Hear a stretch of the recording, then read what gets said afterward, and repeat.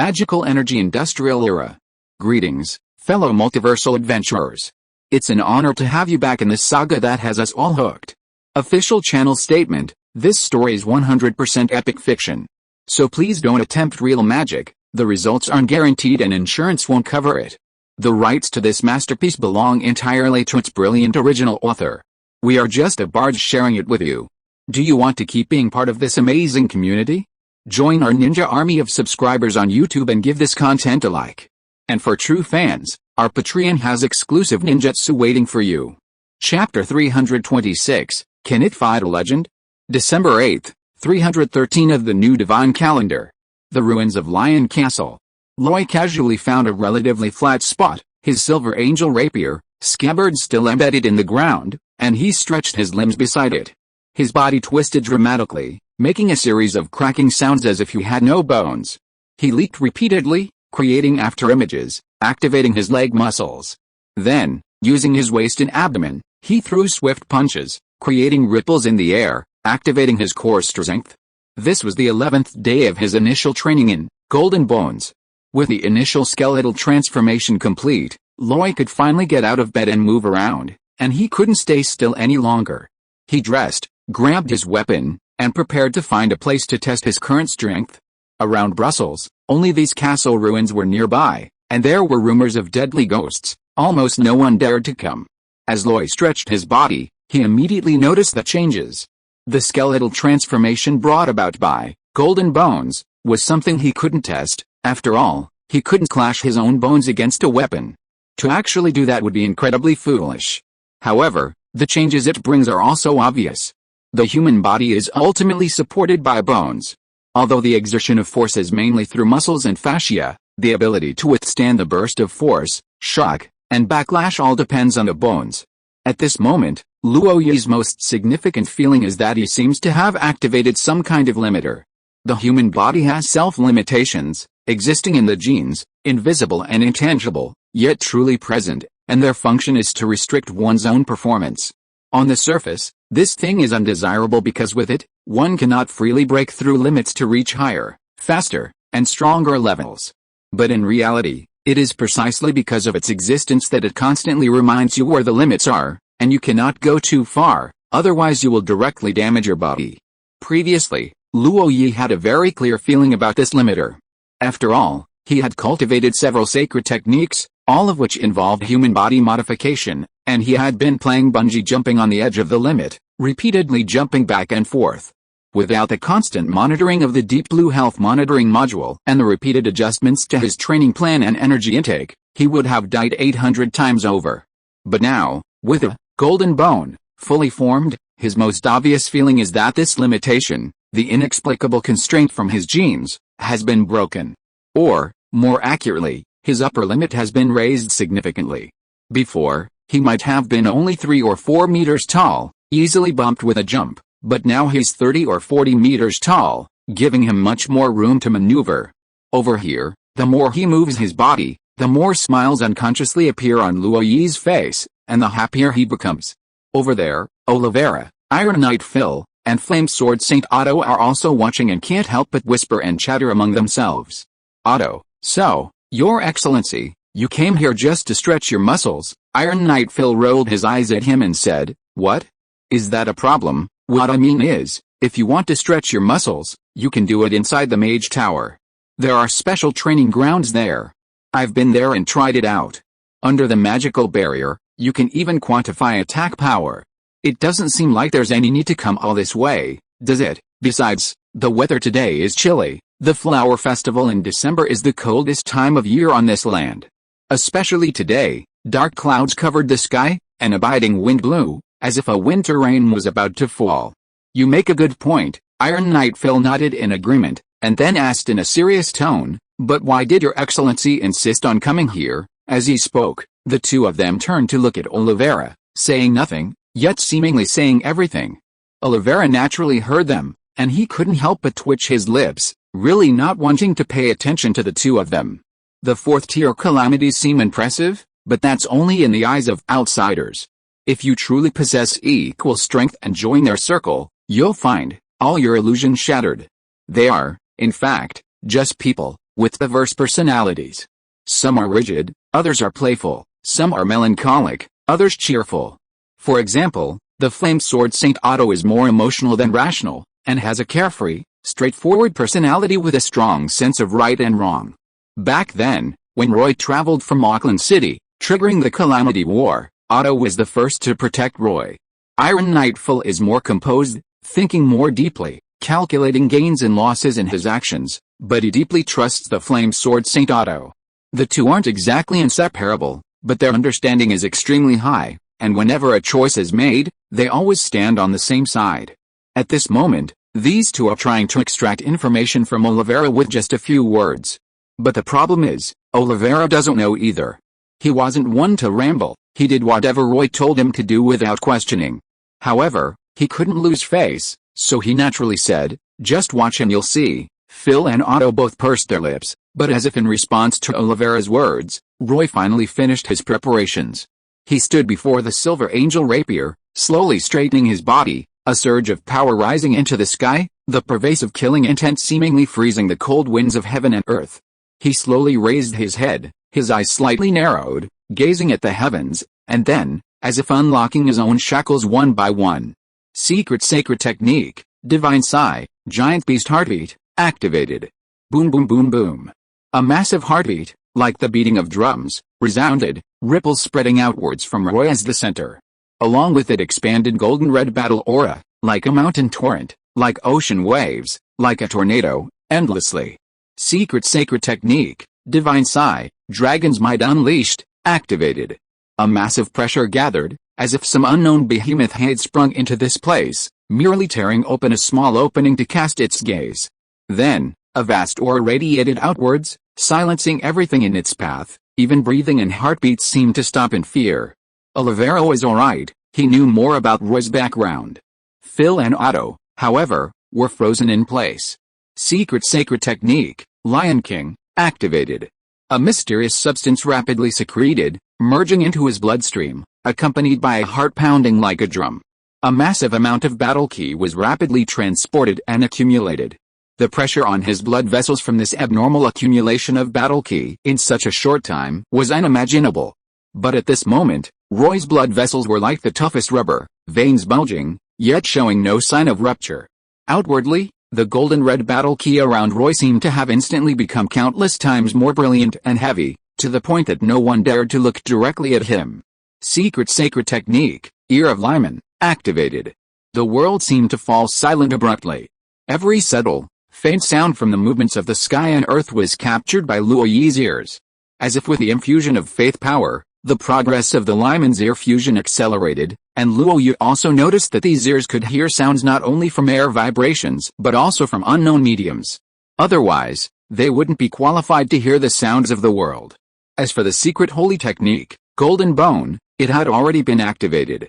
Otherwise, Luo Yi wouldn't be qualified to activate so many holy techniques at the same time. Even if he wanted to, his body couldn't withstand it. But now, he could. It sounds like a lot, but it was only a dozen breaths. Luo Yi's eyes, which had been fixed on the sky, suddenly snapped open, and his exhalation shot out like an arrow. Then, his figure seemed to move slightly. Because, in the void, layers upon layers of phantoms mimicked the action of drawing a sword, trembling, gathering battle ki, and then unleashing a final slash. But it seemed to be just an illusion. Looking again, Luo Yi was already standing steadily on the ground, his posture unchanged. Only, he now held a rapier. The silver angel rapier, of the inherited level, was now humming and trembling violently, as if it were struggling under its weight, or perhaps it was a joyful dragon's roar. Rings of mock and golden red battle aura swirled around it, seemingly attached at some unknown time. Of course, the most astonishing sight was in the sky. There, a crescent-shaped golden red battle aura slash had traversed an unknown distance, cleaving through the dark clouds. Thus, a winding crack stretched from one end of the field of vision to the other, its length and distance unknown. Brilliant sunlight streamed through the crack, illuminating the earth and Luo Yi. Sheathing the rapier, Luo Yi stood with his hands behind his back again, looking up at the sky. Feeling the power of the sword, a smile involuntarily crept onto his lips, while his aura gradually weakened, receding until it returned to calm. At this moment, he was certain that compared to the auxiliary effect of the Ear of Lyman, the Golden Bone's boost to his direct combat power was quite exaggerated. However, while Roy remained calm, the shock on the faces of Iron Knight Phil and Flame Sword Saint Otto was undisguised. Their gaping mouths looked as if they could swallow 2 duck eggs. The layman sees the spectacle, but the expert sees the essence. Roy's battle aura slash, in terms of the instantaneous burst of battle aura, the density of the battle aura, and the effective killing distance, had already exceeded the limits achievable by a 4th-tier calamity. If such a sword strike were truly unleashed inside the Mage Tower, the mechanical Mage Tower, which hadn't even been completed for a year, would likely have a large hole. And this was precisely why Roy had run so far. If the Mage Tower were damaged, Lilia's bed would probably be inaccessible. In a daze, they saw him move again, walking up to them, grinning, and asking, "Gentlemen, can my sword strike defeat a legendary, fight a legendary?" At this moment, Iron Knight Phil and Flame Sword Saint Otto practically rolled their eyes to the sky. They spoke as if they had actually fought a legend. First chapter delivered. Chapter 327, Meetings and the New Year. As December of the new divine calendar year 313 arrived, the year officially drew to a close. Continuing to implement any reform plans was unrealistic at this point. A peaceful and stable year was paramount. Therefore, no more disruptive changes were possible, but various matters still remained. For instance, the most crucial was the year-end summary. The magic energy machinery project had been underway for a year with remarkable results and without causing major chaos. It could be said that all plans progressed steadily, and a substantial amount of money had been earned. With profits in hand, distribution was essential. This was the first year, and Luo Yu was determined to ensure the dividend distribution was handled thoroughly. The specific revenue of each category under the Raymond Magic Energy Group, even the shares of each minority shareholder and how much each would receive. This matter would naturally be addressed in the actual distribution of funds in January, but now the numerous accounts needed to be clarified. Moreover, these accounts weren't just for his viewing, they had to be shown to all shareholders, down to the details of every income and expenditure, all of which had to withstand scrutiny and verification. This is a massive undertaking. Without Mira and other professional accountants, and Deep Blue in his mind, Roy felt it would be impossible to complete in a short time. It's worth noting that distributing dividends to everyone requires real capital. Roy's transactions with the Habsburg Empire all go through the Seven Gods Bank. Normally, it's mostly account transactions, not actual quintal payments. Simply put, it adds a series of numbers to the bank account. Therefore, Roy needs to withdraw a huge sum of money, hundreds of thousands, from the Seven Gods Bank, and transportation alone is a major problem. The reason is simple: this isn't transporting goods, but real money. Let alone outsiders, anyone involved or aware of it would be tempted. Fortunately, for a major client like Roy, the contract with the Seven Gods Bank includes a door-to-door delivery clause. In other words, Roy demands additional payment for the Seven Gods Bank to deliver the money to the flower collection. Rumor has it that the high-ranking members of the Seven Gods Church met to prepare for this trip, ultimately assembling a truly impressive team. This included 300 temple guards, 23rd-tier extraordinary knights, 20 temple priests, and 5 4th-tier calamities. As for whether there were any legendary powerhouses, that's anyone's guess. Furthermore, 2 ironclad warships from the Empire accompanied them. Even so, numerous supernatural events occurred along the way. Things like sudden fog, getting lost at sea, mass curses, unconsciousness, shadowy attacks, rampant shadow beasts. These weren't just stories, but real events that happened, only they were dealt with quickly. The Seven Gods Bank was one thing, but the Seven Gods Church behind them was no pushover. It was a powerful force capable of challenging the Church of the Sun God and winning more often than losing. In short, the wealth arrived safely in flower territory. Wooden crates were unloaded from the ship, loaded onto carriages, forming a long dragon, and finally arrived at Lion Manor, where Luo Yi personally counted and received the goods. This incident caused quite a stir, and many people knew about it. The downsides were obvious. Flaunting wealth always attracts covetous eyes. For a while afterward, Oliveira and the other 2 calamities were quite busy, capturing a considerable number of thieves and assassins, both big and small. Of course, the benefits were also clear. The knights in the camp, upon learning of the arrival of such a large sum of money, were all incredibly excited. Outsiders might just be envious, but these knights were about to actually receive the money, How could they not be thrilled? The result of this excitement was that they trained more diligently, meditated more earnestly, and patrolled more actively. Several knights even voluntarily went to Lion Manor to serve as guards, not to protect Loy, but to protect their own gentle. Even the knight who disliked studying the most and was most resistant to it now felt a sense of familiarity with the words and runes on the blackboard. That's the allure of wealth. Moreover, as the year drew to a close, even vassals and knights from various regions were returning to report for duty, and the number of nobles gathering in Flower territory was increasing. Loy hadn't initially planned to do anything, but seeing these people seemingly on steroids, full of energy with nowhere to channel it, he only thought for 3 seconds before making a decision. He was going to hold a meeting with them. There's a saying, holding meetings every day doesn't necessarily solve problems, but not holding meetings definitely won't solve problems. This statement holds some truth. If you want to accomplish something and gain the support of your subordinates, the best way is to tell them why you're doing it, what the benefits are, how to do it, and what goals need to be achieved. As long as the ideological work is done well, the resistance to reform can be minimized, and the initiative of the masses can be fully utilized, leading to positive developments. As for the specific content of the meeting, Loy gave it a short name, looking to the future, that is, what changes the magic energy industry would bring, and what is planned for the future of Flower territory would look like.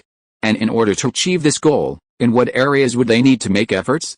For example, popularizing education. Starting next year, Luoyi plans to implement universal education at the town level, aiming to improve the overall quality of the people.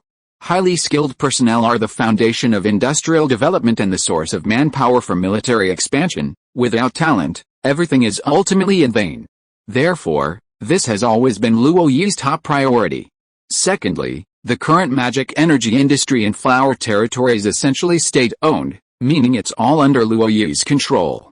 While this allows for the concentration of resources for major projects, it also stifles the involvement of private capital and other possibilities. Therefore, next year, Luoyi will encourage wealthy vassals and knights to start their own businesses. They naturally lack competitiveness in the main industries the Raymond Magic Energy Group operates in, but targeting the parts needed for factories and building their own factories based on that would be a good option. Of course, they'll have to find the locations themselves, recruit the talent themselves, and come up with the technology themselves. But as long as they can establish a foothold and become a supporting industry chain for Raymond Magic Energy Group subsidiaries, the profits will be substantial. However, entrepreneurship naturally involves both success and failure. Only those who survive the test of time have truly forged their own path. Even failure can cultivate a group of qualified skilled workers. Of course, economic development alone is insufficient. Having money without corresponding military strength ultimately makes one vulnerable to others. The re-education of the Lion Knights has clearly been successful, but they alone are certainly not enough. Therefore, Luoyi plans to establish the first professional legion in the Flower territory next year. Unlike the model of farming in peacetime and gathering in wartime, this legion will be a fully fledged professional legion supported by the Flower territory. Luoyi's goal for them is to cultivate basic meditation skills, ensure excellent physical fitness, and focus solely on training and honing combat techniques, purely born for war.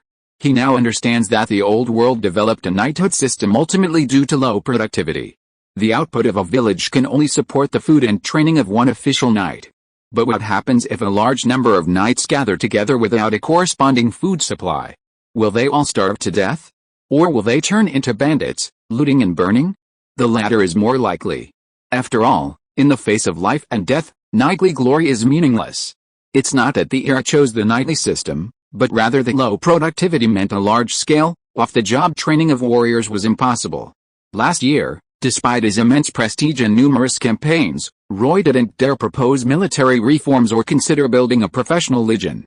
The reason was simple: he was broke. Yes, there was still a considerable amount of gold in the underground treasure trove, but that was fixed and finite.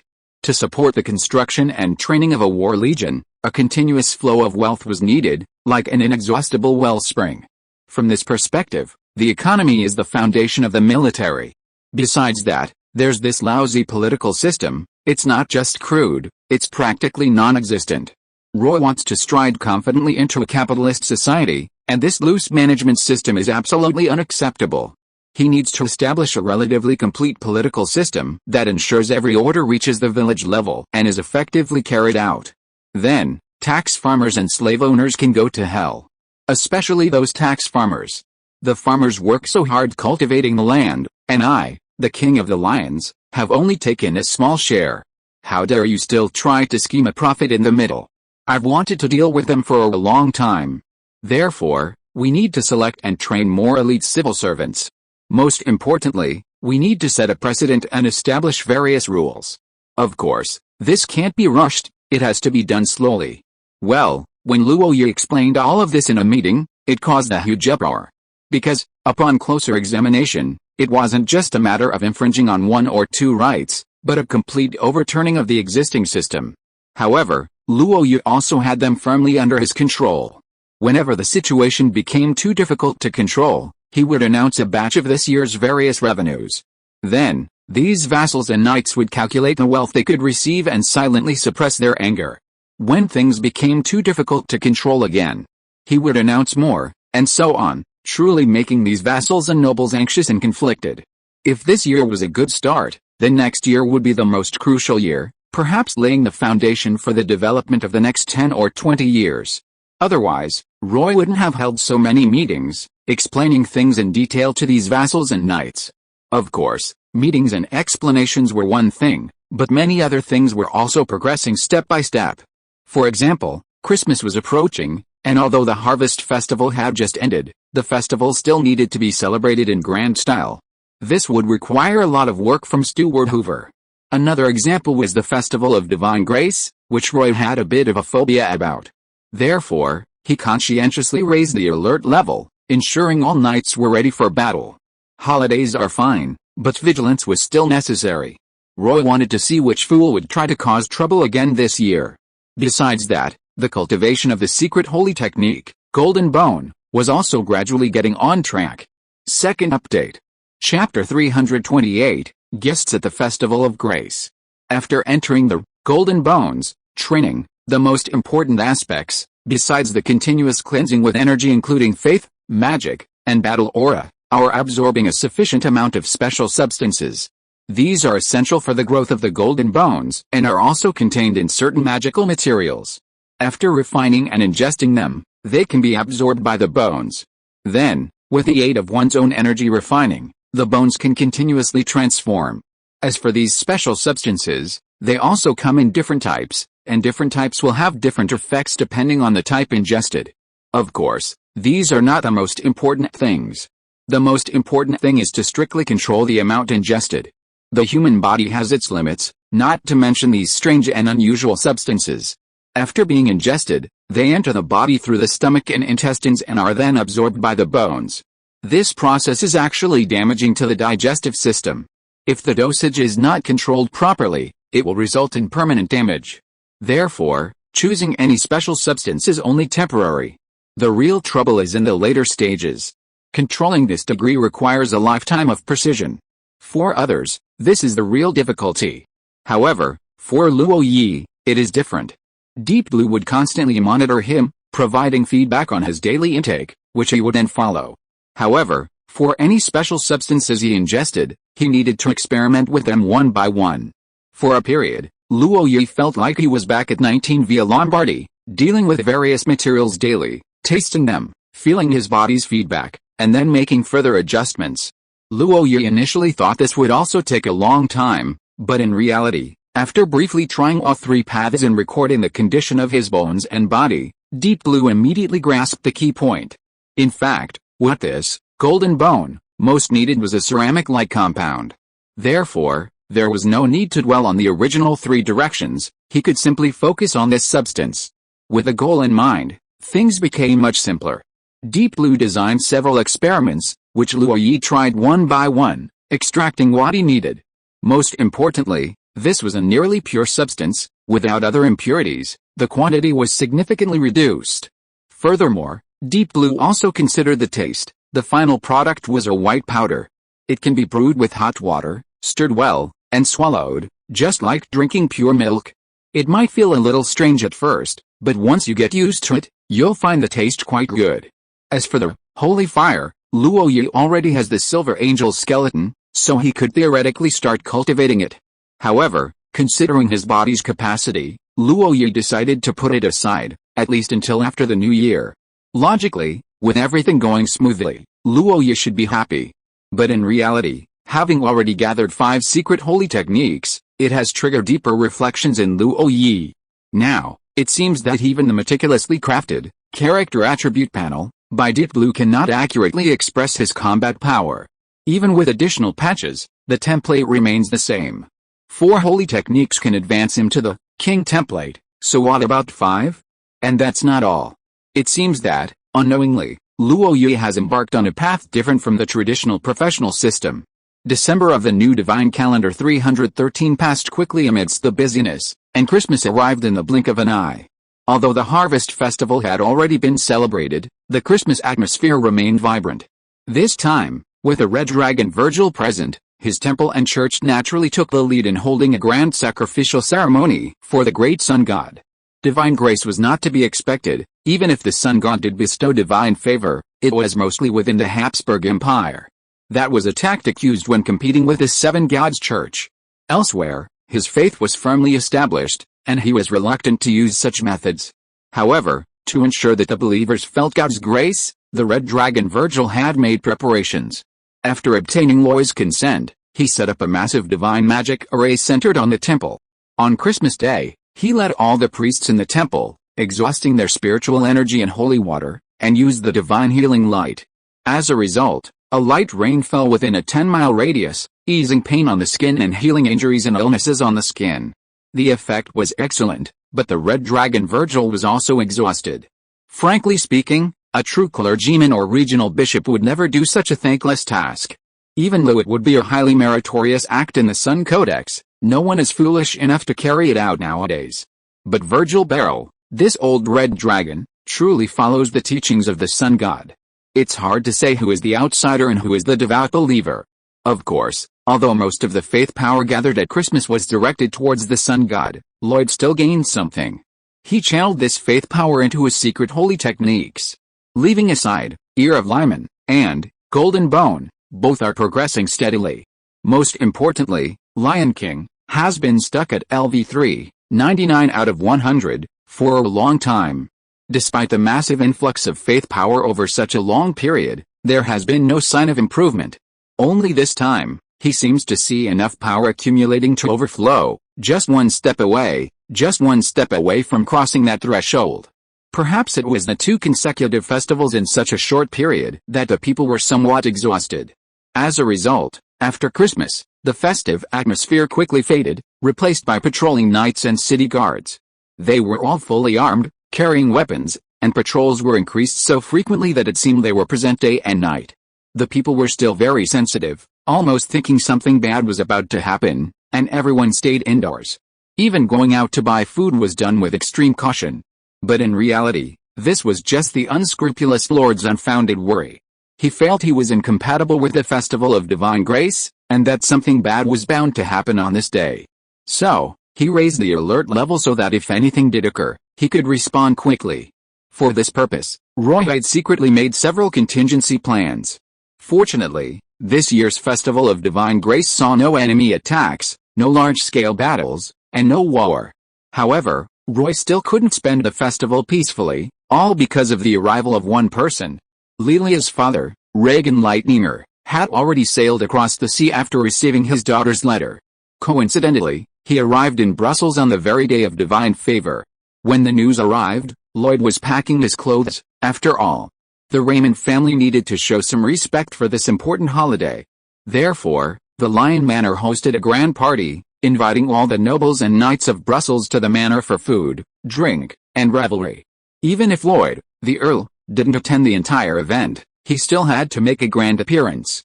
It was at this moment that Butler Hoover arrived, bringing news of Lelia's father's arrival. Lloyd was stunned. How to put it? He didn't regret marrying Lelia, but he wasn't prepared to meet his future father-in-law. Even as an Earl, he felt a bit nervous at that moment. However, the meeting had to be done. Composing himself, Lloyd personally went to the entrance of the Lion Manor to greet him. After waiting a short while, he saw more than 10 carriages arrive. From the most luxurious carriage stepped a man in his 40s or 50s, remarkably well maintained. He had gained some weight, but one could still vaguely discern the handsome features he had possessed in his youth. His hair was meticulously styled, his cheeks were full, his eyes were gentle, and a smile always played at the corners of his mouth, making him appear more like a scholar than a businessman. However, Luoyuan could still sense the ruthless decisiveness he possessed, honed through years of business experience, clearly indicating he wasn't a pushover. He had brought quite a few men with him, including 2 third-tier transcendents. One was dressed as a mercenary, obviously hired.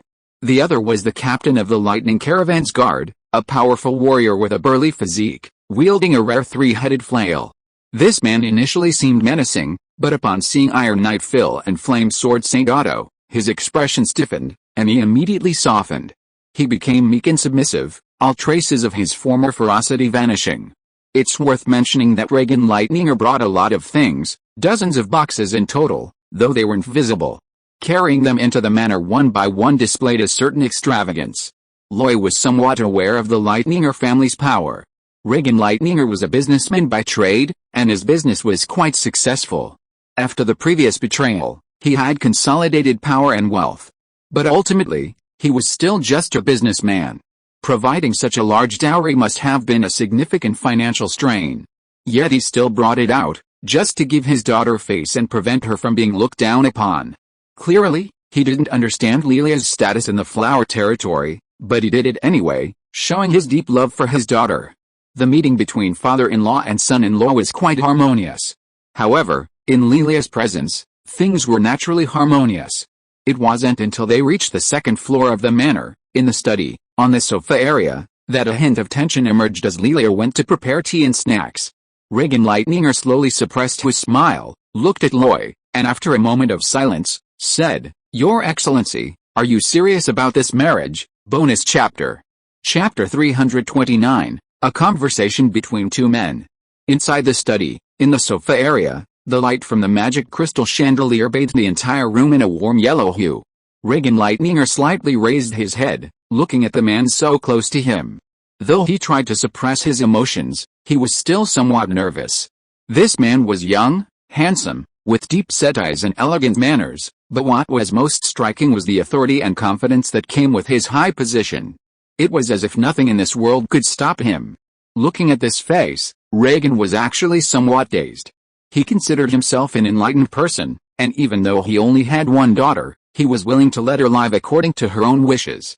Therefore, despite the opposition of the entire family, he supported Lilia's studies in the Habsburg Empire. He even personally arranged for the Ferrante Magic Academy. But what happened later was a bit outrageous. He knew that his daughter had a boyfriend who was not only her student but also an illegitimate child. Of course, he did not approve of this situation, but before he could object, he was poisoned and on the verge of death. Then, when Lilia returned, she was surrounded by a group of formidable individuals, carrying the legendary potion, the Tear of the Holy Angel. Not only did it save his life, but it also helped him uncover a hidden scoundrel within the family, allowing him to regain control. It was then that he learned his daughter's boyfriend, though an illegitimate child, seemed to be a shrewd businessman and quite wealthy. For a time, he had actually considered having the young man marry into the family. After all, the family business would eventually go to Lilia, and having a capable man to assist her would be even better. Of course, this was just his personal thought, he hadn't even had a chance to discuss it with Lilia. In his view, young people's relationships were always unstable, they could easily fall out and break up. So, saying anything now would be futile, it was better to wait. If things really lasted, then testing them and having him marry into the family wouldn't be too late. But what happened next felt somewhat surreal. What? The Raymond family suffered a great calamity, their direct bloodline was wiped out, and their illegitimate son was taken back to become the head of the family and inherit the title of Earl. What? A noble war, won and became the current Lion King. What? Defeated the 3 pirate kings of the Silver Sea, even stealing that magical warship. What? Implemented reforms in the flower territory, which many thought was just a bunch of nonsense, but the flower territory's growing strength was undeniable. And that doesn't even include the Roy Fitz magic energy group he founded in the Habsburg Empire. Those in business were better informed and knew exactly how enormous that group was. Regan was watching all of this, and then he watched helplessly as this illegitimate son rose step by step to a position he could never reach. At this point, the idea of marrying into the family was gone, and he even began to worry about his daughter. His daughter was certainly very outstanding, but facing this man who seemed to have cheat codes, she had lost her advantage. It was at this time that his daughter sent back a letter. It was long, but the core message was the same. Loy wanted to marry her, and she wanted him to come and discuss the wedding arrangements. Reagan read the letter over and over again for a long time. He recognized every single word, but put them together, he felt a sense of unease. His first reaction wasn't joy, but worry. He worried whether his daughter could adapt to the status of a countess, whether the difference in their social standing would lead to contempt from outsiders, whether the news was true or false, whether a nobleman marrying a merchant's daughter would be criticized. He worried about so many things that, in retrospect, he even felt he should stop the marriage. They were not a good match. If they were brought together, it was hard to say whether they would be happy in the future. So, he came. He prepared as much dowry as possible to support his daughter. He used all his connections, spent a fortune, and hired 2 third-tier transcendents to accompany her, all so that she wouldn't be looked down upon. But when he actually arrived and met her, he realized how ridiculous his preparations had been. Compared to Count's territory, the wealth he brought was insignificant. Compared to the power of the Raymond family, the two extraordinary beings didn't dare utter a single word. It was a complete disadvantage, a complete crushing defeat, yet Reagan, alone, mustered his last bit of courage and asked the question that was on his mind. "Your Excellency, are you serious about this wedding?" Upon hearing this, Loy sat up straight, looking at Reagan, at this father who deeply loved his daughter, and said very seriously, "I will marry no one but her." After a pause, Loy continued, "Mr. Reagan, your daughter is exceptionally outstanding, exceptionally outstanding. In the flower territory, her talent is being wasted. If she were in the Habsburg Empire, she could achieve even greater things." Her teacher, His Majesty Saint Bartholomew, from the imperial family, a powerful mechanical mage, personally taught her magic-related knowledge. She has also helped me a lot. Most of the magical machinery in the flower territory is her brainchild and creation. She is the good girl I yearn for, so I will definitely marry her. Reagan was a little embarrassed for his daughter by these praises. But he still asked, "So, you really don't care at all about the difference in status?" "The difference in status? The difference between a merchant's daughter and an illegitimate child?" Loy curled his lip, a merciless sneer on his face. "When I first arrived, those nobles dared to call me an illegitimate child to my face. But now? Even behind my back, they wouldn't dare say that. Prejudice in people's hearts is a mountain, but as long as I'm strong enough to make them afraid to look me in the eye, then the so-called difference in status disappears." "Uncle, I've never been a traditional nobleman, and I certainly don't want my marriage partner to be someone I have no feelings for. I love Miss Lelia, and whether in poverty or wealth, in health or sickness, I'm willing to grow old with her." Reagan Lightninger looked at Loy, seeing sincerity in those deep eyes. He finally sighed deeply and said, "I only hope that your Excellency will remember your words." "Of course." Loy nodded, feeling a sense of relief. Even when facing Grand Duke Carlisle, he hadn't been this nervous. However, since the other party had agreed, let's move on to the next step. So, changing the subject, Luoye said, "Since you've agreed, let's discuss the wedding date." "Uncle, what do you think of April?" He quickly explained, "Actually, it's not that I don't want it to be earlier. It's just that in January and February of this year, Raymond Magic Energy Group will be distributing dividends, and there are still many things to finalize. I'm afraid I'll be too busy. Moreover, I want to give Lelia the best, which requires more preparation time. We also need to invite many nobles to attend the ceremony, so we need to allow ample time." So, Reagan Lightninger was dumbfounded. He quickly interrupted, "No, you're already setting a wedding date? I just arrived today, haha, it is a bit rushed." "Then you can think about it again and see when would be more suitable." Outside the door, Lelia had been standing there for quite a while, holding tea and snacks, but she didn't seem inclined to go in. Only when the discussion inside was almost over did she finally breathe a sigh of relief. Beside her, her best friend, Mira Greenman, poked her with her finger, mouthing something silently. Lelia blushed crimson with embarrassment. Actually, given Loy's current status, maintaining a relatively assertive stance wouldn't be impossible. But this was Lelia's father, his father-in-law, who had become part of the family. Even for the sake of family harmony, he had to lower his stance and speak kindly. Lelia might not be a traditional noblewoman, nor a refined and elegant lady, but she was a woman who even Roy found attractive, and also his best helper. Therefore, putting in some effort was necessary. In the following days, Roy had Lelia accompany his father, showing him around and visiting various places. Regan Lightninger's favorite area wasn't a scenic spot, but the industrial area outside Brussels. In front of the magic-powered steel furnace, he watched as molten iron poured out, taking on different shapes within the mold. He had to admit, he was stunned when those high-quality iron ingots appeared. He lingered in the spinning mill, listening to the roar of the machines, watching countless female workers busily working at each textile machine, seeing textiles emerging so freshly. The efficiency was so fast, he could hardly take his eyes off them. He was also in the processing workshop, seeing rows of neatly arranged machine tools, each person there, intently operating them.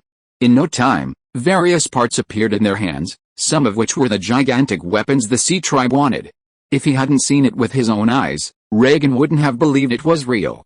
And finally, walking along the tracks, watching the whoosh whoosh whoosh of the locomotive, pulling more than 10 carts of iron ore, rapidly approaching. He couldn't even imagine how many pack horses would be needed to pull such heavy carts. The shock he experienced in the flower territory completely shattered his original worldview. He had also witnessed the training of the night machine gun squad in the military camp. The Maxim machine gun held in their arms became a portable submachine gun, and a single burst left the battlefield riddled with blood. Regan was just a businessman, unfamiliar with warfare, yet even so, he felt the terror and horror brought by the Maxim magic-powered heavy machine gun.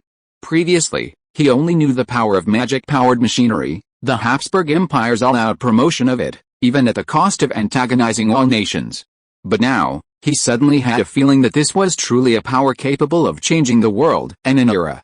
At this moment, his strongest desire was to bring the magic-powered machinery back to the Tudor dynasty. Back to his home. Update. Chapter 330, Profit Distribution Meeting. Strictly speaking, outsiders are prohibited from entering the magic energy factories. The security department, led by Leon Vasquez, has taken over the security of the industrial area. Although there are no clocking in or out procedures, everyone has their own employee badge with a personal portrait, and entry and exit require special procedures. This is not just formality. Many of the magic energy factories in flower territory possess leading-edge technology, which would be coveted and even fanatical by some factory owners even within the Habsburg Empire. Previously, Roy hadn't paid much attention, but after Leon Vasquez took over, he actually joined forces with Ang to arrest 2 spies who stole technology. They both entered flower territory through recruitment by the Roy Fitz Magic Energy Group, working successively in the processing machinery factory, the military factory, and the magic potion factory. In theory, they were of impeccable character and had bright futures, but unfortunately, someone offered them a high price, tempting them to do something else. And those who hired them were all factory owners from the Habsburg Empire, one with a military background, and the other seemingly a frontman for some calamity mage. Roy knew this was unavoidable, and he hadn't considered a complete monopoly. Of course, even if he had that idea, the Empire wouldn't allow it. Moreover, after meeting His Majesty Saint Bartholomew, Roy realized just how powerful true mechanical mages were. If they wanted, they could easily reverse engineer, and their imitations wouldn't be too bad. So, instead of guarding against external threats, it was better to focus on internal technological iteration. As long as he remained one step ahead, he would always maintain the initiative. From this perspective, Roy wasn't that concerned about technology leaks. But while he said that, his attitude towards external matters couldn't be like that. Roy acted furious and then directly sought out the Imperial Master, Lord Robin Waters. After the discussion, Lord Robin Waters reported the matter to the Empire, and it was said that the 2 factory owners were severely punished. Of course, only they were punished, the people behind them remained unscathed. Naturally, a frontman took the blame for this. However, after this incident, Leon Vasquez's security department established its authority, and all policies were implemented. They also conducted periodic training sessions emphasizing the importance of technical confidentiality. Of course, Regan Lightninger's visit was no problem. Roy even accompanied him once. But after the new year, with the distribution of profits, he was simply too busy to go, so Lelia went instead. Lelia was happy to spend more time with her father, But the problem was that Reagan was coming too frequently. A businessman sees business everywhere and can find opportunities everywhere. Here, Reagan Lightninger seemed to have discovered a new continent, utterly astonished. However, his frequent visits became unbearable for Lilia. She had a teacher with a title starting with Saint teaching her every day, plus her own research and optimization tasks, keeping her very busy. Taking a day or two off was fine, but with so many times, she couldn't handle it anymore. Finally, the task of accompanying him fell to Leon Vasquez. They were acquaintances. Leon Vasquez had even saved Reagan's life back in the Tudor dynasty. This long-awaited reunion was peaceful, making the task quite suitable. Meanwhile, after the Festival of Divine Grace, Loy immediately got to work with Mara Greenman and his accounting team. The main tasks were calculating the December accounts and compiling a complete summary of last year's profits. Leaving aside the branch projects, the net profit of the Raymond Magic Group alone reached 1.54 million gold tires. This was certainly not a round number, but compared to this enormous figure, the decimals were truly insignificant. When the news broke, even those who were mentally prepared were stunned. For knights whose annual income was less than 100 gold tires, this wealth was astronomical. The problem was, it was no longer unattainable, it was something they too could have a share of, something within their grasp. In the first 3 days of January of the new divine calendar 314, the accounts were completely finalized and then publicly displayed in the council hall. All vassals and knights of the Raymond family were entitled to review them. Dozens of thick ledgers were on display, ready for the accountant to examine at any time, detailing the income and expenses of every transaction, down to the month. Of course, almost no vassals bothered with these accounts. The reason was simple: they were too detailed for them to understand, and the complex numbers and additions and subtractions gave them headaches. They only needed to know the specific profits of each factory under each major category. Then, they would pull out their share certificates, check the numbers, and make a rough estimate. To be precise, most people couldn't do the calculations themselves and had to rely on professional accountants. The result was a constant stream of exclamations of "Wow!" The original public display period was set for 7 days. To avoid trouble, they needed some time, but after only 2 days, a group of vassals and knights couldn't resist any longer. They found Luoyi and analyzed the pros and cons from various angles, bluntly stating that 7 days was too long and would cause delays. Therefore, 3 days was definitely enough. Luoyi readily agreed, ending the public notice period early and then preparing a profit-sharing meeting at the military camp. He originally planned to hold it in the council hall, but later found that even after removing all the tables and chairs, it still wasn't big enough, so he moved it to the military camp square. In the open air, a high platform was set up, and crates of gold were poured onto the ground, piled into small mountains by a dedicated accountant. Under the sunlight, it glittered and shone brightly, looking incredibly tacky. Really, unbearably tacky. But it was extremely eye-catching. Not only the knights, but even several calamities couldn't take their eyes off it. Luoyi stood to the side, observing everyone's reactions, and nodded with satisfaction. He had, of course, done this intentionally. He could have secretly distributed the money to everyone, but that wouldn't have highlighted the importance of the profit-sharing meeting. If you're going to give money, give it openly and honestly. Give it with a bang. Give it to everyone with passion. The process of personally handing over box after box of gentle is the best reward for their loyalty and courage. Loy believed that once this profit-sharing meeting was over, he could give the order and these men would charge at any enemy with roars of excitement. Even if it were a hellish abyss ahead, they would dare to unleash a burst of machine gun fire. After a full hour of setting up the venue, Loy naturally went up to say a few words. He wasn't one for small talk, so he got straight to the point. Today's profit-sharing meeting is to make everyone understand why Earl Carl Raymond is so determined to promote magic-powered machinery. Why, even after taking over the territory, have I remained steadfast in developing the magic-powered industry? These gold tires are the reason. Because time is limited, I can't distribute them one by one. So, those earning less than 1,000 gold tires, go to the finance department to collect yours.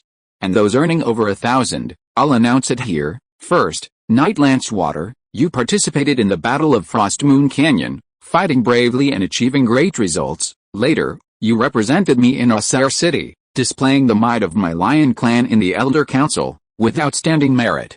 You own shares in the magic-powered machinery processing plant. Your percentage, the plant's profits last year were In total, your profit is 1,120 gold tires." While Loy was speaking, Mira directed the people to pack the gold tires into boxes. As Knight Lancewater approached excitedly, Loy handed him a box of gintier without a word. His hands visibly trembled as he took the box. Then came the second, a third-tier Transcendental Knight. "Jar Turner, you also participated in the Battle of Frost Moon Canyon, and once slew a Transcendent of the same tier. Your shareholding is, and your dividends are, take it." Jar Turner was even more sensible. He knelt on one knee, pounded his chest, and roared, "Thank you, great Lion King. Your command is my sword." This seemed to set a precedent. Everyone else had to say a few auspicious words or even swear an oath. Among everyone, the one with the highest income was Grand Knight Vincent Ackerman. There was no denying it, although he fought a Battle of Frost Moon Canyon with a sense of atonement, you couldn't deny that he led his remaining troops, held the Canyon Castle, and fought the Wick family for a long time, single-handedly blocking wave after wave of attacks. If he had lost and fled, the battlefield would have been in the Flower territory, causing unimaginable losses. Therefore, he deserved the greatest credit for that battle. And whether it was genuine luck or some foresight, he exchanged his military merits for shares in the steel mill. Actually, the magic energy processing machinery factory was quite profitable, but training skilled workers took time, limiting output. Therefore, the steel mill was undoubtedly the most profitable business last year. The furnace after furnace produced more gold tires than high-quality steel ingots. Even if the Flower territory couldn't consume them all, they could be sent to the Habsburg Empire. There was no shortage of unsold goods. Then, when Vincent Ackerman arrived, his income was a whopping 5,000 gold tires. The amount caused an uproar. Vincent Ackerman, quite flamboyant, held a box in one hand and raised the other, shouting, "Tonight, I've booked the best nightclub in Brussels, everyone come on in. We won't leave until we're drunk, I'll pay for the drinks." In an instant, the cheers seemed to shake the entire military camp. Looking around, Luo Yu saw that some people were flushed with excitement, some had contorted expressions of envy, and countless others were secretly gritting their teeth. Their hearts filled with determination. A powerful, pure, and intense faith surged forth. At this moment, he was even more satisfied. Update. If you are listening to this novel on a channel other than Fanfic World, it means it was downloaded and re-uploaded without effort. We warmly invite you to visit our channel, Fanfic World. There you will find the original version of this story and many other novels of various genres. We look forward to seeing you dive into a world of incredible novels. Chapter 331, United as One. Frankly speaking, the profit-sharing meeting held in the military camp was mainly a show, a way to spread the word. It was meant to let everyone know that developing the magic energy industry was profitable, and also to rally support. The actual distribution of profits was handled by Mira's finance department, who distributed them one by one according to head count. This was all held in the council hall, with long queues forming to receive their share. Even the smallest share came in over 100 gold tires, which was definitely not a small sum for these knights. Of course, the real bulk of the profits were delivered personally by Loy. That very night, Loy found the flame sword Saint Otto. The sacred artifact ring of Proverbs lit up with magical light, and Loy placed box after box of gold tires on the ground. Finally, he kicked one box right in front of the flame sword Saint Otto. "Here, all of these are yours, all of them are mine." "Mine." Cough cough, Count, I've already given you plenty of offerings, plus potions, monster meat, extraordinary combat techniques. Isn't it a bit inappropriate to take more now? Oh dear, Lord Otto, if that's what you mean, then I'll take them. Loy pretended to show off the proverb ring again, and Otto quickly pressed his hand down, saying, cough cough cough, what I mean is, Count, you've personally delivered them. If I don't accept them, wouldn't that be beneath your dignity? Otto, after all, cared about his reputation, and his face turned red as he spoke these words. Loy stared at the quintals and said languidly, actually, my pride isn't that important to me. Oh dear, Count, you're the first one to come here, aren't you? Let me take you to Phil's place. His house is quite big, I'm afraid you won't know the way. His house is right next to yours. Compared to the flame sword St. Otto's awkwardness, Iron Knight Phil was much more straightforward and shameless. He looked at the quintals in the box, remained silent for a moment, then knelt on one knee, holding his greatsword before him, saying, Count, if there are any dangerous missions in the future, please don't hold back. Although I'm a bit old, I'm definitely a master at charging into battle and won't let you down." Beside him, Flame Sword Saint Otto looked on incredulously, staring at his old buddy, his mind filled with thoughts like, "Where's your pride as a calamity knight? Does he have to be so obsequious?" As for Oliveira, it was a completely different story. Looking at all that gold, he scratched his head, somewhat bewildered. You have to admit, Oliveira was a pure person, and a person with very few desires. He had no family, no relatives. His biggest expense was the cost of cultivation. But for the other three calamities, this cost was negotiated, with a fixed quota each year. For him, it was just take as much as he could use. As a result, seeing all this money, he actually felt like he had too much money and didn't know what to do with it. Loy looked at him, paused for a moment, and then said, "Teacher Oliveira, why don't you find something to do? Maybe start a family, have a few children, or find some goals, like training some apprentices, passing on your skills or something." A person shouldn't live just for their family, for others, but more importantly, for themselves. He said this from the bottom of his heart, but unfortunately, Oliveira seemed somewhat lost. He had lived like this for so many years. To change him, he really didn't know what to do. Loy had no choice but to leave the money and make one last trip. The Temple of the Sun God, inside the Golden House. The dimensional bag was taken out, and Loy untied it, pouring the contents out with a clatter. One by one, glittering gold jewels landed on the ground, bouncing and colliding, making crisp, melodious sounds. The red dragon Virgil stood there, completely mesmerized, his eyes transformed into dragon eyes, as if trying to capture the trajectory of each falling jewel. Only after the last gold coin fell did Roy shake the bag again to make sure it was empty before saying, "It's all here. How about it?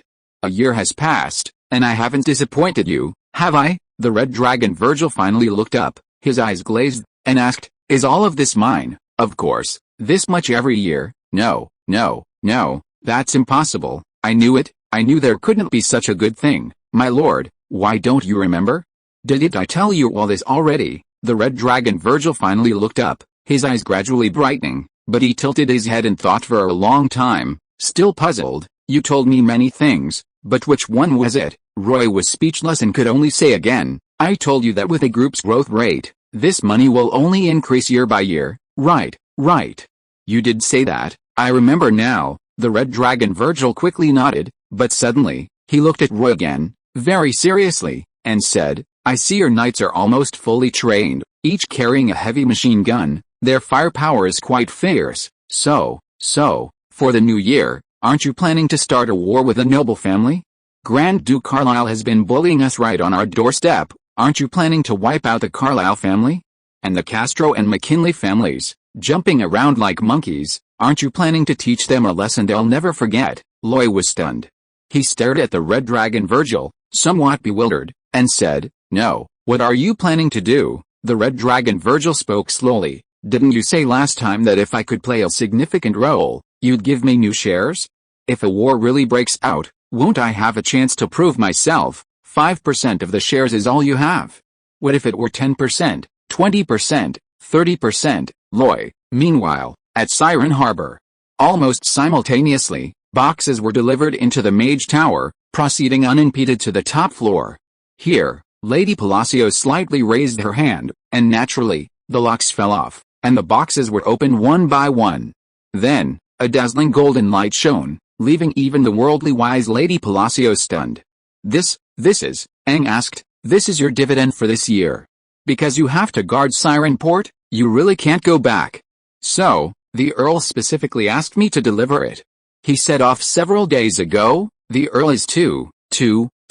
After a long pause, Lady Palacios finally uttered 4 words, so thoughtful. Aang smiled slightly and said, "Madam, the mission is complete. I'll be going back now." "Okay, then I'll see you off." Saying this, she actually escorted Aang to the entrance of the Mage Tower before turning back. Under normal circumstances, although Aang was Loy's confidant and highly valued, as a 4th-tier cataclysm mage, she naturally had to maintain a high and mighty attitude. But today, she felt that seeing him off wasn't so bad. A moment later, back on the top floor, Lady Palacios stretched out her slender white fingers, grabbed a large handful of Jintier, and let it slip through her fingers. The tinkling sound was quite pleasant. She murmured, This time I've finally met a generous employer. I even feel an urge to give my all." Smiling, she shook her head, casting those thoughts aside. With a wave of her hand, melodious music began to play. She swayed her hips gently to the music, even spinning around once. Clearly, this quiet, intellectual, and book-loving calamity mage was in a wonderful mood. In fact, Lei had distributed more gentier than anyone imagined. The reason was simple: these vassals and knights had earned their shares through military merit, their interests were clear and straightforward. However, they weren't the only ones supporting the operation of the entire Flower territory. For example, there's the hard-working Lord Hickruz. He's never been on the battlefield and has no military achievements, but he's devoted a great deal of effort to the promotion and development of magical machinery. He practically poured his heart and soul into it. Then there's Butler Hoover. Without his help in managing personnel, coordinating logistics, and handling miscellaneous tasks, Roy wouldn't be able to live such a relaxed and comfortable life. And then there's Maruna, Mira Greenman, Leon Vasquez, and others. Their contributions are considerable. But they don't hold shares. If they don't get any dividends, it might be fine this time, but after a few times, resentment will definitely grow. Therefore, Roy actually has a system in place with Deep Blue. Various key positions, including the management of those factories, actually have a hidden shareholding. Roy includes them when he pays out. It's lower than the actual dividends for the vassals, but it's still a considerable income. Of course, it's not in the name of dividends, but rather as a reward and benefit for good development. Raymond Magic Energy Group's net profit for the year totaled 1.5 million gold tires, and Roy alone gave out a full 700,000 gold tires in dividends and bonuses. He ultimately held the majority of the shares, so strictly speaking, it was somewhat overspending. However, Roy still felt the money was well spent. This was the first true dividend payout in the Flower territory, allowing everyone on board to see the enormous profits and tangible gains. Now, even if Roy said he would stop promoting the magic energy industry and revert to the original system, they would likely be the first to disagree. Having tasted the benefits, it's impossible to expect them to return to their previous impoverished state. It was at this moment that the Flower territory's warship truly felt united and determined.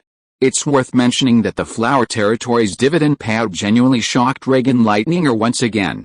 He had previously witnessed the production efficiency of magic energy machinery, but this time, he witnessed the efficiency of making money. Of course, although a lot of money was spent, Roy's returns were still the most substantial. This is because most of the dividends and bonuses came from Raymond Magic Group. And the traditional income from the Flower clan basically all went into Roy's pocket. Update. Going out tonight, finally finished typing. Chapter 332, The Rise of Private Enterprises. The Raymond family's current profits can be clearly divided into three main parts. The first is the output value generated during the promotion of magical energy industries, including mining, railway transportation, machinery production, the sale of secret medicines, and arms manufacturing. This is mainly concentrated in the industrial zone and the mines in the Dome Mountains. This is also the business scope of the Raymond Magical Energy Group, a veritable cash cow, showing vigorous vitality and rapid development. The second part is the family's traditional industries. These include perfume manufacturing, gold and silver price gouging, grain income, trade and taxation, the family's merchant ships in Siren Harbor, and the protection of the Silver Sea trade, etc. While this part of the revenue is not as high as the profits from magical energy industries, it is relatively stable and forms the core of the Raymond family's business. It's worth mentioning that, after deducting operating costs, this portion of the revenue essentially belongs to the Raymond family and does not need to be shared with others. The third part is underwater trade. This is a truly emerging market. Because it's just beginning, the current profits are not yet high, but with a silver amber stone vein, its value is undeniable, and the future profits are projected to be extremely considerable. The problem is that the products the Flower territory can provide to the Siren tribe are limited. Ultimately, one is underwater, the other land. Many things are neither readily available nor suitable. Moreover, the Siren tribe is small, with a limited population, resulting in relatively limited purchasing power. Consequently, after profit distribution, the Siren tribe still has a large sum of money with nowhere to spend it. This is quite awkward. However, Luoyi has already mentioned solutions. On one hand, research the Siren tribe's needs, deepen services, and improve and innovate new products. on the other hand, urged the Siren tribe to expand. Luo Yi and the Siren King have communicated many times, discussing various topics. Intentionally or unintentionally, Luo Yi is also instilling many ideas in him. For example, regarding external expansion, besides the simplest form of war, economic intervention is also possible. As long as the other tribe's dependence on you is large enough, they are essentially your vassals. Another example is increasing your own population. Raising children and nurturing them yourself is much slower. But if you are powerful enough and possess a sufficiently prestigious platform, you can attract people from other tribes to automatically join. If the conditions are good, even those powerful alien races can be at your beck and call. That's right, Roy wanted the large-scale Siren tribe to act as middlemen, dumping his products into the underwater world. Although the Siren King was still hesitant, it was clear he was tempted, asking increasingly detailed questions. Getting back to the point, these three main sectors constituted the Raymond family's entire profit. Of course, Roy personally also had additional income. The Roy Fitz Corporation in Auckland City was also a major money-maker, generating annual profits that even exceeded the traditional profits of the flower territory. All of this added up to a total of between 1.9 million and 2 million gold tires, an absolutely staggering astronomical figure. Of course, Roy was never a miser. Money had to be spent to generate returns. In his plan, he would keep 500,000 gold tires as a reserve fund for unforeseen circumstances. The rest, he would invest in various projects. Educational expenses were the largest, and while the returns weren't immediately apparent, they were still necessary. There was also the establishment of the First Legion of the Flower Territory, requiring all young soldiers to be fully dedicated to developing into magic gunners, along with a system of elimination based on performance. This expense was extremely extravagant. Even Luo Yi only dared to set a scale of 1,000 people. There was also the expansion of the railway lines throughout the Flower Territory, the construction of modern management models, personnel salaries and benefits, and all sorts of miscellaneous expenses. After calculating, Luo Yi suddenly felt that this money was still not enough, and his earning speed was still too slow. However, at this point, he couldn't go it alone, he had to make full use of private capital. Just then, the profit-sharing conference ended, and a group of vassals and knights had large sums of money, in a stage where they had money but didn't know how to spend it. In addition, at the meeting before the new year, Luo Yi had encouraged them to start their own businesses, and many saw opportunities, asking Luo Yi for manpower, land, technology, and policy support. To support them, Luo Yi indeed provided a lot of convenience, even setting up a special development department, led by Maruna, to solve various practical problems for them. It was under his encouragement that the first privately owned enterprise, Zek Iron Foundry, was established. Just from the name, you know it's a Zek family business, spearheaded by Grand Knight Alfonso Zek. Well, this Grand Knight preferred studying the art of war and guns, but when Phil Zek spoke up, he couldn't refuse. However, the one actually doing the work was his third son, Neo Zek. Neo Zek was young, only in his early 20s. Since he didn't have a share in the family business, he was very ambitious. He was among the first students in the training class run by Loy, where he was exposed to magical machinery. Later, with his father's support, he went to study at the Philint Magic Academy through Loy's connections. Although his time there was short and he didn't learn much advanced knowledge, as a young man who felt the charm of mechanics, he was very proactive, attending classes during the day and working at the lightning magic machinery factory at night. Combining theory and practice, he truly honed his skills.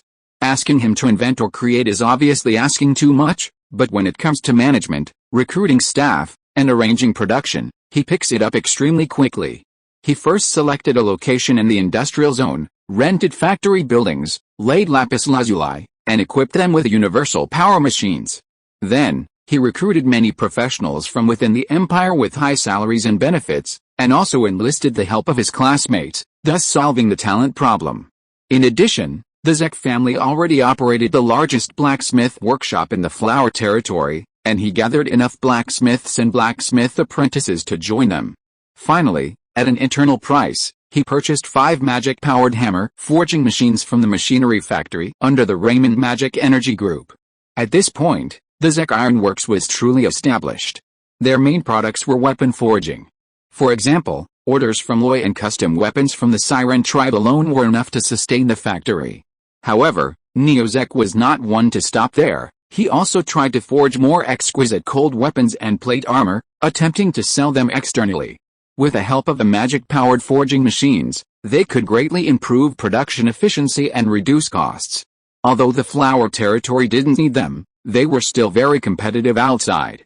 It's worth mentioning that although the Zek family was the major shareholder of the Zek Ironworks, they actually only owned 51% of the shares. The rest were shared by Vincent Ackerman, Grand Knight Thor, and others. This could be considered a different kind of risk sharing, and it also set an example for everyone in the entire construction process. Starting with the Zek Ironworks, the other vassals immediately sprang into action. They also had descendants studying abroad, as well as their own areas of expertise and talent reserves. Once they found the raw materials needed by the Raymond Group, they could naturally secure orders. Thus, in a short period of time, 30 to 40 magic-powered factories were registered and established. They mainly obtained orders from the Raymond Magic Group, providing supporting services to the group. For example, they bought several cutting machines to process felled trees into sleepers of the corresponding specifications for railway construction departments. Or they engaged in the cultivation of special magic potions, providing raw materials for the secret medicine factory. Business opportunities are limitless. The problem lies more in the lack of vision to recognize them. Therefore, the establishment of supporting factories has truly enriched the industrial diversity of flower territory. Although currently they are almost all raw material suppliers, lacking competitiveness and producing products of far inferior quality to imports, this beginning is excellent. In the future, the business world is like a battlefield. They will continuously improve and develop. Those who are complacent will be eliminated, and those who remain will naturally become stronger. It's worth mentioning that during this time, Lilia's father, Reagan Lightninger, has been doing very well. Everyone in flower territory knows how important and favored Lilia is, and no one dares to act arrogantly in front of Reagan. Of course, what truly earned him the respect of his vassals was Neozek seeking his advice, and it was with his help that the Zek Iron Foundry was quickly established. In truth, Reagan Lightninger is the true businessman. He understands the intricacies of the business world best. Neozek initially wanted to expand dramatically, aiming for grandeur in everything. It was he who stopped him, telling Neo to first solve the fundamental problem of having everything before considering growth. Neozek clearly took this to heart, which is why the Zek Iron Foundry was established so quickly. From then on, many vassals sought his advice, and he was generous with his policies, enabling the factory to rapidly expand. It can be said that he clearly understood Roy's goals and even helped to propel them forward. It was from this point that Roy realized his father-in-law was actually quite capable. However, compared to the help his father-in-law provided, Roy and Lilia's wedding had to be postponed. The reason was simple. Time was of the essence. This was the analysis given by Butler Hoover. A count's wedding inevitably requires inviting a large number of distinguished guests. Even if Grand Duchess of Fra, Marcus Freud, and Marcus McKinley didn't attend in person, they would send their first in line of succession. These were all noble families with lineages spanning countless generations, and their etiquette and customs were meticulously observed. From reception and wedding procedures to security and the preparation of food and drinks, nothing could be taken lightly. Therefore, Butler Hoover could manage to hold a grand and successful Christmas celebration, satisfying everyone, in just over half a month. But he absolutely couldn't manage to hold a proper Earl's wedding. Okay, Roy might not care, but he also wanted to give Lilia a perfect wedding. As a result, the wedding, originally scheduled for March or April, was postponed to June. Only after nearly half a year of preparation could Butler Hoover dare say everything was foolproof. Tonight, at midnight. Chapter 333, A Divine Sigh of Perfection. January and February of the new divine calendar year 314 were spent busy with profit sharing and factory construction. By early March, Luo Yi had directly launched his army building plan. Although the initial target was 1,000 men, not a large number, they wouldn't be involved in production or miscellaneous tasks. They would receive uniforms for all 4 seasons, 3 meals a day, and a special supply of training potions. This was already unimaginable to outsiders. In addition, there were generous monthly salaries, various benefits, and even taxes were waived by Luo Yi. The conditions were incredibly generous, so much so that even the second sons of nobles would be tempted. Of course, with so many benefits, the recruitment requirements were extremely high. Applicants had to be between 18 and 25 years old, the peak of their physical abilities, with priority given to those with basic meditation skills, literacy, and physical strength. Basic combat skills were preferred, but not essential. This recruitment was open to all citizens of the Flower Territory, regardless of status, but applicants had to be born there and have parents and families residing there. This was a selection of promising young men. With these benefits, Luo Yi was confident he could recruit enough people, but the news generated far more buzz than he had imagined. Many nobles even offered to send their illegitimate children. They weren't stupid, and even if they didn't care about the salary and benefits, they could see the immense investment Luo Yi was making in this legion. Luo Yi accepted all comers, but pleading was out of the question. Everyone had to go through a rigorous selection process. He claimed he only needed 1,000, but actually recruited a full 1,500. A bottom-ranking elimination system would be implemented, with only the truly hard-working and outstanding remaining. To this end, Luo Yi even built a massive military camp at the foot of the Dome Mountains, fully equipped with all sorts of facilities. Of course, construction would take some time, and for now, the recruits were placed in the camp outside the city. Grand Knight Alfonso Zeke was conducting initial training, the specific training programs and courses essentially a refresher course for the knights. It could be said that Luo Yi intended to groom them as his trusted confidants. Frankly speaking, the Lion Knights aren't bad, but times have changed. It's hard to say how many of them will adapt to modern magical warfare in the future. The so-called retraining is more about getting them to accept and understand the magical industry. With the rise of private enterprises, some of them will definitely transition from military service to capitalist businessmen. Luo will absolutely not stop them, only the remaining pure soldiers will be added to the new legion. Although not explicitly stated, military reform is a necessary part of his many reforms. Otherwise, the more wealth accumulated, the more covetous wolves and tigers will appear, and then life will truly be difficult. Busy until mid-March, Luo finally found some free time, and without hesitation, he chose to go into seclusion once again. This time, his battle key was fully accumulated, ready for his third, divine psi, training, a final refinement. Mechanical Mage Tower. Meditation Chamber. Soul-stabilizing incense burned, wisps of smoke rising, casting a hazy glow over the small chamber. Luo Yi sat cross-legged, entering a state of mental clarity with each breath. Only his golden red battle aura emanated from his body, blurring his entire form. Then, a massive, drum-like heartbeat resounded, and visibly ripples spread outwards from Luo Yi. What were initially just ripples in the air now extended to his golden red battle aura. Like a tidal wave crashing on the shore, one wave higher than the next, relentlessly crashing against the shore. Finally, reaching its peak, the waves receded, disappearing back into his body along with the ripples. At this moment, the core of his battle aura within his heart underwent a mysterious change. It pounded violently with his heartbeat, sometimes swelling to almost the size of his heart, sometimes shrinking to the size of a sesame seed. In this dramatic transformation, the golden red battle aura was compressed and condensed once more, its total amount decreasing while impurities were expelled, its quality increasing. It should be said that this was a natural process. After all, it had been a long time since Luo Yi had cultivated Divine Psi 12v2, 99 out of 100. So long that he himself couldn't even remember, only that he had stopped there because his sacred brilliant battle key hadn't been fully accumulated. In addition, his physical strength at this time could easily withstand the pressure brought by the condensation of golden red battle key. With these conditions, naturally, this condensation went very smoothly, without even the slightest setback. Until it was completed, Luo Yi's battle key was only 70% of its original amount. This was also the limit that could be condensed. Since he started cultivating, Luo Yi's understanding had been constantly updated and deepened. For example, this divine psi, initially, he only thought it was a way to condense battle key to obtain a higher quality sacred technique. But in reality, it also follows certain rules. The human body is, after all, flesh and blood tissue, a carbon-based life form, and the battle key refined from it also has its limits. It's like water vapor turning into water droplets when it cools down, and then condensing into ice, but beyond that, even if the temperature drops further, there will be no other changes. For warriors, the first condensation of their battle key is considered high quality, while the second condensation is comparable to a fourth-tier calamity. In fact, when Luo Yi clashed with second-tier pure battle key with fourth-tier attribute battle key, he was almost evenly matched. As for the third condensation, He believed that in terms of quality alone, it wouldn't be inferior to 5th tier legendary warrior. This was the limit of Shen Tan's battle key condensation.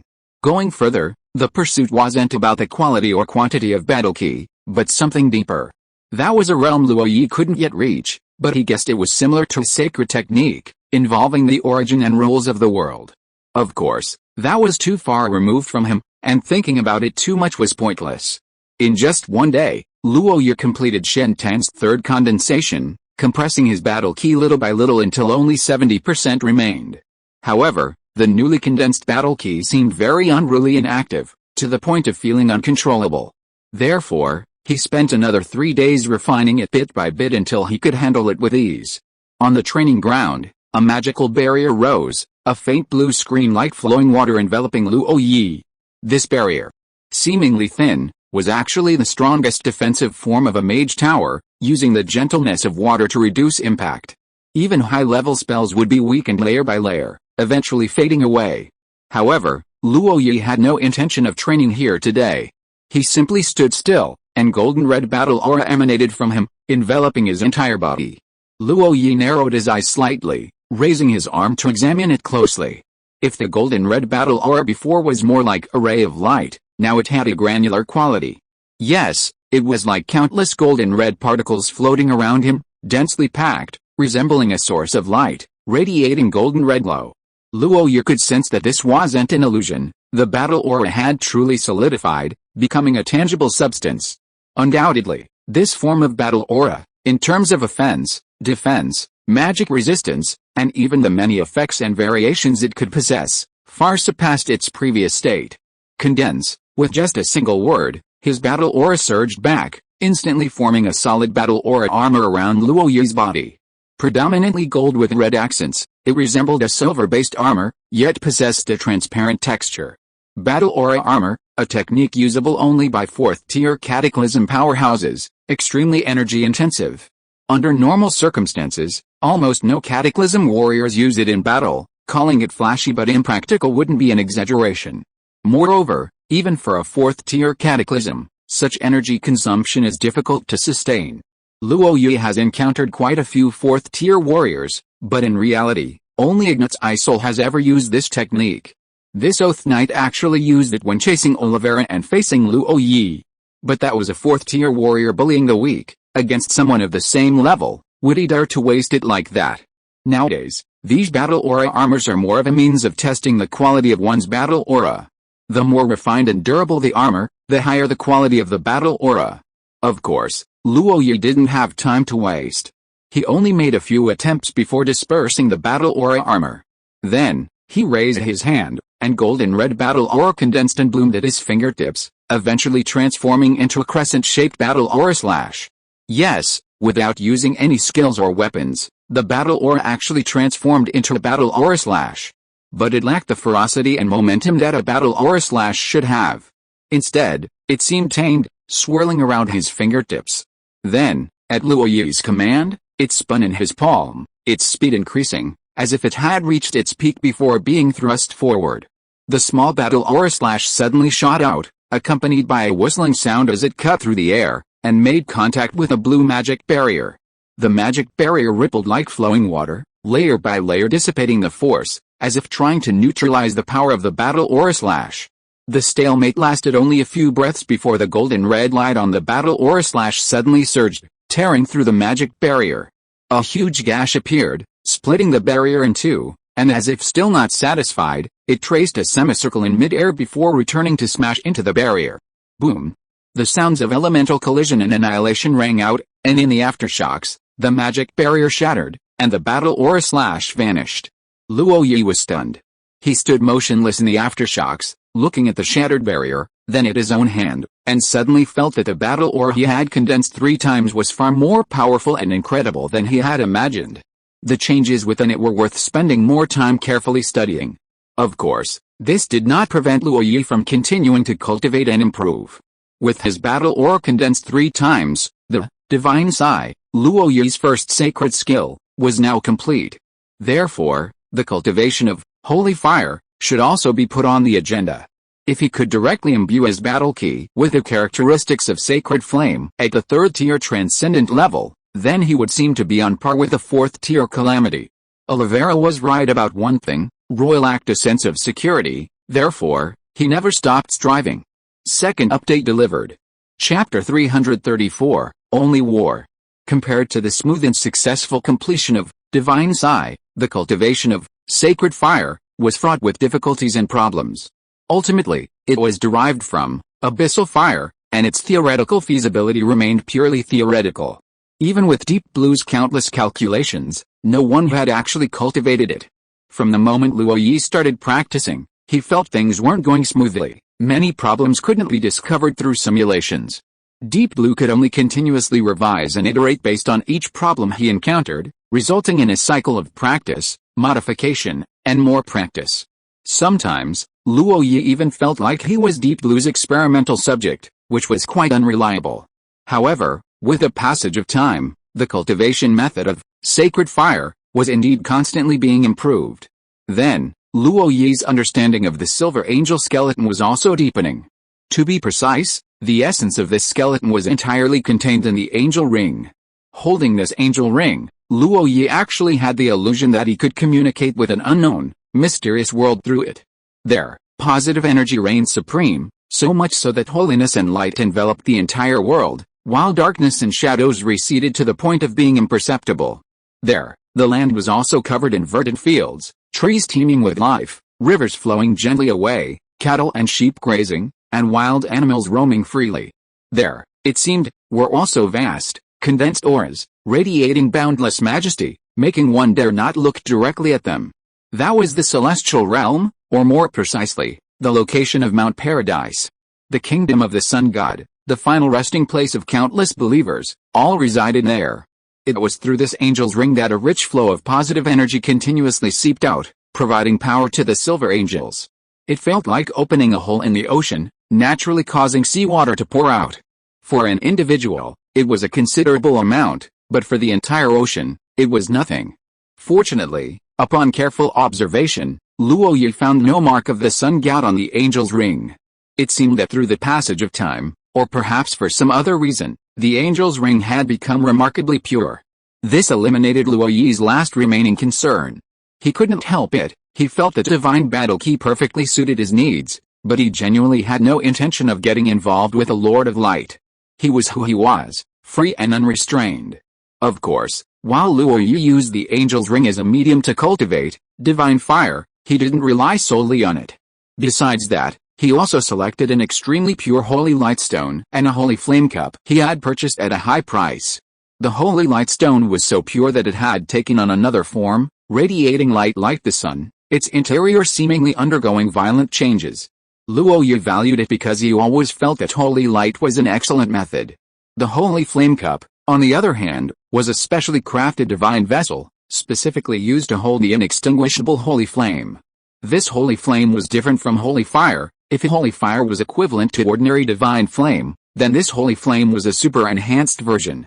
Not only did it possess extremely high temperatures, capable of incinerating most matter, but it also had a powerful restraining effect on all dark-type creatures, magic, or battle key. How powerful! Even a fourth-tier dark calamity, if truly tainted by a wisp of holy flame, would have to flee in terror if it didn't wish to die. The Church of the Sun God crafted this holy flame cup specifically for clearing out dark layers, and its effectiveness was remarkable. Although it's said that one should use wondrous objects imbued with divine aura for cultivation, no one stipulates that it has to be just one type. Luo leans towards dual awakening of holy and fire elements, naturally willing to add more attributes to his battle aura. Although cultivation is very slow, so slow that Luo finds it somewhat unbearable. He's used to progressing at breakneck speed, and this gradual, painstaking process is quite unsettling.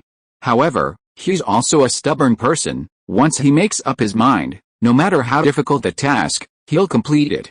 However, his focus was interrupted by several letters. April 1st, New Divine Calendar 314. Lion Manor, 2nd floor, study. Luo put down the letter from Grand Duchess of Fra, his brows furrowed slightly, his entire being appearing unusually irritable. This wasn't the first letter from Grand Duchess of Fra, all trying to persuade Roy to abandon his wedding with Lilia. Frankly, Roy had never imagined that someone who had eloped with Count Karl Raimund would be such a staunch defender of aristocratic marriage.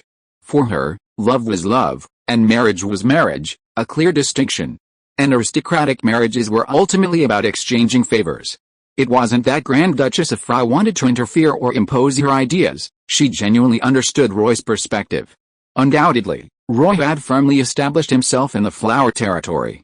Now, even if Count Karl Raimund were reborn, it would be impossible for him to seize his title. The problem was, while his internal position was secure, externally, Roy, with his unique personality, arrogant words, and ruthless killing habits, had shut out almost all the nobles of the Norman Duchy. In fact, Roy had been in power for over a year, yet not a single noble had visited him. To put it nicely, this is being unconventional. To put it bluntly, it's being a loner. The aristocratic circle is, after all, a circle composed of a group of nobles. Besides power, interpersonal relationships are also important. Grand Duchess of Fra felt that Roy couldn't isolate himself from the aristocratic circle and needed to find a way to integrate. Even if he maintained a high profile, some interaction was still necessary. In her view, the best way was through marriage, marrying a noblewoman and using the power of the in-laws' families to break the deadlock. Grand Duchess of Fra even offered to introduce Roy to a potential partner. The Norman family was out of the question, but finding a talented and capable young lady from the Freud family wouldn't be difficult. If Roy was willing, she could even extend an olive branch and try to win over the McKinley or Castro families. Nobles, after all, always diversify their investments and don't put all their eggs in one basket. Even if the relationship seemed tense, if the interests were aligned, they could be sitting at the same table as brothers the next day. To be fair, Grand Duchess of Fra's words made sense. A territory couldn't truly be independent of the duchy. But Roy simply wanted to say he didn't like it.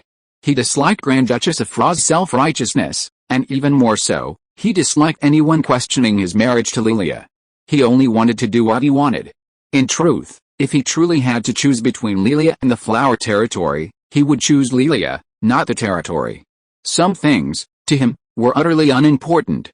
Roy dipped his quill in ink and wrote a line on the letter, "Welcome to my wedding, in the name of Grand Duchess of Fra. In the name of the Duke, I am the Earl, our status is equal, so please refrain from interfering." This was what Roy meant. Folding the letter, putting it in an envelope, and affixing the Lion King's seal, Roy then looked at the other letters on his desk. There were 3 letters, lined up in a row. They had already been opened, and he had read their contents. Roy's agitation, to be precise, was caused by these letters. The first letter was written on a seashell in the sea creature script, composed of twisted lines, written vertically. It was from the Siren King, and its contents were extremely simple. The one behind them had sent word that they should prepare. The specific target was unknown, and what they were going to do was a secret, but it was certain that it wasn't aimed at flower territory. The second letter was from Baron Miller Petrovich. Their correspondence had never ceased, and the content of their exchanges was incredibly diverse. There were discussions about railway construction, commercial trade, exchanging opinions, and travel logs. They talked about almost everything. Roy had even discussed with him the underlying logic of promoting magic-based industries in flower territory, each stage of development, and various policy ideas. These were things that neither he nor Lilia had discussed in detail, and of course, Lilia wasn't interested. The two corresponded very frequently. Sometimes one letter had barely been sent when the next was already on its way. But this letter was different. The letter was brief, containing only one sentence. Many legions in the Empire are undergoing unusual movements, as if something is about to happen. Miller, being the Minister of Railways, and legion movements almost always involve rail transport, might go unnoticed by outsiders, but he noticed something amiss from numerous documents. Although these movements seemed to have justifications, shifts, exercises, and the like, Miller still felt they were too frequent, and most importantly, the legions were converging in a certain direction. What this meant, Lloyd knew very well. War. Only war. Thinking this, Lloyd looked at the last letter. He pulled it out, unfolded it, and found only a few words. Something came up. "I've left. Don't forget our agreement." Signed, Gary Mills. Yes, this was a letter from Gary Mills, who had probably already left by the time it was sent. And what he wanted Lloyd to do was protect Mrs. Linda. This was the root of Lloyd's anxiety. Update delivered. Volume 3 begins. Chapter 335, Building a City. When Roy received Gary Mill's letter, only one thought crossed his mind: what was bound to happen had finally happened. Although Professor Gary was known for his witty banter and carefree spirit, that was largely a facade. Only he himself knew the burdens he carried. Given his relationship with Mrs. Linda, if he were truly open, they would have been together long ago. Roy could only say he didn't understand what Gary was going to do, but he would respect it. However, when Gary left, and then came the letters from the Siren King and Baron Miller, Roy couldn't help but overthink. On the surface, these were completely unrelated matters, seemingly unconnected. But Roy felt there might be some hidden connection between them. This made him uneasy. Uneasy about the current situation, and worried about Gary Mill's safety. If he could, he would love to drag Gary Mills back and imprison him in Flowery Domain, to see who dared to cause trouble here. His thoughts raced, and after what seemed like an eternity, Roy finally pulled the rope on the wall. A ding-dong sound rang out, and a moment later, Butler Hoover entered. "Your Excellency, what are your orders?" Roy didn't answer immediately, but pondered for a moment before finally looking up. "Butler Hoover, please arrange an appointment for me with the Imperial Ambassador, Lord Robinwater. Tell him I have something to discuss with him." Butler Hoover bowed slightly and said, "Lord Water isn't in Brussels. It will probably take a few days to arrange an appointment." "No problem." Roy paused, then added, "Just say I have a big business deal to discuss with him." "All right," Butler Hoover responded and immediately prepared to leave. At this moment, Roy spoke again. "Make some arrangements to inform the Calamity experts and Captain Walter. I need to go to Auckland in the Habsburg Empire soon." Butler Hoover paused, then looked up and asked, "Soon?" "Your Excellency, you are getting married in June.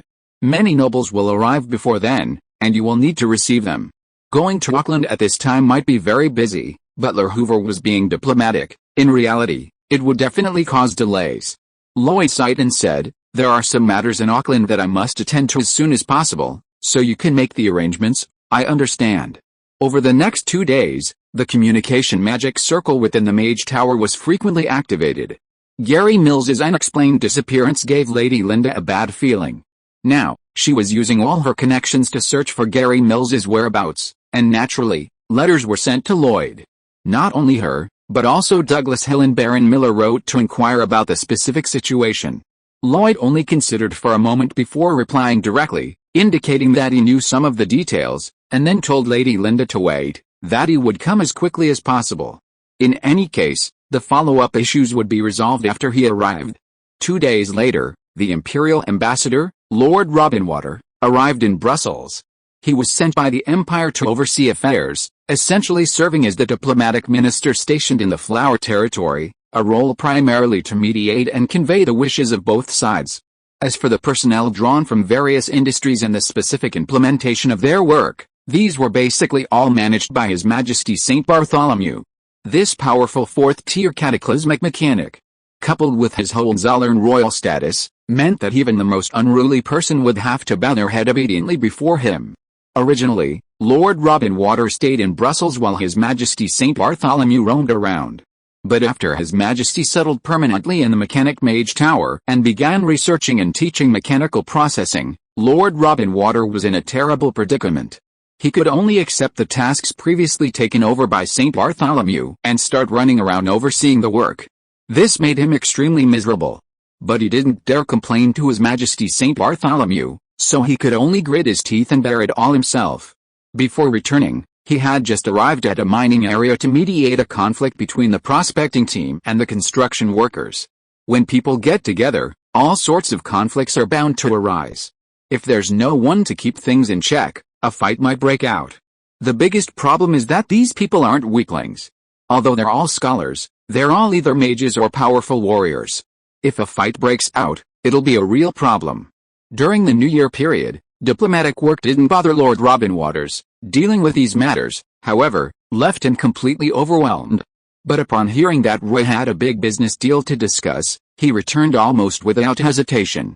Resolving conflicts wasn't his main job. If he wanted to achieve greater political success in the Empire, he had to rely on Roy. Upstairs, in the study, when Lord Robinwaters arrived, his face still showed undisguised fatigue.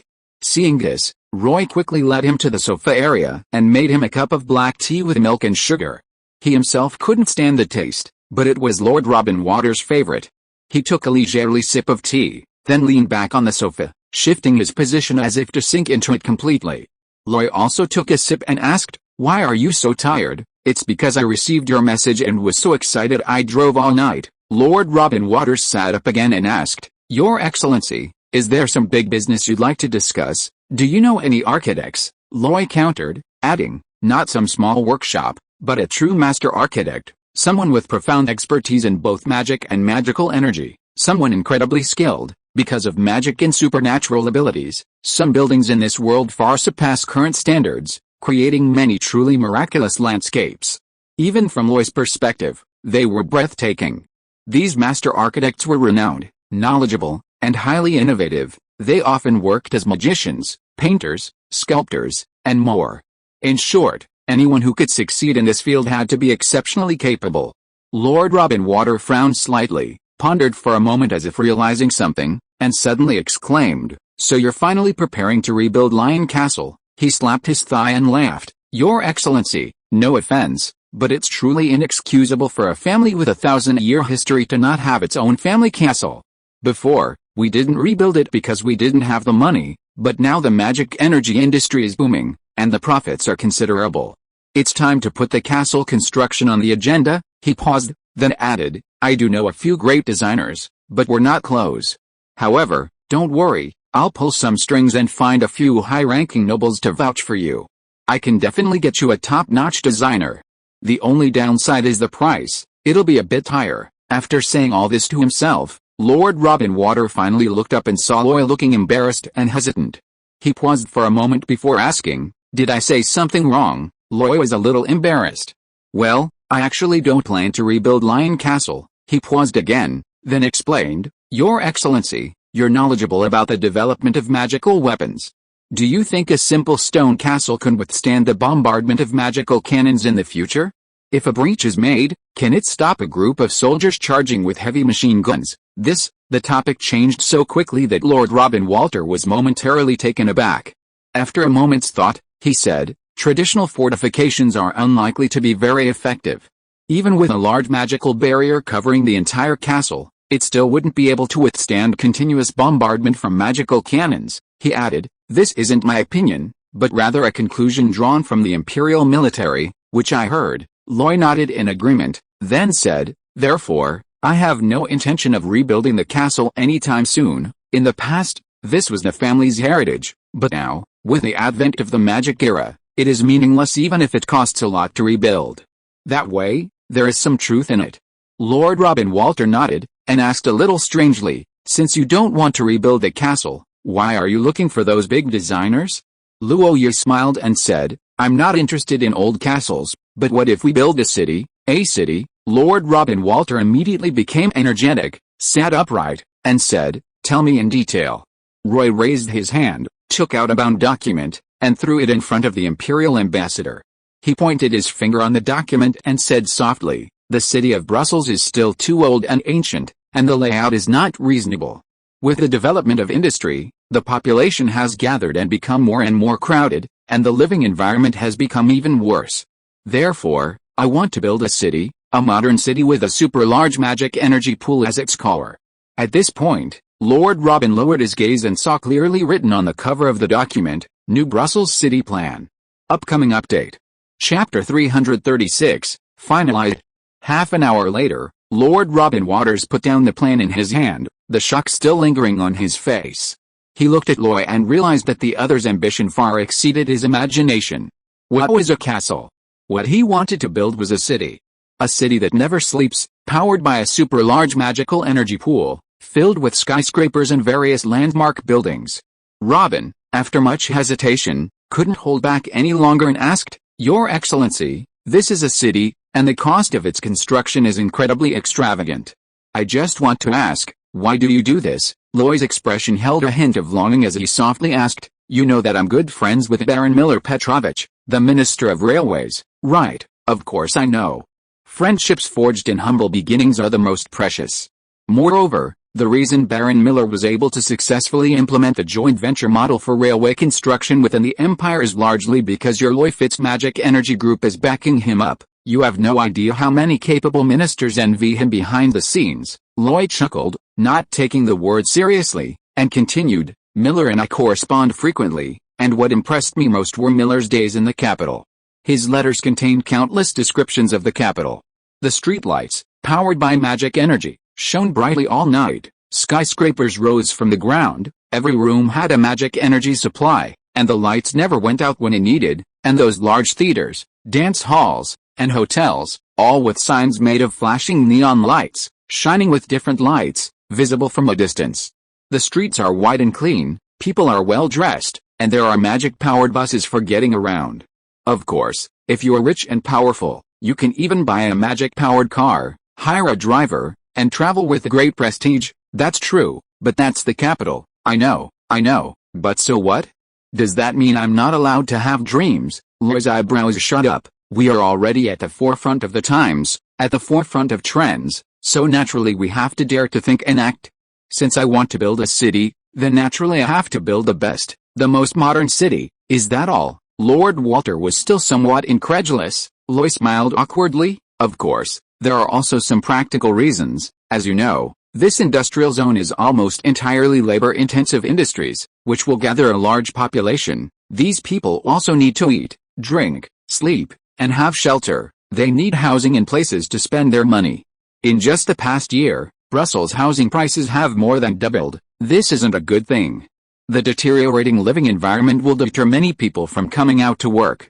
So, to prepare for the future, I have to find a way to change things, but I'm somewhat powerless due to the limitations of the city's layout. Originally, I wanted to build a new satellite city next to the industrial zone to alleviate the pressure, and then gradually carry out demolition and reconstruction work towards the inner city. However, after some calculations, I found that this would be time-consuming, laborious, and quite troublesome. The construction period would be long, and the resulting city would have many problems. It would be very troublesome. So, I thought it would be better to start from scratch and build a modern city. Lord Robin Waters nodded knowingly. If you put it that way, I can understand. But specifically, how do you plan to do it? My idea is to trouble your excellency to contact some of the empire's most famous architects. I need them to provide me with a plan first, mainly about the basic design concept of the city. I will check them one by one and meet with them. Only those who pass the preliminary screening can enter the next round. At that time, I will invite them into the flower collar, and they will conduct an inspection and select the location for building the city and a specific plan. Of course, I won't let them work in vain. At this stage, I will pay them and they will definitely be satisfied. Does it really need to be so troublesome? Lord Robin frowned slightly and said to himself, but this is normal. After all, we are building a city and the investment is huge, so we should be cautious. Looking up again, he asked, then where are you going to meet them? The people who can take over your plan are probably of high status, and they may not be willing to travel all the way to the flower collar. So, I just want to settle in Auckland City. I know the place well. Besides, I also have some things to deal with. Having said that, Roy also explained, you should know about the Roy Fitz group. When its owner leaves for a long time, some people become uneasy. So, I have to go back and clean up the fattened rats. Lord Robin nodded understandingly, then asked, even a family's house needs regular cleaning, otherwise it'll easily get dusty. But as he said this, he frowned slightly. However, Earl, if you want to enter the country, you still need to inform the Empire. After all, your status is different now, and your strength is far too great. That's why I need your help, Lord. Besides, I'm just a third-tier transcendent wind swordsman. Third-tier transcendent, you? I chuckle. Lord Robin rolled his eyes. If you say that, the severely injured half-dragon, Harris Volgel, and Grand Duke Carlisle, whom you forced back, will probably have objections. Combat strength is combat strength, and realm is realm, Loy said shamelessly. Just tell me if I'm third tier or not. Yes, the third tier who made the cataclysm suffer. As long as you're third tier, entering the country shouldn't be difficult. Right, I'll go ask for you. It shouldn't be a problem. Lord Robin seemed to remember something and asked, just you alone? Of course not. I'm an earl, after all. Going to the Habsburg Empire, I'll need to bring a few more people. Don't try to fool me. I'm asking how many calamity experts you have. 4, 3, 2, 2 is the minimum. Okay, one, just one will do. Teacher Oliveira will definitely be with me, protecting my safety. The others, I'll let them stay at sea, that's fine too." Lord Robin finally relented, then paused, and warned seriously, "Your Excellency, once we enter the country, you absolutely cannot use force arbitrarily. Otherwise, the consequences will be severe, as you should understand." "Understood." "So, isn't this just reporting to you?" Roy added. "Besides, that's Auckland City, within the sphere of influence of the Roy Fitz magic energy group. Why would I need to use force?" Lord Robin thought about it and nodded. "That makes sense," Laurie quickly added. "On the other hand, if someone foolishly attacks and threatens my safety, I won't hold back." Robin scoffed. "I don't think anyone wants to die." With that, the plan was finalized, and Lord Robin got up to take his leave. Building a city, especially a modern magical city, was a massive undertaking, so he needed to send the message back. However, before leaving, Laurie stopped him again. "Is there something else? I just wanted to ask, are those top designers easy to hire?" Lord Robin smiled, a strange smile. "If it's just a castle, they probably wouldn't care, but if it's a city, I think they'd be scrambling to come. After all, that's enough to etch their names into the annals of history. I understand, these rich folks are after lasting fame." Lord Robin Water left hurriedly, his steps unsteady, clearly exhausted, but his pace was incredibly fast.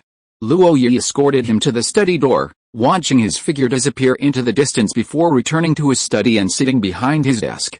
His fingers tapped lightly on the table, the tap-tap-tap sound accompanied by increasingly clear thoughts.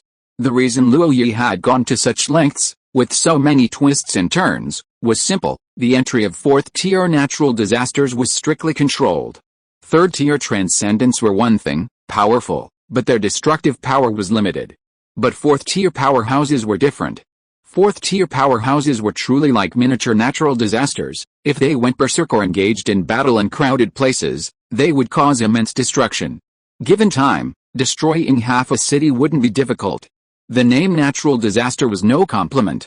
Therefore, every nation strictly controlled the entry of natural disasters. Reporting and review were mandatory. This was especially true for the stronger the nation. You might disregard the warnings of the Norman Duchy, but if you dared to wreak havoc within the Habsburg Empire, believe it or not, there would be more than a handful of legendary figures hunting you down. This is the constraint imposed on 4th-tier individuals, just like the restriction that prevents them from participating in the noble battlefield. Of course, if you secretly enter the country and aren't discovered, it doesn't matter. But Loy's identity is what it is. The Earl of the Flower Territory, a strategic partner of the Habs Empire, sneaking off to Auckland City would definitely cause a series of unnecessary troubles if discovered. Moreover, registering has its advantages. If anyone were to harm Lady Linda, he could apply for the Empire's protection to some extent.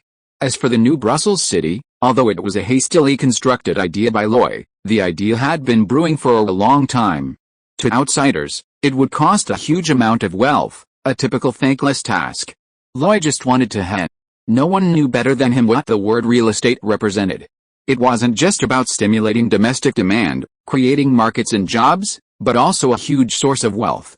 Originally, Loy planned to build this city after the vassals in his territory had become wealthy, private enterprises had flourished, and a large number of wealthy merchants had emerged.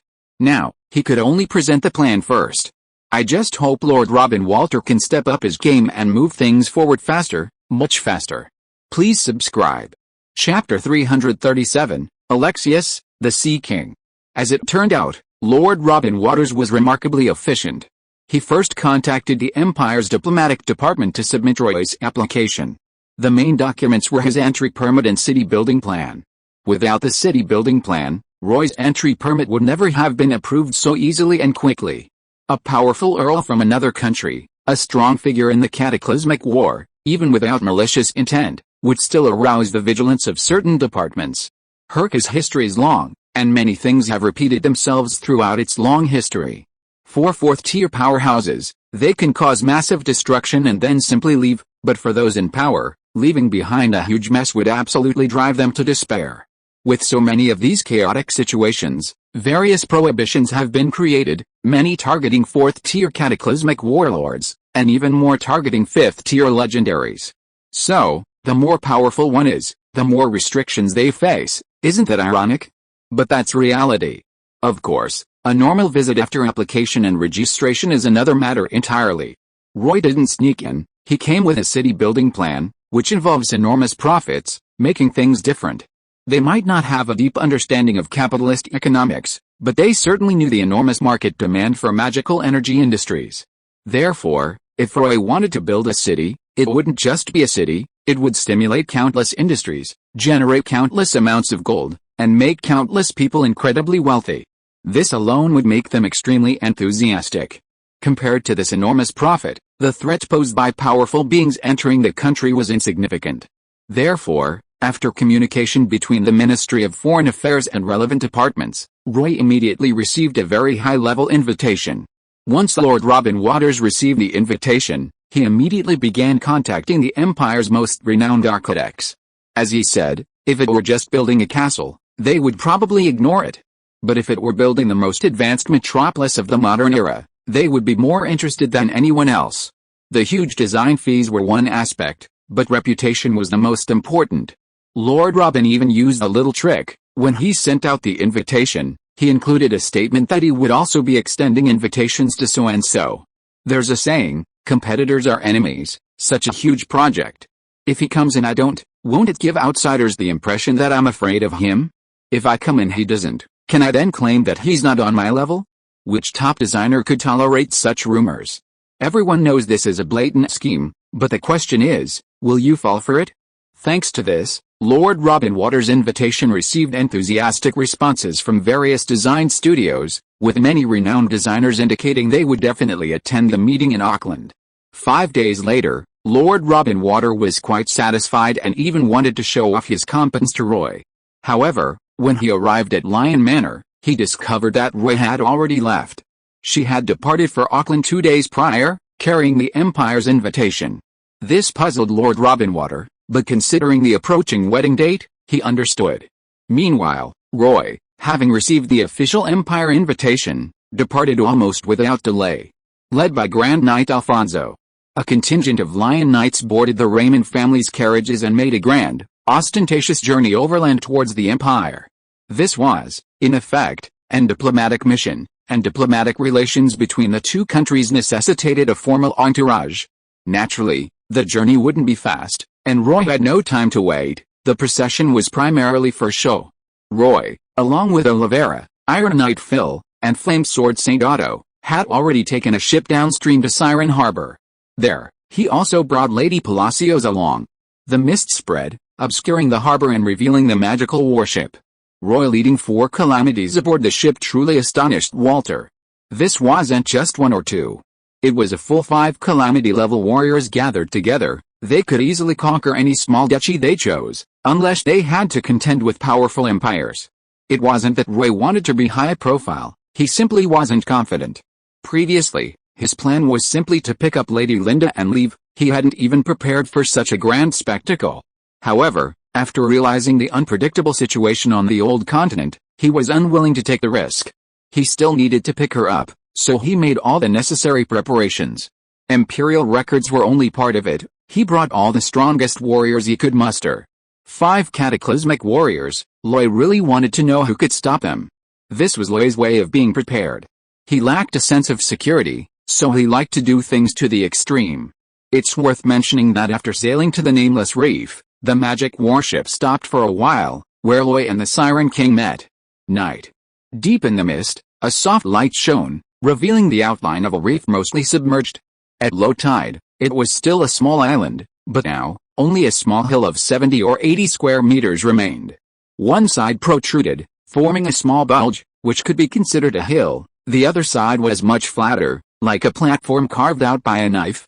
At this moment, the colorful coral throne on the platform was exceptionally conspicuous, upon which sat a powerful siren wielding a trident. Behind him were several slender siren maidens, their private parts concealed by seashells and seaweed, each carrying platters of fruit and food from the seabed. Their faces were all beautiful and alluring, each with their own unique charm, and their fiery red hair gave them an aura of both innocence and sensuality. Most remarkably, once ashore, their fishtails had indeed transformed into human legs, long, straight, and with skin as smooth as jade. Roy couldn't help but glance at them a few more times out of curiosity. Of course, to minimize panic, Loy didn't bring many people with her, only Olivera and Walter by her side. Walter, however, was prepared, taking out his dimensional bag, retrieving a high-backed chair, and placing it opposite the coral throne. Loy stepped forward, walked to the Siren King, sat down, and their eyes met, a moment of silence falling between them. This silence was intense, but rather somewhat awkward.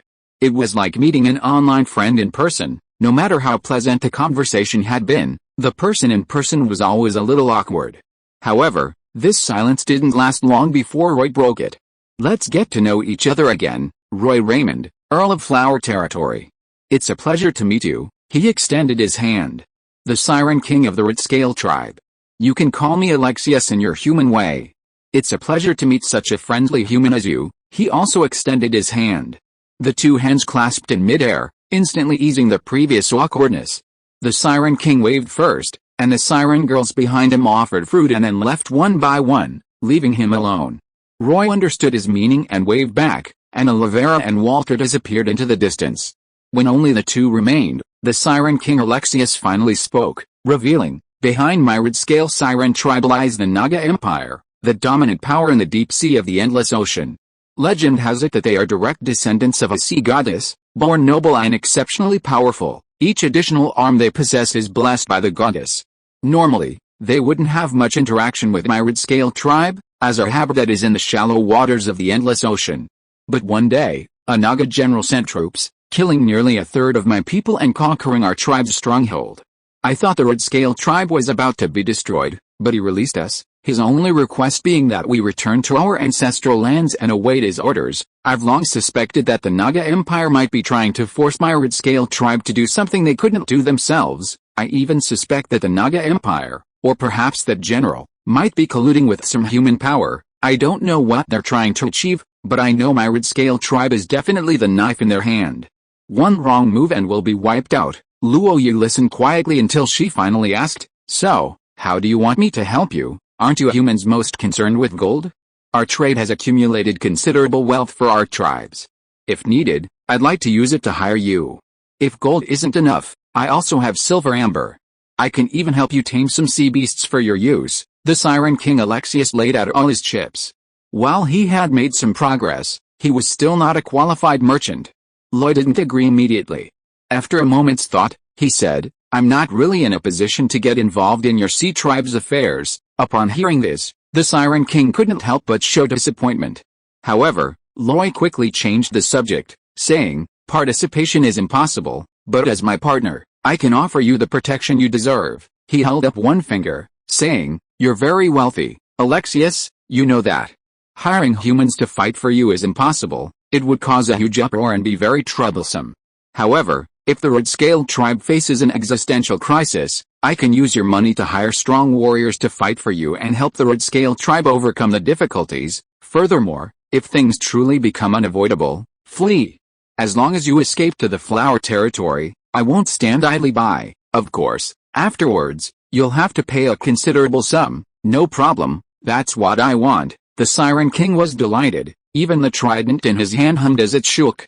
However, Luo Yu spoke up again at this moment. "In the end, this is only treating the symptoms, not the root cause. Haven't you thought about solving the problem completely?" First update. If you are listening to this novel on a channel other than Fanfic World, it means it was downloaded and re-uploaded without effort. We warmly invite you to visit our channel, Fanfic World. There you will find the original version of this story and many other novels of various genres. We look forward to seeing you dive into a world of incredible novels. Chapter 338, Vampire Clan. Completely resolve it? How? The Siren King Alexius was taken aback. Without waiting for Loy's reply, a bitter smile appeared on his rugged face. "You think it's not that I don't want to, it's just that I can't do it. You're a land-dwelling race, you simply can't comprehend the power of the Naga Empire. In the underwater world, there are also many sea creatures, possessing various forms and forming countless tribes, but most are established today and disappear tomorrow. Very few can truly build a powerful force, let alone endure for a long time. The Naga Empire is the oldest of these. It has existed for at least 1,000 cycles of time. In every upheaval they've experienced, the deaths have never been primarily their own, but rather those of the surrounding tribes. It's like a death vortex in the ocean, impossible to escape. The Siren King Alexius looked up, meeting Loy's gaze directly. From our communications, I can tell you want me to do something, to teach me some powerful methods, but the ecology of the underwater world is different from what you imagine. The Naga Empire's power is enough to make me despair. Loy also straightened up, her expression no longer relaxed, but incredibly serious. His voice unconsciously grew louder, even carrying a hint of questioning. Despair, so you give up resisting? Then why did you come to me? If you truly don't care, then let the Red Scale tribe sink, follow that Naga general's commands, and slowly perish while being driven. Is this the result you want? The Siren King Alexius's voice also arose. Of course not. Since it's not, then find a way to change this situation, change the tribe's fate and future. If you don't even have the will to resist, why should I save you?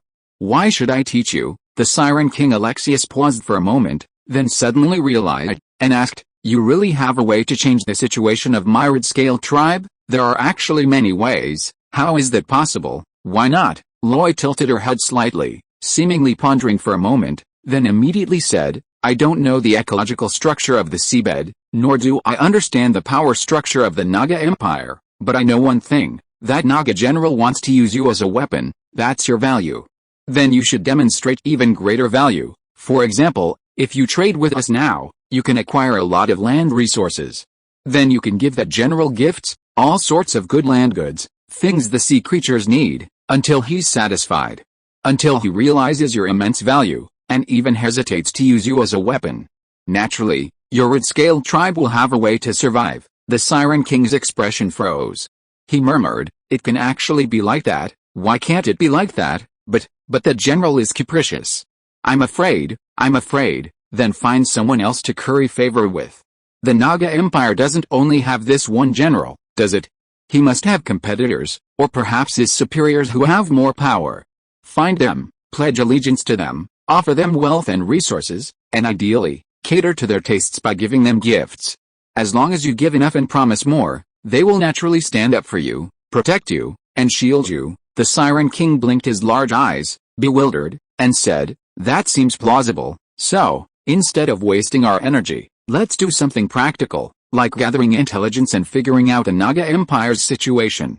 I understand. The Siren King hesitated for a moment, but still said, you really want my Red Scale tribe to go out into the world? Loy didn't mince words. Only when your Red Scale tribe grows stronger can you better help me sell goods. I thought I'd made my intentions quite clear. It is very clear, but I just can't quite believe it. Saying this, he stood up, mimicking a human knight, and pounded his chest, saying, please teach me more in the future, just write me letters. A moment later, a wave swept in, carrying the Siren King away. Loy also returned to the magic warship, and facing the probing gazes of the crowd, he simply smiled slightly. Walter asked, is it resolved? Loy replied, not much. Life's gotten better, and he's a little lost. I've given him some guidance. From now on, we can increase the volume of underwater trade, communicate more, and discover more. There are definitely still some good things we haven't found on the seabed. Walter nodded, then said somewhat apologetically, for this last one, I'll have to trouble my teacher. Loy turned to Lady Palacios and said, I'll also trouble you to keep an eye on things. Palacios gave her disciple a disapproving look and said, it's not like I don't usually help him. Loy didn't dwell on this topic but looked at Walter again. We'll talk about these things later. Now, full speed ahead. I need to get to the Habs Empire as quickly as possible. Count, please watch closely. In the darkness, a strong wind blew, carrying a cloud of mist that spread rapidly. Strangely, where the mist passed, a wave-splitting mark appeared on the sea surface, spreading outwards at an increasingly faster speed. Habs Empire, Auckland City, Ferrate Magic Academy, Ancient Spirit Mage Tower, 6th floor. Lady Linda, dressed in a gauze robe, her hair casually draped, without makeup, still exuded a captivating, voluptuous allure. However, she appeared unusually haggard, staring blankly at the two magical weapons before her. On the round table before her lay two guns, one gold and one silver, lying quietly. These gold and silver pistols were custom-made for Gary Mills by a skilled gunsmith, crafted by Lady Linda using her connections. Gary Mills' fondness for them was undeniable, and they maximized his combat prowess. However, when one day the two guns were left behind, and he disappeared, Lady Linda knew he had left, and had left voluntarily. Lady Linda wasn't one of those young people who hadn't experienced the pain of love, nor did she doubt her lover's loyalty. She knew Gary must have had his reasons for doing so. The best way was to remain silent and wait quietly. But the torment, so intense and agonizing, lingered around her, impossible to escape. Only by looking at the two pistols could she feel her lover's presence, as if he were still beside her. After a long, long time, Linda seemed to finally awaken from her daze. She stroked the gold and silver pistols, feeling their cold touch, and couldn't help but say, "Gary, no matter what, you mustn't be hurt." Elsewhere. In Auckland, underground. This was a long, dark passage, semicircular in shape, with an oil lamp lit at intervals. The light was dim, not fully illuminating the path ahead. In fact, with the slightest breeze, the flickering flames added to the eeriness. Following the corridor until it reached its end, there was a relatively spacious underground space. In the very center was a pool of blood, around which lay the bodies of young girls, their throats slit, blood gurgling and flowing into the pool. A thick, pungent stench of blood permeated the ground. An ordinary person would likely vomit upon inhaling even a single breath. Yet, within this pool of blood, a person was submerged. No, he possessed only a human appearance. His inner self was no longer human, but a bloodthirsty monster. He was tall and slender, his skin deathly pale, his face strikingly handsome, and his eyes, as black as the night sky, always flashed with a blood-red light when he blinked. Beside the pool, a young man was bustling about. Dressed in impeccably tailored clothes, his demeanor elegant, like that of a nobleman, yet his actions were terrifying. He had just slit the necks of the young girls one by one, letting the blood flow freely. Now, he was holding them by their ankles, squeezing out the last drop of blood. While busy, he muttered to himself, young master, although you are a great vampire, one of the 13 clans of Toritto, a born noble, you really can't do things like kidnapping young girls anymore. This isn't our demon realm. If we kill too many people, the police will be chasing us too closely. Before, I only encountered some second-tier warriors, but today, there are even third-tier assassins lying in ambush.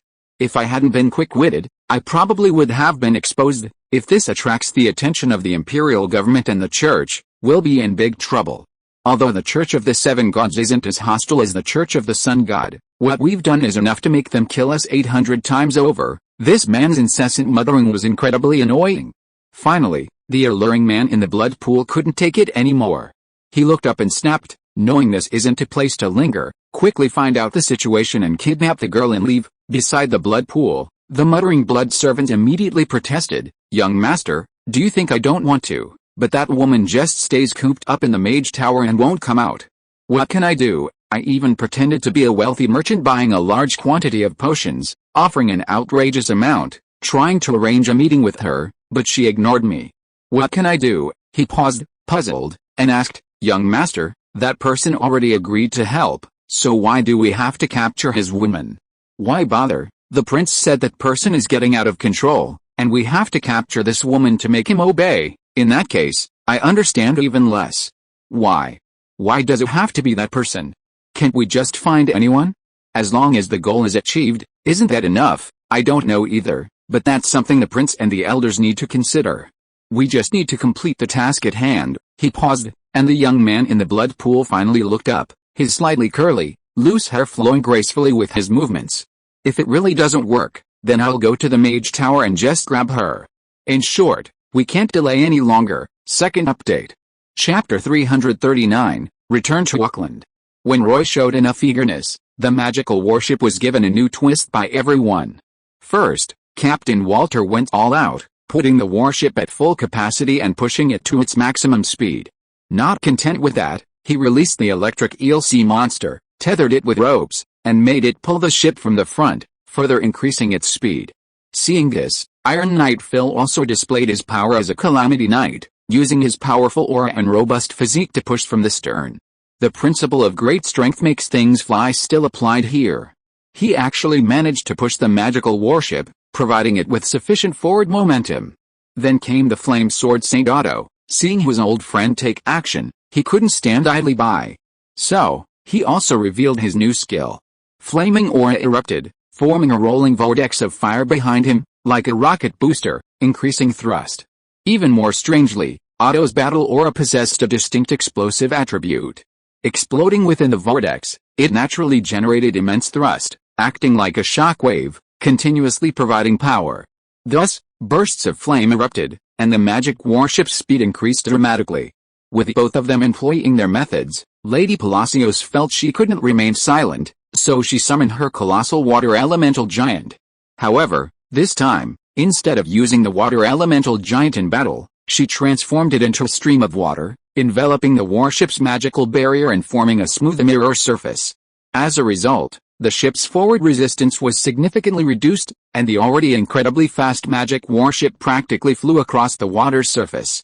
At this speed, Oliveira didn't even need to intervene.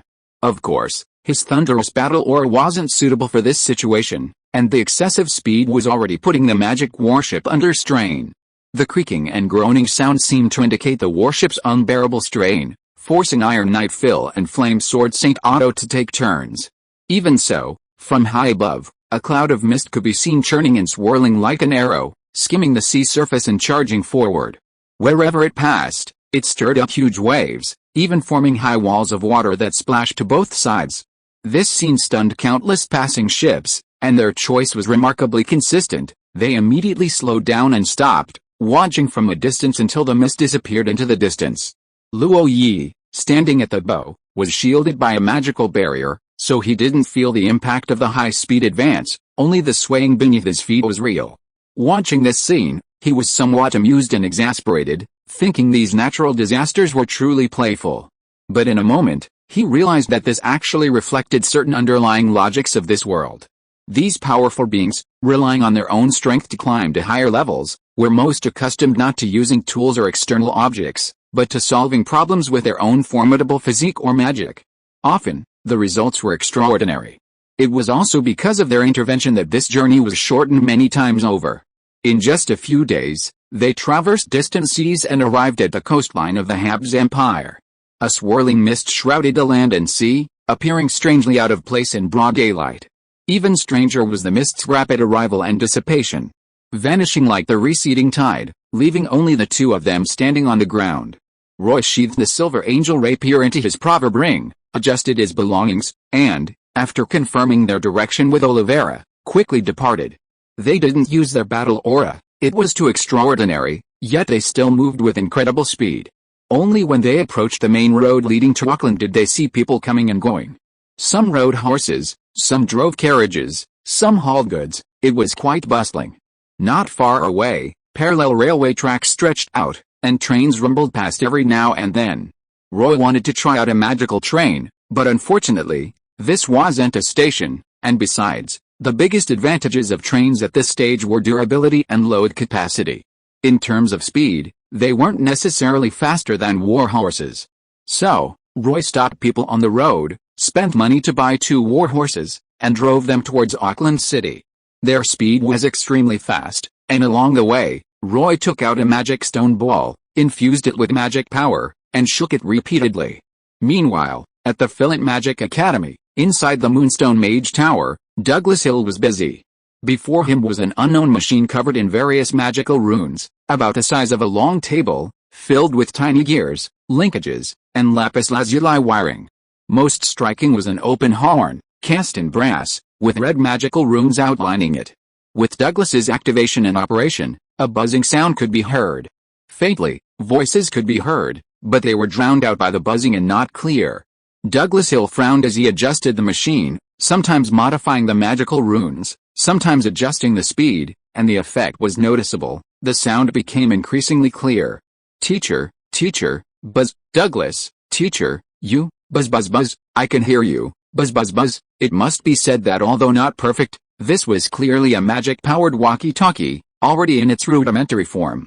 Just then, a vibration came, a buzzing sound, startling Douglas from his busy work. Douglas was now extremely agitated. He abruptly stood up, his eyes flashing with murderous intent as he surveyed the scene. Whose spellbook is vibrating? Didn't I say that extra magical tools are not allowed during experiments?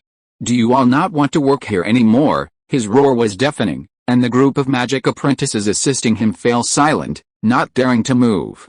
Finally, one of the bolder ones stuck out a finger and said, Teacher, "It looks like your magic book, mine." Douglas's expression stiffened, but he remained defiant. "Don't you know not to contact me when I'm busy?" "Who's the one with no sense of propriety?" As he spoke, he raised his hand, and the magic book flew over automatically, revealing a magic stone sphere with a whoosh of pages turning. At this moment, the magic stone sphere was radiating light and trembling. Douglas's expression froze for a moment, then after a careful look, his face lit up with joy, and he immediately walked out. "Teacher, the experiment, today's experiment." Stop, you can all go now. Everyone go and collect a gold till, it's my reward for you. That's all for today, I'm going to pick up a friend." Ha ha ha ha. With laughter, he had already left the laboratory, not even taking the stairs, but directly casting a featherfall spell and jumping down the middle of the stairs. The apprentices watched in stunned silence. The boldest among them couldn't help but exclaim, "Am I seeing things, or am I hearing things? Last time, when we met that governor, our teacher didn't seem this happy either." "Governor?" "The time before that, when the Magic Council chairman came, our teacher didn't even acknowledge him. So, who is it?" At the academy gate, a magical carriage sped out, the gust of wind lifting the curtain and revealing Douglas Hill's delighted face. The carriage was racing towards Siren Harbor. At the same time, a figure passed by the carriage, a young man with an almost otherworldly handsome face, wearing a mage's robe and the Magic Academy's emblem pinned to his chest. He paused noticeably as he passed through the gate, his muscles seemingly stiff and frozen. Magical light swept across his face and the emblem, flashing before settling back down. Then, he stepped forward again and entered the academy without incident. He didn't rush into action, but instead wandered aimlessly through the academy, passing the training grounds, library, grove, and teaching buildings. He appeared unhurried, but in reality, he knew the entire academy's layout intimately. Finally, he stopped beside two mage towers, carefully examining them before finding his target. The two towers seemed symmetrical, but closer inspection revealed differences. A little discernment would reveal which was the ancient spirit mage tower. However, he had no intention of entering. Instead, he turned and disappeared into the grove, vanishing completely as if into the darkness. Even for him, silently intruding into a mage tower in broad daylight was impossible. Therefore, he needed to wait for nightfall, wait for a fewer people. Regardless, he was determined to complete his mission tonight. At the west gate, a luxurious carriage had been parked there since daytime. The gatekeeper officer, seeing this, wanted to step forward, but seeing the insignia of the Magic Academy, he ultimately retreated. However, when it was time to close the city gates, the officer had no choice but to approach, only to be repeatedly turned away. As a result, the closing time of the city gates was postponed again and again that day. Inside the carriage, Douglas would occasionally glance up, seemingly anticipating something through the curtains. Until the sky was completely dark, the moonlight climbed to the treetops, and the gatekeeper officer had lost count of how many times he had approached. Finally, the crisp sound of hooves reached his ears. Clatter. Clatter. Douglas listened intently, and after a moment, he smiled, opened the carriage door, and jumped down. Then, he saw two riders galloping towards him at incredible speed, showing no sign of slowing down even as they approached. Douglas, however, was unfazed. He stepped forward, and saw two figures leap from their war horses, appearing before him in a flash. Upon seeing the newcomer, Douglas gave him a big hug before saying, "When I received the message, I thought I was seeing things." "I never expected you to arrive so quickly," Loy whispered in Douglas's ear. "Professor Gary's matter seems a bit troublesome, so I came as fast as I could." "How is Mrs. Linda?" "She's not doing too well, but as you requested, I didn't let her leave the mage tower." "That's good." "That's good." The two parted, seemingly without exchanging a word. Then, Douglas Hill nodded to Olivera as a greeting.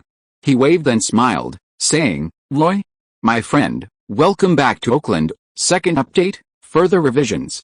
Chapter 340, The Case of Kidnapping a Girl. The magical carriage belonging to Douglas Hill finally left the west gate. The gatekeeper breathed a sigh of relief and immediately ordered the gate to be closed. Inside the carriage, Loy briefly explained the situation. Douglas's expression hardened upon hearing this, and he couldn't help but ask, "So, Gary Mills actually knew this day would come and even arranged for you to protect Mrs. Linda?" He paused, then added, "Not to be rude, but he brought this on himself." "Why bother with those scheming bastards?" Luoya slowly shook her head. Everyone has secrets, everyone has a past. It's not something you can just sever ties with. Some things, whether dangerous or not, still need to be done. What I need to do now is take Mrs. Linda back to flower territory and protect her safety. Gary's already left, so will they really come looking for Mrs. Linda? Besides, this is the Habsburg Empire, and Mrs. Linda isn't nobody. Do they really have that much guts? I don't know. Actually, I'd like to believe they don't have that much guts, but I can't gamble. So what are you going to do now? Find Mrs. Linda, then persuade her, and then take her away. It's that simple. Okay, with that, the matter was settled. Luoya couldn't help but pull back the curtain of the car window and look out through the glass. As far as the eye could see, there were quite a few pedestrians on the street, in groups of 3 or 5, laughing and joking as they headed towards some bar or nightclub. In the distance, music could be heard, and Luoya's keen hearing could distinguish that some of the music was melodious, some cheerful, some pleasant, and some soothing. Along with it came the sounds of footsteps, tapping, laughter, and noise. Auckland seems quite different now than when I left, doesn't it? Douglas leaned in, laughing as he answered, not just different, it's drastically different. I never expected it either. With more magic factories, so many people have become wealthy. Besides improving their family lives, their favorite thing is nightlife. Those bars aren't doing so well anymore. Just drinking isn't fun anymore. Instead, there are more and more nightclubs. Nightclubs? Can they afford bands? They can't. But now there's a new kind of magic machine called a phonograph. As the name suggests, it can record sound. It was created by some mechanical mages in the southern magic world by analyzing phonograph magic. It can be driven by moonstone magic crystals. You put a record into the phonograph, and it plays the recorded music. You don't know, these phonographs are incredibly popular. They're selling like hotcakes in the Habsburg Empire. Although they're not as good as live band performances, the cost per unit is so low. As he said this, Douglas couldn't help but complain to Lori. Seriously, how come you didn't think of such a good idea? Lori rolled her eyes. Douglas, have some decency. If we took all the benefits, do you believe the Roy Fitz magic energy group could collapse in an instant? At its current size, I think it's a bit excessive. Everyone thinks that with our support, Miller was able to smoothly implement the railway construction plan in the Empire. But from another perspective, without Miller, a key figure in the Empire, how could the Roy Fitz group have developed so steadily? As she said this, Lori glanced at Douglas and asked, also, do you really think you're not busy enough? Is the improvement to the magic walkie-talkie complete? Douglas smiled awkwardly and immediately took over the conversation, saying, speaking of the magic walkie-talkie, Lori, the problem I'm facing right now is, stop. Lori quickly interrupted, put the magic machinery matter aside for now, put it aside. After I meet with Mrs. Linda, I'll have plenty of time to go to your magic energy laboratory. When the time comes, let's talk in detail. Douglas spoke reluctantly, then I'll wait for you in the laboratory. If you don't come, I will break off our relationship with you. Ha, it's not that serious. I will definitely help you solve the problem. This time it was Roy's turn to change the subject. He pointed out the window again, where a group of patrolling teams had just been patrolling, and asked, are all the police in Auckland City so diligent nowadays? Just along the way, I have seen 5 waves of police patrols, and there should be people watching in all directions at the top of those buildings. This security can be done well.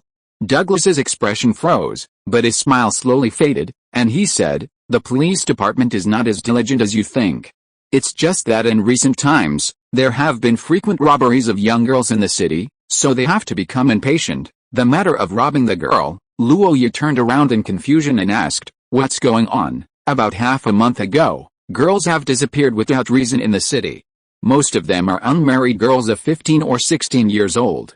Some are from workers' families, some are businessmen's daughters, some are female factory workers, and some are college students. In a short time, over 100 girls were missing, neither alive nor dead, causing widespread panic. The families of the girls even went to the governor, putting immense pressure on the police department before they made various arrangements. Lori frowned, her face grim. Judging from the situation, they haven't caught them yet. But, after the city guard was reorganized into the police department, are they really this incompetent? Douglas shook his head. You can't say that. Since the establishment of the police department, the security in Auckland has improved significantly. Although gangs and vendettas haven't been completely eradicated, their actions are no longer as reckless as before. As for this incident, it's likely that a truly powerful figure intervened, at least a third-tier transcendent. I just don't know what he's planning to do with so many girls, Oliveira suddenly spoke up, her voice cold and hard. It's definitely not good news, Douglas nodded slowly. Blood sacrifices, dark sacrifices, evil gout rituals, or blood-drinking resurrection, these are all shady dealings. But, regardless of the reason, these girls are likely in grave danger. Loy slowly shook his head. The council's response is a bit slow. Douglas spoke fairly. Not everyone is like Baron Miller, with his prestige and methods. This current consul, a relative of Baron Miller, is said to be coordinating with the church, the academy, and the military, preparing for a thorough investigation. But these parties are all powerful figures, and cooperation won't be easy to achieve, so it will take some time. Loy only listened to this, hoping it was irrelevant to his own business. Unfortunately, his good intentions were often met with a dramatic reality. Meanwhile, at the Fillet Magic Academy, it was past midnight, and the academy had quieted down. Only the dormitories and the main library remained brightly lit and somewhat lively. Elsewhere, only a few people were visible. However, in the academy's grove, many more couples were seen, their rustling adding to the allure. A figure shrouded in darkness, without a trace of life, seemed as lifeless as trees and soil. However, a pair of scarlet eyes blinked, watching the two lovers cuddling not far away, a murderous intent emanating from them. Yet, he ultimately didn't disturb the illicit couple. Instead, as the wind rustled through the trees, his shadow twisted and he vanished. Night enveloped the earth, making concealment easier. In a moment of carelessness, he arrived at the foot of the ancient spirit mage tower. He didn't choose the main entrance, but instead found a shady spot. With a flicker of his body, a hidden burst of magic erupted, transforming him into a bat and taking flight. His speed was incredibly fast, and he was extremely stealthy, completely inconspicuous in the darkness. Circling the mage tower, he finally reached the 6th floor, where a window was slightly ajar. Through this crack, he saw a voluptuous, slender figure sitting there, lost in thought. He felt incredibly lucky, but instead of rushing towards her, he circled the mage tower again and again. On a level imperceptible to ordinary people, subtle, almost undetectable magical energy emanated outwards. Circle after circle, wave after wave, it repeatedly probed, and he gradually analyzed and became familiar with the mage tower's detection and monitoring magic array. Finally, through subtle adjustments, vibrations, and changes in magical energy, until it was accepted by the detection magic array, he tentatively flew closer. A slight fluctuation of magical energy swept over him, but ultimately caused no major disturbance. Then, the bat suddenly accelerated, rushing into the mage tower's range, bursting through the open window, and appearing right in front of Lady Linda. Lady Linda was somewhat stunned, but she was, after all, a peak second-tier mage, and possessed considerable strength. Almost instinctively, she raised her hand, her wand appearing, and streams of magical energy burst forth. This method, rather than being a spell, was more about causing elemental resonance within the mage tower, thereby alerting others. Unfortunately, no matter how fast she was, she couldn't match the vampire man. Crimson magic spread, forming a circle that enveloped all fluctuations. Then, crimson ropes climbed up Lady Linda's legs, blocking her magic wherever they went, making her body stiff and unable to move. She even lost her balance due to the sudden movement and was about to fall. The vampire man flashed to her side and pulled her into his arms. Feeling the soft, warm body of the mature woman, he wore a smug expression. "You make this mage tower sound like a den of dragons and tigers, but it's really not that bad. I can't just come and go as I please." He lowered his head slightly, looking at Lady Linda, his wicked smile widening. "You must be Gary Mill's wife? You're as ripe as a peach, heh. Although you're not a virgin, once you're no longer useful, I might grant you my first embrace." Lady Linda was filled with shame and indignation, but couldn't utter a single word. It was at this moment that Loy and Oliveira, led by Douglas Hill, arrived unimpeded at the 6th floor of the mage tower, in front of Mrs. Linda's laboratory. Second update.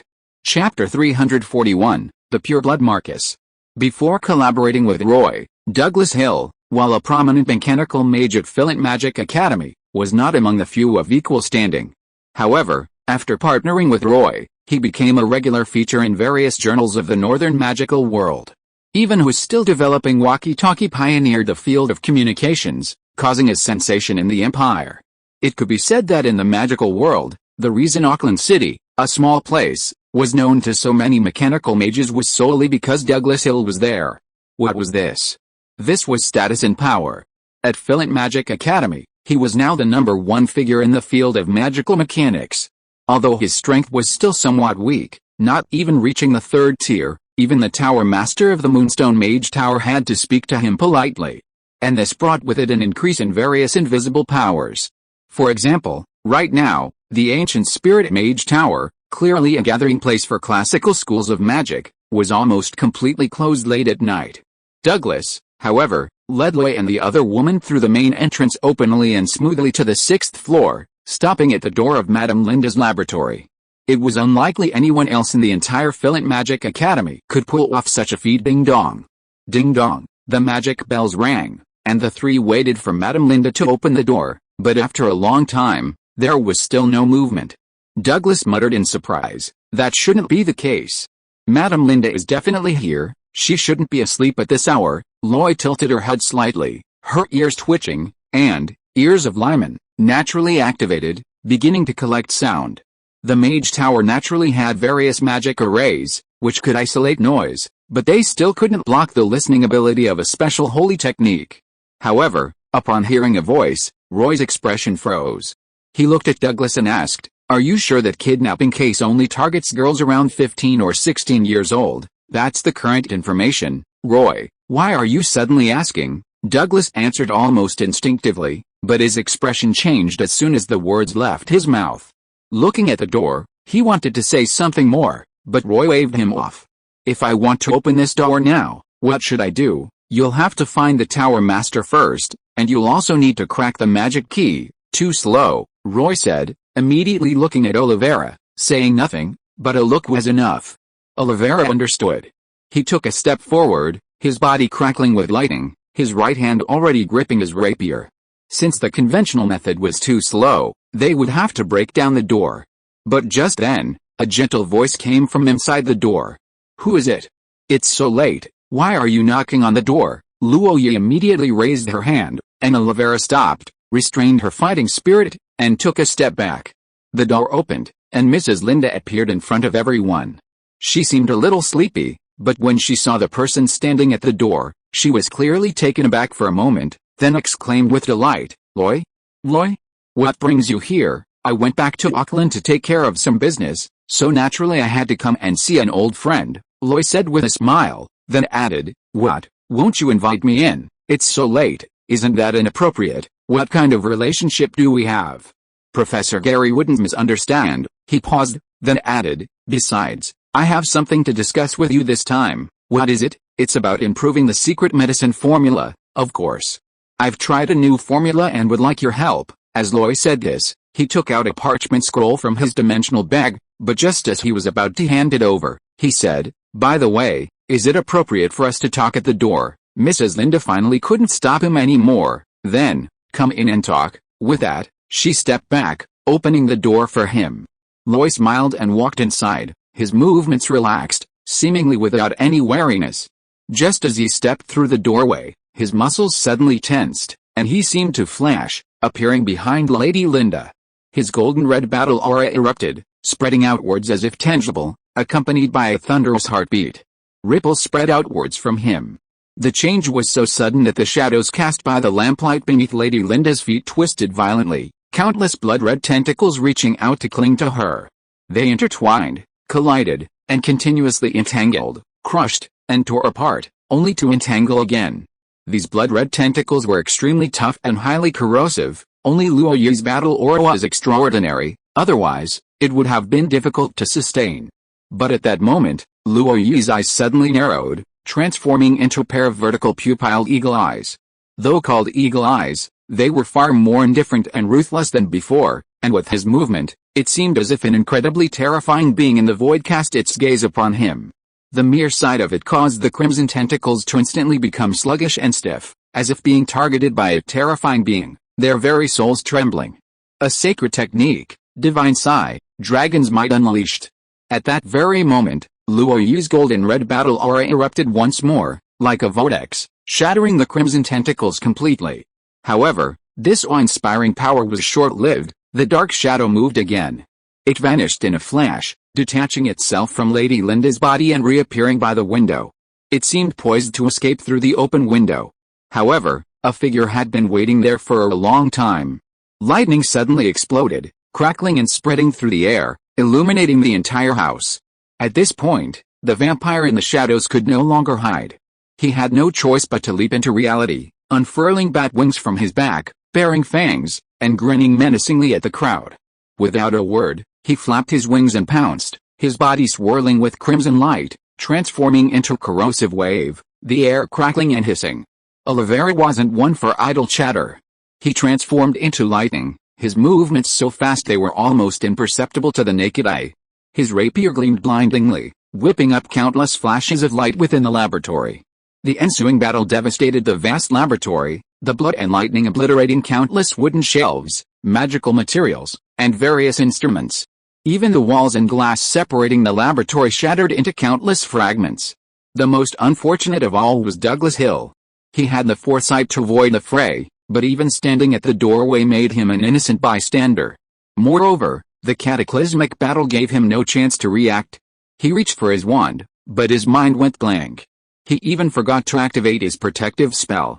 Fortunately, Loy, carrying Lady Linda, stepped forward and stood before him, her golden red aura materializing into a massive shield. The extraordinary combat technique, the Shield of St. Mark. Now, Loy used it with ease and effortlessness. Frankly, Linda's potion lab wasn't small, but for the two calamities, it was a cramped space, impossible to maneuver freely. Only by maximizing their agility could they fight so fast within the lab, neither giving an inch. As for the Mage Tower's magic barrier, it had already been passively activated, seemingly isolating this area into a small world, thus preventing its destruction. Even so, the Mage Tower was now shaking violently, as if having an epileptic seizure. The time seemed long, but in reality, it was only a few dozen breaths. In mid-air, lightning and blood-red light suddenly collided repeatedly, exploding again. In the aftershocks, the two were completely separated. Oliveira appeared at the doorway, several claw marks on his body, blood seeping out, staining his clothes red. Yet his sword grip remained firm, his expression cold, his eyes burning with fighting spirit. And at the window, the vampire figure appeared. His bat wings, spread wide, were enough to completely conceal him, though they were tattered and covered in sword marks. His hands and feet had completely transformed into beast-like claws, blood seeping from their tips. Fangs protruded from his mouth, and his eyes were bloodshot as he glared fiercely at the uninvited guest. A hoarse voice came from his mouth. "How did you find me, loyal order or a shield?" Looking at this vampire comparable to a fourth-tier vampire, her expression icy. "The stench of blood on you, even with a Mage Tower as a barrier, couldn't escape my nose. If I'm not mistaken, you're the real culprit in the kidnapping of the girl, aren't you? But, having messed with me, you deserve your bad luck today, trying to kill me? Hairhead hell, what a joke. Oliveira, leave him here, life or death." Before Loy finished speaking, bolts of lightning aura slashed out, the air filled with twisting, distorted lightning. With a deeper understanding of fourth-tier battle aura, Oliveira's fighting style was now vastly different from before.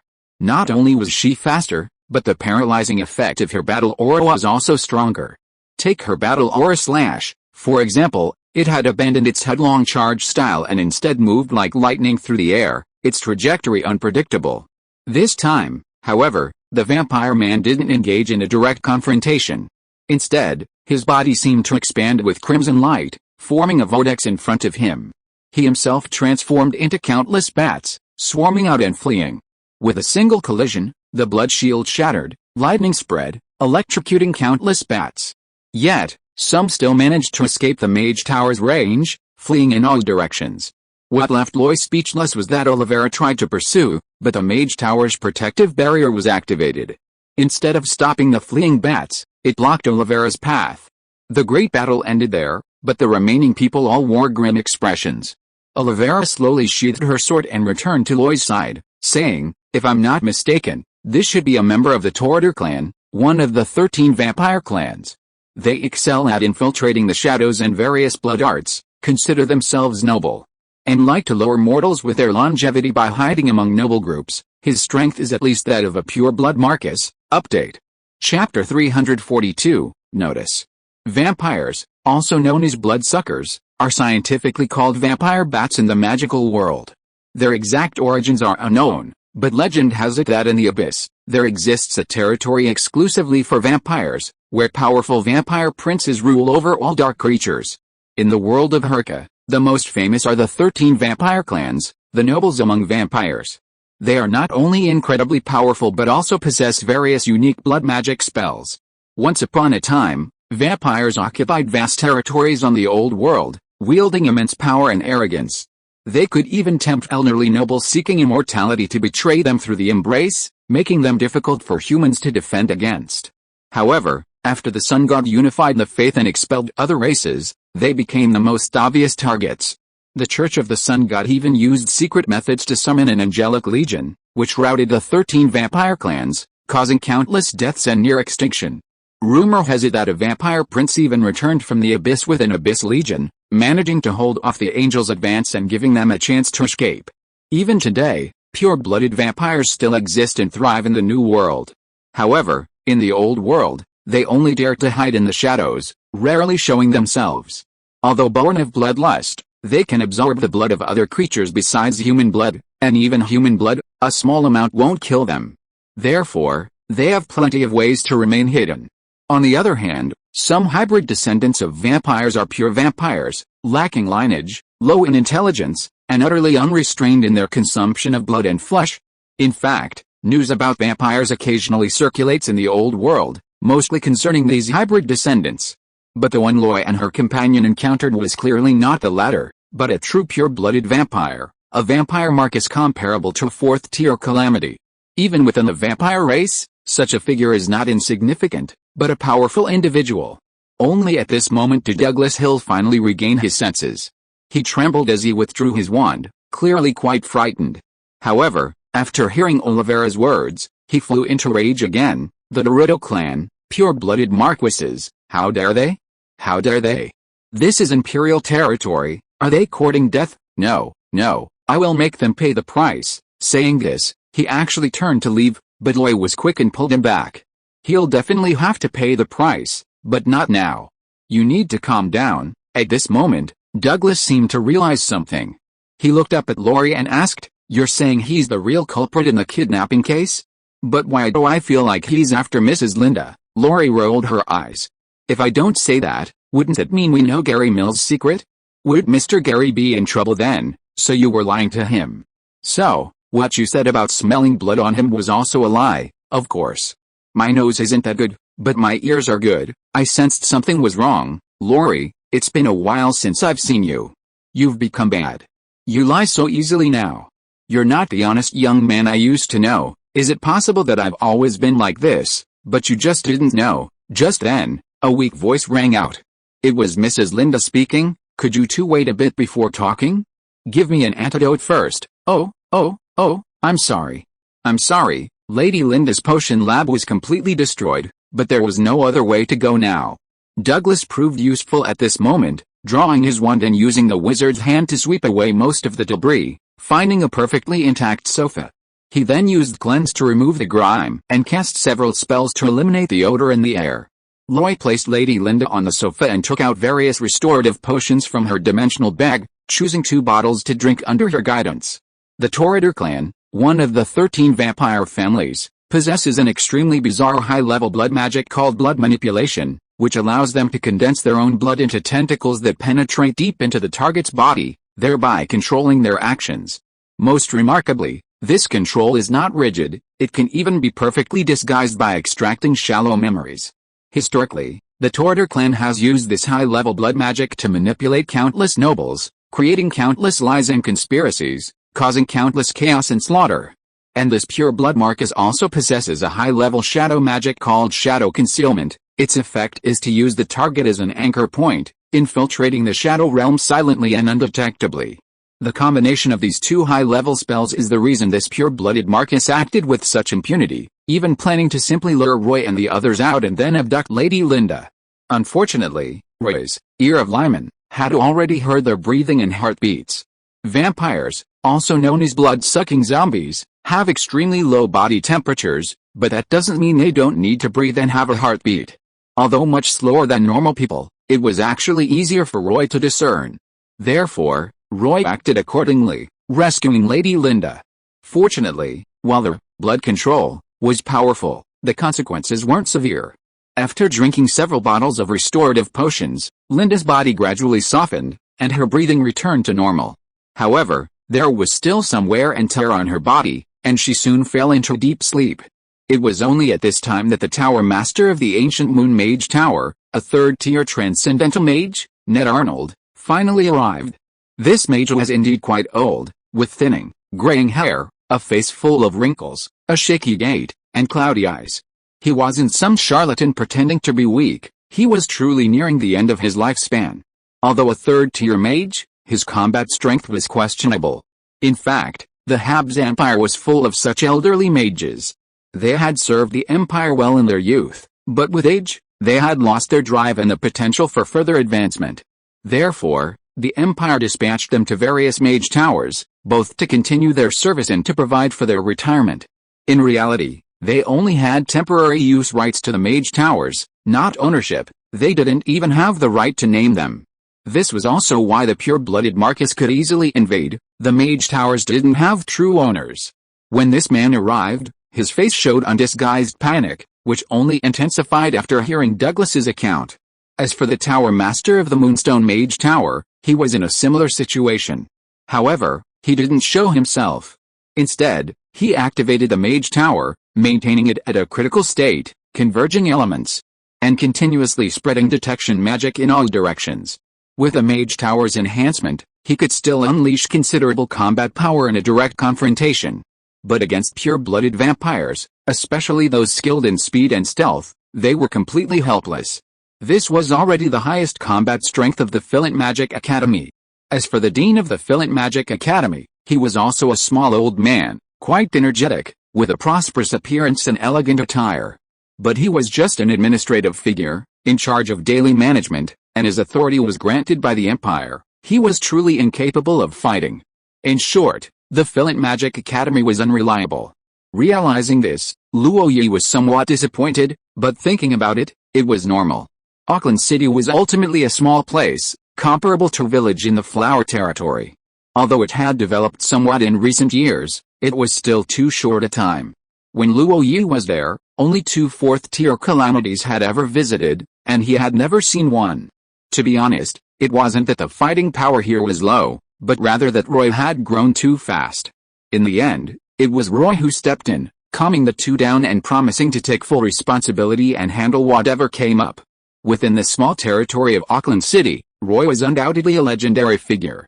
From having nothing to being incredibly wealthy, from starting from scratch to building a conglomerate, from being an illegitimate child to a powerful earl. Even those who had never met him knew many people who relied on him to some extent, and his name was legendary. As soon as he revealed his identity and made his stance clear, the two visibly relaxed. Looking at Oliveira, the powerful fourth-tier calamity, they completely abandoned him. After dealing with the two, and returning to the laboratory, which resembled ruins, Douglas Hill approached again. He said with a bitter face, "I didn't pay much attention to what you said before. I just thought it couldn't be anything serious, that it could affect Lady Linda. But now it seems Gary Mills is involved in something terrible." He paused, looked at Lloyd, and asked, "What do you think we should do now?" "What else can we do?" Lloyd said matter-of-factly, "Of course, we should dig out this vampire monster and then kill him. You make it sound so easy. He's a pure-blood Marcus. Let alone killing him, just finding him will be a hassle. Actually, it's not that troublesome." Lloyd looked down at Lady Linda, who was already asleep. At this moment, she seemed uncomfortable, her brows slightly furrowed, as if trapped in a nightmare. He let out a long sigh and said, "Douglas, can you do me a favor? Go ahead, spread the word, notify the governor of Auckland, the bishop of the Church of the Seven Gods, the president of the Bank of the Seven Gods, the commander of the 7th Mixed Legion, all levels of management of the Roy Fitz Group, the well-known newspapers in the city, and even all the respectable forces and powerful figures. Tomorrow morning, 19 Lombard Street, I want to see them. I want to discuss the abduction of girls with them. It's truly disappointing that such a heinous crime occurred in Auckland and there's still no resolution." Douglas frowned slightly, then seemed to think of something and said, "You want to use the abduction of girls as an excuse, although it's not confirmed. Those missing girls are probably connected to the vampires. Most importantly, it's also the most useful excuse." "Understood, understood." Douglas Hill was extremely efficient. He responded and left. As he walked, he announced, "The legendary figure of Auckland, the uncrowned king, Roy Roy Fitz, is back. I can imagine that tomorrow, no, starting tonight, this city will be in an uproar." Update, update. Chapter 343, The Meeting. Just as Douglas had said, this night was destined to be sleepless. Douglas Hill first returned to his laboratory, summoned all his apprentices, and then handwritten invitations, handing them out to them. These apprentices would then deliver the invitations to the most powerful people in the entire city of Auckland. Those who received the letters reacted in various ways. Some were confused, some puzzled, some frowned, some were troubled, and some immediately sent people out to gather information. There were all sorts of reactions, but even the commanders of the most independent Church of the Seven Gods and the 7th Mixed Legion made their stance clear. They would definitely be there tomorrow. That was the power of Loy. In truth, he had neither status nor a clear position in Auckland, but he had the power to mobilize everyone with a single invitation. Of course, Loy didn't care about any of that. He didn't linger at the Mage Tower, but instead, with the sleeping Lady Linda, he rode in Douglas's magical carriage back to 19 Lombard Street. Here, he saw Mrs. Lavinia Cassidy again. It had been almost 2 years since he'd last seen her. Mrs. Cassidy was still in good health, though her eyesight was failing. He saw Loy, moved closer to confirm her identity, and immediately gave her a big hug and a hearty smile. In a sense, she was now working for Loy, acting as the housekeeper, earning a considerable monthly salary. But with Loy and the others not around, the old lady was quite lonely, and her joy at this moment was genuine. Because of her presence, the house, though unoccupied, was kept clean and tidy. Loy first used the levitation scroll to help Mrs. Linda rest on the goose-down bed. Then, he sat behind his desk, casually flipping through a book, enjoying the tea and snacks Mrs. Cassidy had brought. It was as if time had reversed, returning him to bygone years, and his slightly restless heart gradually calmed down. Loy was still young, but somehow, he acted like an old man, fond of reminiscing about the past. That night, he didn't sleep either, but sat there conserving his energy, his mind constantly calculating what he needed to do. As for Olivera, she remained hidden in the shadows, like a dutiful guard protecting Lady Linda. This continued until dawn, when carriages appeared at the street corner. But it was too early. The carriage owners didn't approach, but waited. Then, one carriage after another appeared, more and more, forming a long line. At this moment, Lady Linda finally awoke from her deep sleep. Perhaps it had been too long since she had slept so soundly. She was disoriented for a long time after opening her eyes. It wasn't until she saw Loy again that she sat up in shock, her eyes filled with disbelief. "Lewis, you actually came." "I came to take you to the Flower Territory, and of course, to complete Professor Gary's request." "Gary? What's wrong with that bastard Gary? How dare he leave without saying goodbye?" Mrs. Linda was very agitated, but the sadness in her eyes was undeniable.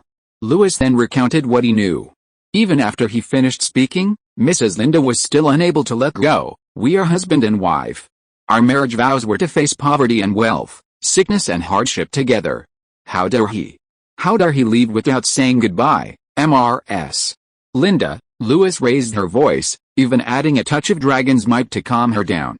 At this moment, Luoya said, "I think Professor Gary's choice was right. I don't know what happened to Professor Gary, but what must be faced, and only by confronting the problem can it be solved. And don't worry. He has the Thousand Faces mask, coupled with his precise marksmanship. Even a fourth-tier calamity would have a hard time catching him if he wanted to leave. So, instead of worrying about Professor Gary, let's solve your problem first." After a pause, Luoya added, "Come back to Flower Territory with me. I'm getting married to Lilia, and she needs your help with the wedding arrangements and receiving the ladies." Lady Linda pursed her lips. "But if I leave, what if Gary, what if, he won't come back here? Once things are resolved, he'll come directly to Flower Territory to find you. And most importantly, if you stubbornly stay here and are captured by those hidden forces, Professor Gary will truly be trapped, facing a near certain death. As for your Ortiz Pharmaceuticals, rest assured, I will find the most suitable manager to ensure your profits will only increase, not decrease. Okay, alright. Lloyd had really gone to great lengths to persuade Mrs. Linda. Fortunately, Mrs. Linda wasn't stubborn. After a moment's thought and weighing the pros and cons, she agreed. Having dealt with her, Lloyd finally breathed a sigh of relief, having resolved the most uncontrollable problem of this trip. Although there were still many things to do, he didn't find them difficult. As the sun rose, Mrs. Cassidy had already prepared breakfast. After a quick bite, he began to receive the arriving guests. Lloyd wasn't familiar with these people, and with so many people, each with their own ideas and demands, things would become very complicated. Therefore, this time Lloyd didn't meet them publicly, but rather in his study, meeting them one by one individually for communication and exchange. The first person he met was Baron Miller's cousin, the current governor of Auckland, Bud Petrovich. According to Baron Miller himself, his cousin was steady but lacked ability, kind-hearted but indecisive. He couldn't handle territorial expansion, but given a solid foundation, it wouldn't be worse in his hands. This man was a typical city lord.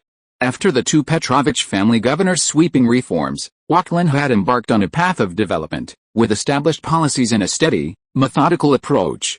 He had maintained Auckland quite well, with few major problems. However, his flaws were also prominent, such as his slow response to the kidnapping of a young girl. Lloyd could still make decisions with him. After all, everyone knew of his good relationship with Miller, and this time they were dealing with a fourth-tier calamity, so he naturally agreed to cooperate fully. The second person Lloyd received was the commander of the 7th Mixed Legion, a powerful and ruthless soldier, Colonel Enzo Paxson. He had been in charge of the 7th Mixed Legion for many years.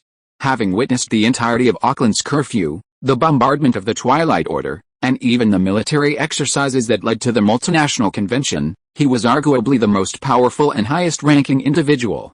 Had it not been for his personal connections with the Petrovich family, he likely wouldn't have bothered with Lloyd. Facing him, Lloyd didn't waste words, directly stating his demands and outlining his conditions. In the Habsburg Empire, legions were not to be moved lightly, if out of control or driven by ambitious individuals.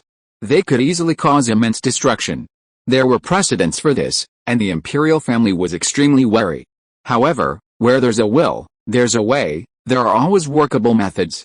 For example, with a local government's endorsement, a petition could be submitted, and then the military could approve and issue documents, allowing a portion of the army to intervene in certain local affairs. These things seemed cumbersome, but could actually be accomplished quickly through magical communication networks, provided both sides were willing. Lloyd's method of persuading Colonel Enzo Paxson was simple: money. Donating money, buildings, supplies, and weapons to the garrison. The Legion and local authorities are separate entities, but if someone sends a banner or supplies to the Legion, they can't refuse, can they? Roy distributes money through official channels, and Colonel Enzo Paxson can also receive it through official channels. Then, he gets the benefits, which is extra credit, so he's naturally willing.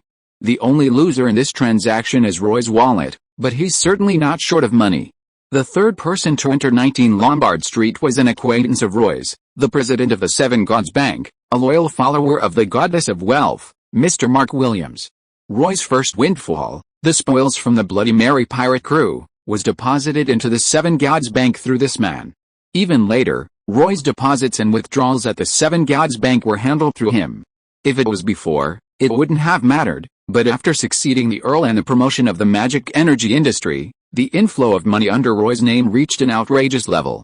Mark Williams, formerly just the manager of a small local bank, now commands millions of gold tires, making him a figure of authority among the Woking believers. He patted his chest and guaranteed Roy's request. Not only the bank, but also the other bishops of the Seven Gods Temple were introduced, negotiated, and coordinated by him. Ultimately, he managed to assemble a formidable temple contingent and acquire several sacred items specifically designed to combat dark creatures. Roy promised that as long as Mark remained in his position, all business dealings of the Raymond family through the Seven Gods Bank would pass through him. As for the Seven Gods Temple, he would send a substantial donation to ensure their satisfaction. Following him were two third-tier spellcasters from the Philint Magic Academy, the police chief, and various levels of management from the Roy Fitz Magic Energy Group. In short, through a series of meetings, Roy mobilized all the forces in Auckland City using money, promises, and other means. By noon, all the necessary meetings and communications had been completed. Luoyi finally stepped onto the second-floor balcony overlooking the street, facing the countless reporters and onlookers, and began her speech. Update. Update. Chapter 344, The People's Vast War. On the balcony of number 19 Via Lombardi. It was midday in April, the sun shining brightly, its warmth neither too intense nor too oppressive. Loy stood there, glancing down slightly, and saw a dense crowd of newspaper reporters. Some held notebooks in one hand and quill pens in the other, heads tilted back, waiting patiently. Others carried bulky, square magical machines, adorned with illuminated magical runes, their lenses like glass. Pointed at Loy, they snapped photos with a series of clicks. This was the daguerreotype camera, a newly invented magical machine capable of capturing images. In fact, with the spread of education, more and more people possessed magical powers, permeating various industries. New magical machines, once confined to laboratories or catering to diverse needs, sprang up like mushrooms after rain. The magical phonograph was one such example, and so was this daguerreotype camera. Although the exposure time was rather long and the image was distorted, primarily in black and white, wouldn't you say it was an improvement? It's worth mentioning that traditional magic wasn't entirely devoid of imaging magic, nor was it entirely unused in printing. For example, magical periodicals featured high-resolution color animated images, like small, looping videos. The problem was, those periodicals were too expensive. Each copy cost in gold tiers. Grand wizards didn't care about the cost, but ordinary people couldn't afford them. Printed materials from the magical industry, while of poor quality, were cheap and of good quality. Of course, besides the newspaper staff who had rushed over, there were many onlookers, and police maintaining order could be seen. Faced with this scene, Roy remained remarkably calm, his heart barely beating. He simply used this place as his stage to tell everyone in Auckland what he was going to do. A long silence filled the air, with so many people, even breathing and heartbeats seemed to have almost disappeared. Only Roy's gaze met everyone's. He finally spoke, his loud, deep, and authoritative voice echoing throughout the street. Gentlemen, many here have seen me, and many haven't, but you should all have heard my name. I am Loy Raymond, Earl of the Duchy of Normandy, Master of the Flower Territory. Of course, when I was studying in this city, I was an illegitimate child. The people here have given me many interesting nicknames: Lucky Boy, the Funeral Director, Ghost Hunter. I love this place. Even though I've left, I still left behind a vast empire. My magic energy factory employs at least tens of thousands of workers, and all my businesses together support at least hundreds of thousands of people. This time, I've discussed with the Imperial Ambassador about a major project that needs to be finalized, and we decided to hold it in Auckland. Here, I'm waiting for my guests, the most outstanding architects from across the empire. I admit, I have ulterior motives. I just want to return to the city, to see its architecture and streets, to see the people and the changes. Of course, I also want to see my friends who still live here, so, I've returned, eager to go home, but what I didn't expect was that on my very first day back, a filthy, foul-smelling vampire, who only dared to hide in the darkness and couldn't bear the sunlight, almost kidnapped my friend. Although I saved my friend, it was then that I learned there had been hundreds of cases of young girl abductions. This is something I absolutely cannot tolerate. A filthy vampire is rampaging through my rising city. This is trampling on the dignity of the empire. This is contempt for the authority of the government. This is a challenge to the people of Auckland. I will not allow such an arrogant existence. Therefore, I have reached agreements with the governing council, the 7th Legion, the Seven Gods Bank, the Seven Gods Church, the police department, and the Fillet Magic Academy. We will assemble the most united and tenacious team in the history of Auckland. We will monitor every corner of the city, every suspicious person, until we find that filthy vampire and crush him completely. Of course, I also need your help, the help of all the people of Auckland. Pay attention, be vigilant, and notice anything suspicious around you. Then report it to the police department. The follow-up will be handled by specialists. It's dangerous. I know, but the effort will always be rewarded, so, reporting useful information will earn you 100 gold tires. Reporting crucial information that leads to finding that disgusting vampire will earn you 1,000 gold tires. If you participate in the battle and inflict a fatal wound, you'll receive 10,000 gold tires. These funds will be borne by the Roy Fitz Magic Energy Group. Starting now, as I said, everyone, You are all journalists. A journalist's mission is to deliver information and report the truth. Now, tell everyone in the city what I've said, tell them to take action. I want everyone to know that the people of Auckland are not to be trifled with. You have to admit, since Lion King achieved mastery of his skills, Roy has had a natural advantage in public speaking. Every word he speaks is incredibly infectious. He can even stir up emotions in a crowd with just a few words. Just like now, his voice reached everyone's ears, not with dry words, but with a surge of adrenaline and boiling emotions. So, with his departure, countless people sprang into action. Reporters rushed back to their newsrooms, ready to publish Roy's speech verbatim in the newspapers. They wanted everyone to know this explosive news as quickly as possible. Of course, even faster were the onlookers. They flocked to bars and nightclubs. Even if it was just word of mouth, this news alone would get them plenty of free drinks. However, some stopped to watch. For example, in a corner carriage, Consul Ned Petrovich and Colonel Enzo Paxson, commander of the 7th Mixed Legion, were gathered, looking up. The Petrovich family actually had deep roots within the military, and the 7th Mixed Legion had played a significant role in the crackdown on the old nobility. Therefore, it was perfectly normal for these two to know each other and be close. However, as they watched Roy's retreating figure, they displayed different emotions. Ned Petrovich's gaze held more sorrow and resentment, but also a hint of relief. Colonel Enzo Paxson, on the other hand, felt more admiration, respect, and even fervent desire. As the crowd surged away, Colonel Enzo Paxson finally spoke. That kid, young as he is shrewd as ever. More importantly, he's genuinely rich. Consul Ned couldn't help but roll his eyes, saying, Colonel Enzo, you know his past. Even though he carries the title of Earl Raymond, he got to where he is today entirely on his own merit. You insist on saying he's young? That's inappropriate, Colonel Enzo Paxson coughed, saying. I was just saying. Before, when your patriarch, Baron Miller, praised him in front of me, I felt a little uncomfortable. Now I realize I was arrogant, rare indeed. It's truly rare to see Colonel Enzo so humble, Ned added sarcastically, but then quickly steered the conversation back. What are you planning to do next? What else can I do? They've given me plenty of money and face, all under the guise of righteousness.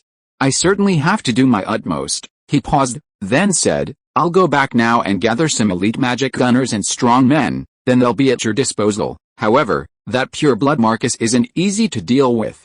You'd better be careful with my men. We can't afford too many losses. Don't worry, ultimately, you're just delaying the operation. The real action will be taken by them, Ned assured him, then couldn't help but let out a heavy sigh, saying, this time, we absolutely must take care of these vampires.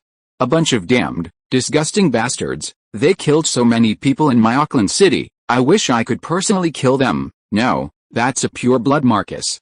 I'm afraid if you get too close, you'll suffer a terrible death. I was just saying, why do you have to expose me? Hairhead, I can't stand your bragging. Actually, it wasn't just them discussing this. The Bishop of the Seven Gods Church, along with Mark Williams, had all gathered, and several people from the Philint Magic Academy were also meeting. As for the outcome, they were all in agreement. That means everyone must exert all their strength to find and kill this pure-blooded Marcus.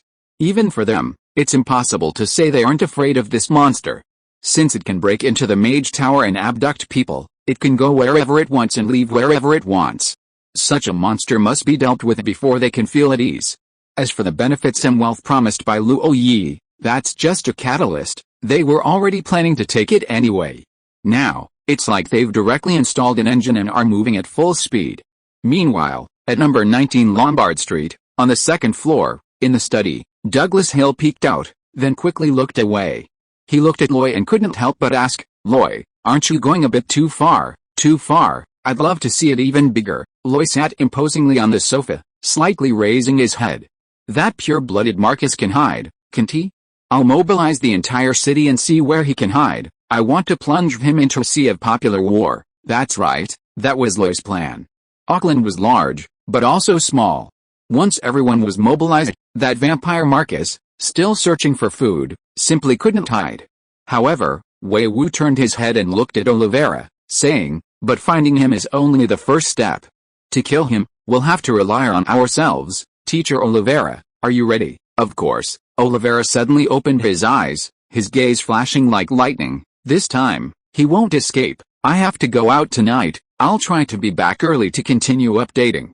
If you are listening to this novel on a channel other than Fanfic World, it means it was downloaded and re-uploaded without effort. We warmly invite you to visit our channel, Fanfic World. There you will find the original version of this story and many other novels of various genres. We look forward to seeing you dive into a world of incredible novels. Chapter 345, A Net of Heaven and Earth. When something is both morally justifiable and profitable, the enthusiasm shown by the crowd is absolutely beyond imagination. That very evening, the strongest warriors dispatched by various forces arrived. The 7th Mixed Legion consisted mostly of long-range magic gunners, each armed with a magic-powered rifle, capable of taking lives at 300 or 400 meters with ease. Even a third-tier transcendent warrior's aura-slash couldn't reach the distance. Of course, besides the magic gunners, there was also a group of tough knights, clad in full heavy armor, capable of breaking the teeth and claws of vampires. The Church of the Seven Gods sent a combination of priests and temple guards. With priests present, life was guaranteed, and their various divine spells provided a clear advantage against vampires. As for the temple guards, individual strength aside, their greatest strength lay in teamwork. Their formations could summon divine protection. Killing a pure-blooded Marcus wouldn't be easy, but a pure-blooded Marcus killing them wouldn't be a quick task either. The restraint effect was quite significant. As for the Fillant Magic Academy, it simply maintained the mage tower in a critical state. A group of mage apprentices assisted, and 2 third-tier transcendent mages presided over the operation. If they were given the chance, they could unleash a barrage of high-level spells, enough to cripple even a 4th-tier calamity. Of course, the most troublesome thing about so many forces coming together was effectively organizing them. This is where the police department's role came in. The police chief, after working through the night, produced a comprehensive plan. They divided the city into 9 districts, using the existing outposts as the core. Within these districts, patrol teams were led by police, supported by priests and guards from the temple, and warriors from the 7th Legion. The magic gunners occupied high ground, forming crossfire and monitoring all directions. In addition, a group of powerful individuals, all 2nd-tier or higher combatants, were selected, accompanied by high-level priests and led by 3rd-tier transcendents. There are 3 such teams, each responsible for 3 adjacent areas. Upon receiving a signal, they immediately rush to the rescue. These signals are also divided into 3 levels. Level 1, suspected vampires, requiring 1 team to provide support. Level 2, a powerful enemy, requiring all 3 teams to encircle the enemy. If it reaches level 3, meaning the vampire's identity is confirmed, all the city's strongest warriors are mobilized. Whoever seizes it gets it. It's not just about honor and reputation, it's also about the Roy Fitz Group's 10,000 gold tires, which are practically handed over. This strategy is like an impenetrable net, enveloping the entire city of Auckland. Even if the pure-blooded Marcus is a moth drawn to a flame, he will eventually be captured. Of course, the most enthusiastic are the citizens of Auckland. On the day Roy announced it, a well-informed group sprang into action, reporting every shady place in Auckland. Ironically, many of these people were gang members. Some of them, sensing their boss was acting suspiciously, betrayed him. Although none of this involved pure-blooded vampires, the police department gained a considerable amount of extra information. The next day, as newspapers rolled out and the news spread, it caused a stir throughout Auckland. Countless people declared that money didn't matter, but Auckland's reputation couldn't be lost.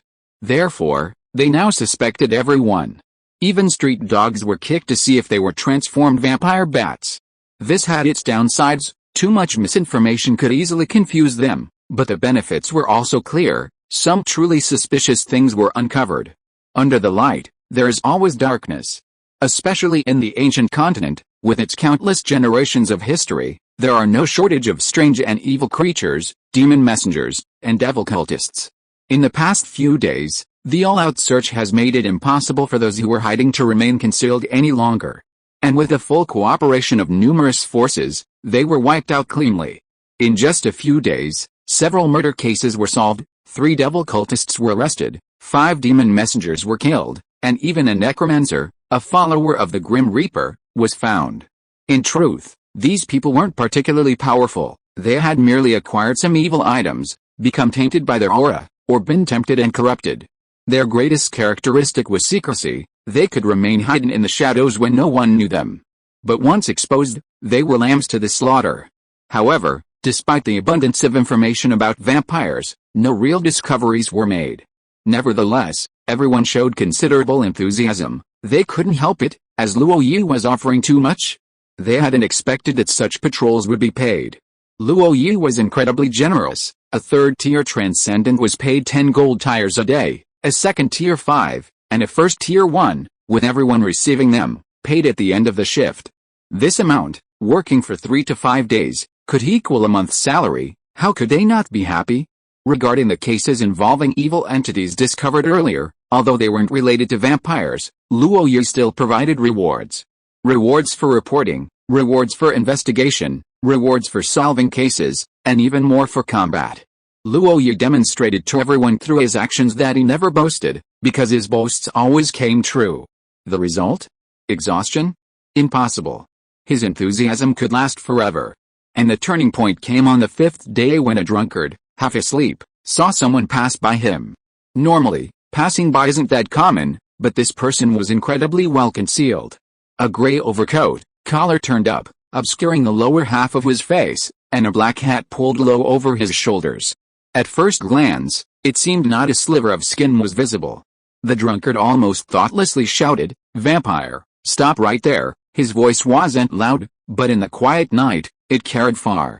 Almost instinctively, the man accelerated, moving like a phantom, slit the drunkard's throat. But the sound had already traveled far. The patrol team at the street corner arrived just in time, only to witness a murder to silence a witness. Without a word, a signal flare was fired. Then, the temple priests began chanting, the Knights of the 7th Legion led the way, and the temple guards, spears in hand, flanked from both sides. Even the police, batons in hand, were eager to join the fray. There was no way around it. Being a spectator and actually wielding a baton were two different things. Seeing this, the man had no intention of fighting back and turned to flee. He was incredibly fast, his movements like a ghost, leaving a trail of afterimages. But after only a few steps, he suddenly stopped.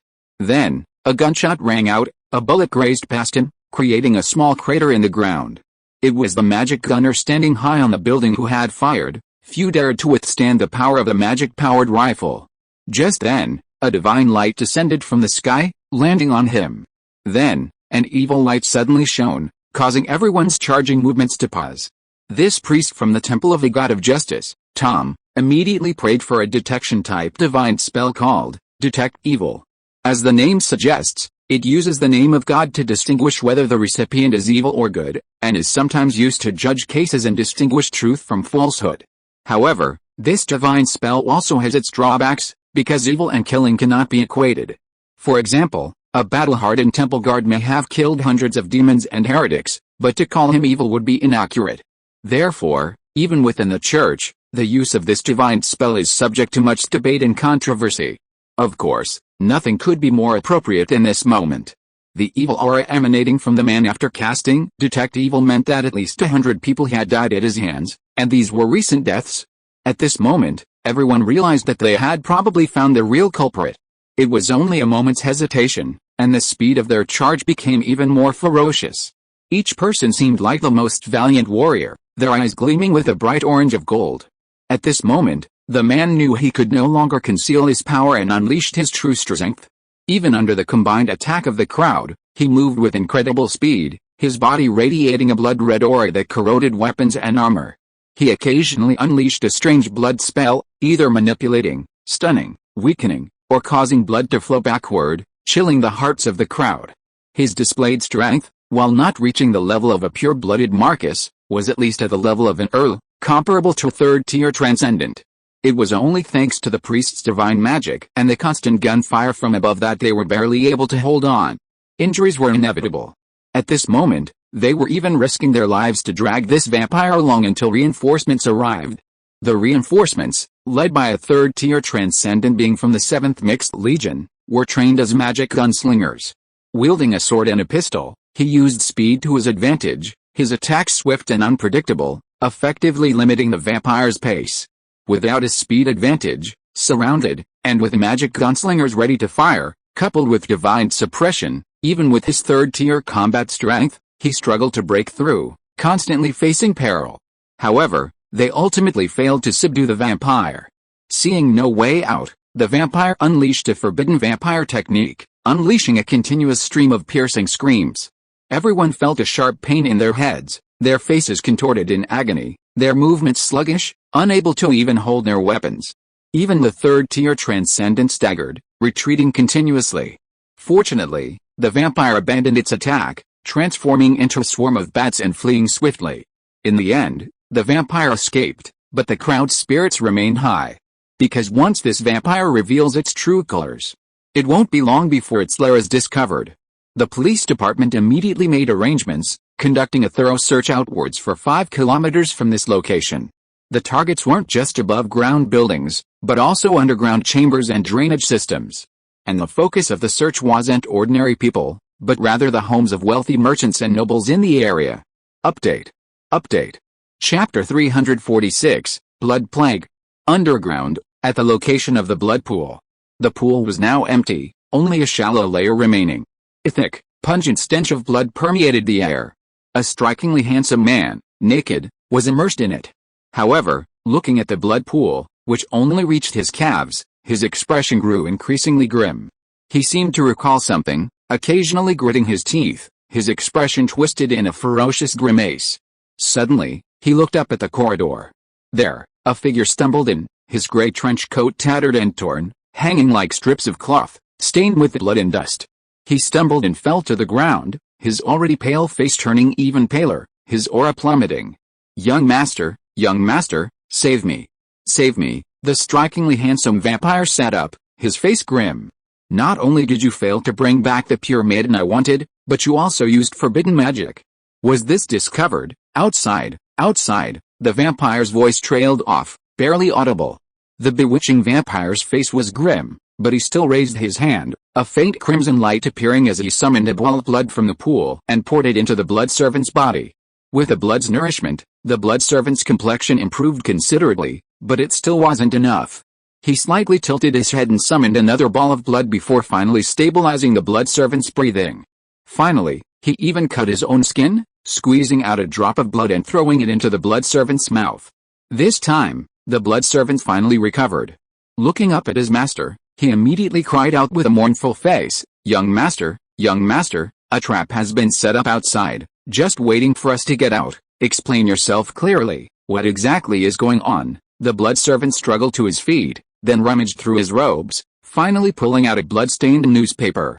He had carefully protected this newspaper during the fierce battle. Upon closer inspection, it was surprisingly undamaged.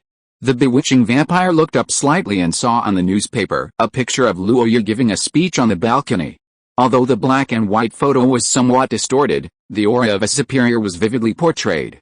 Looking at the photo, the flamboyant man's face was extremely ugly, even gritting his teeth. "This is the person who ruined my plans that day, if I remember correctly. That woman's name was Luo Yi. He was arrogant and powerful.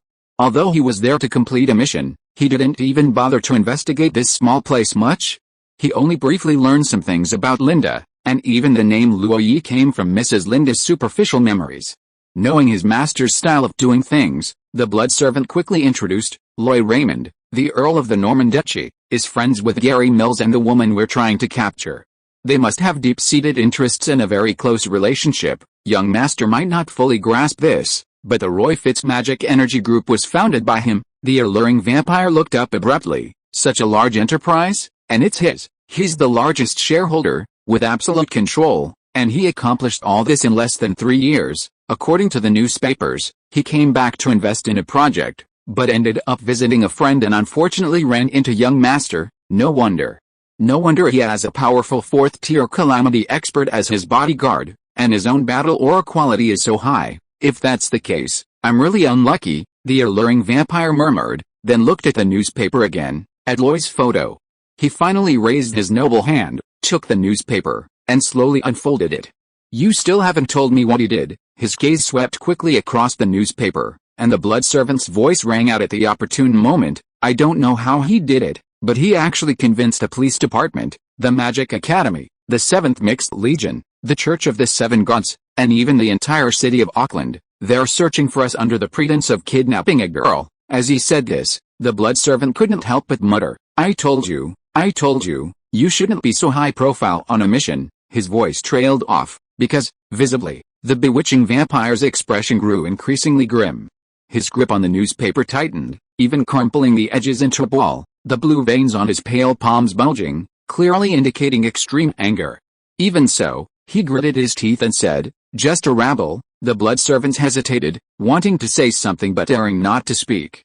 But in the end, thinking of the intricate network of traps outside, he gritted his teeth and said, "Young master, this time is different. What I encountered at first was a team led by second-tier warriors, a combination of magic gunners, knights, temple guards, and priests. Their coordination was excellent, and I couldn't break through. Within 3 to 5 minutes, a third-tier transcendent appeared. If I hadn't used forbidden magic, I probably wouldn't have made it back, and such teams are said to be scattered throughout the entire city of Auckland." The bewitching vampire finally looked up from the newspaper, glaring fiercely at the blood servant, and said, "Then what do you mean?" The blood servant cowered even more, but he still mustered his courage and said, "Young master, this mission has failed. Why don't we leave?" "Leave? You mean I have to escape?" The bewitching vampire was momentarily stunned, then a murderous intent surged forth, a true killing intent, carrying the chilling pressure of a high-ranking bloodline, directly forcing the blood servant to his knees. At this moment, the blood servant truly panicked. He hurriedly explained, young master, we really can't stay in Auckland City now. But we don't need to waste time here, our mission is to capture that woman. We just need to find an opportunity. Their search can't last forever, and that woman isn't always accompanied by a fourth-tier calamity. We have plenty of opportunities. Are you sure that woman doesn't have a way to contact Gary? If the information leaks, will Gary Mills still carry out the plan? If things go wrong, what do you think my father will say about me? How will my brothers and sisters laugh at me? Most importantly, I am the noble Torito of the 13 vampire clans. How could I easily admit defeat? The alluring vampire's series of questions left the blood servant speechless. Since the sun gods unified the old continent's faith and expelled the alien races, the vampires' lives haven't been easy. On the surface, they no longer have territory, and naturally, resources are much scarcer, leading to fierce competition within the vampire clan. This mission is relatively simple and easy, after all. They are only facing a second-tier potion master. But what if this all goes wrong? It would definitely leave a bad impression on those vampire dukes. This is something the bewitching vampire absolutely doesn't want to see. Of course, the last sentence is purely political correctness. It's just bragging, so let's just pretend it didn't happen. The blood servant could only ask, then what do you plan to do, young master? The bewitching vampire was silent for a moment, his face showing a mixture of inner conflict and ruthlessness. Finally, he raised his hand and clenched his fist. The ring on his ring finger emitted a blood-red light, and a small bottle fell from midair. The small bottle was about the size of an infant's fist, filled with boiling red mist that constantly changed shape. Upon closer inspection, it seemed as if countless tiny insects, invisible to the naked eye, were crawling on it. Blood, plague, the blood servant couldn't even speak properly.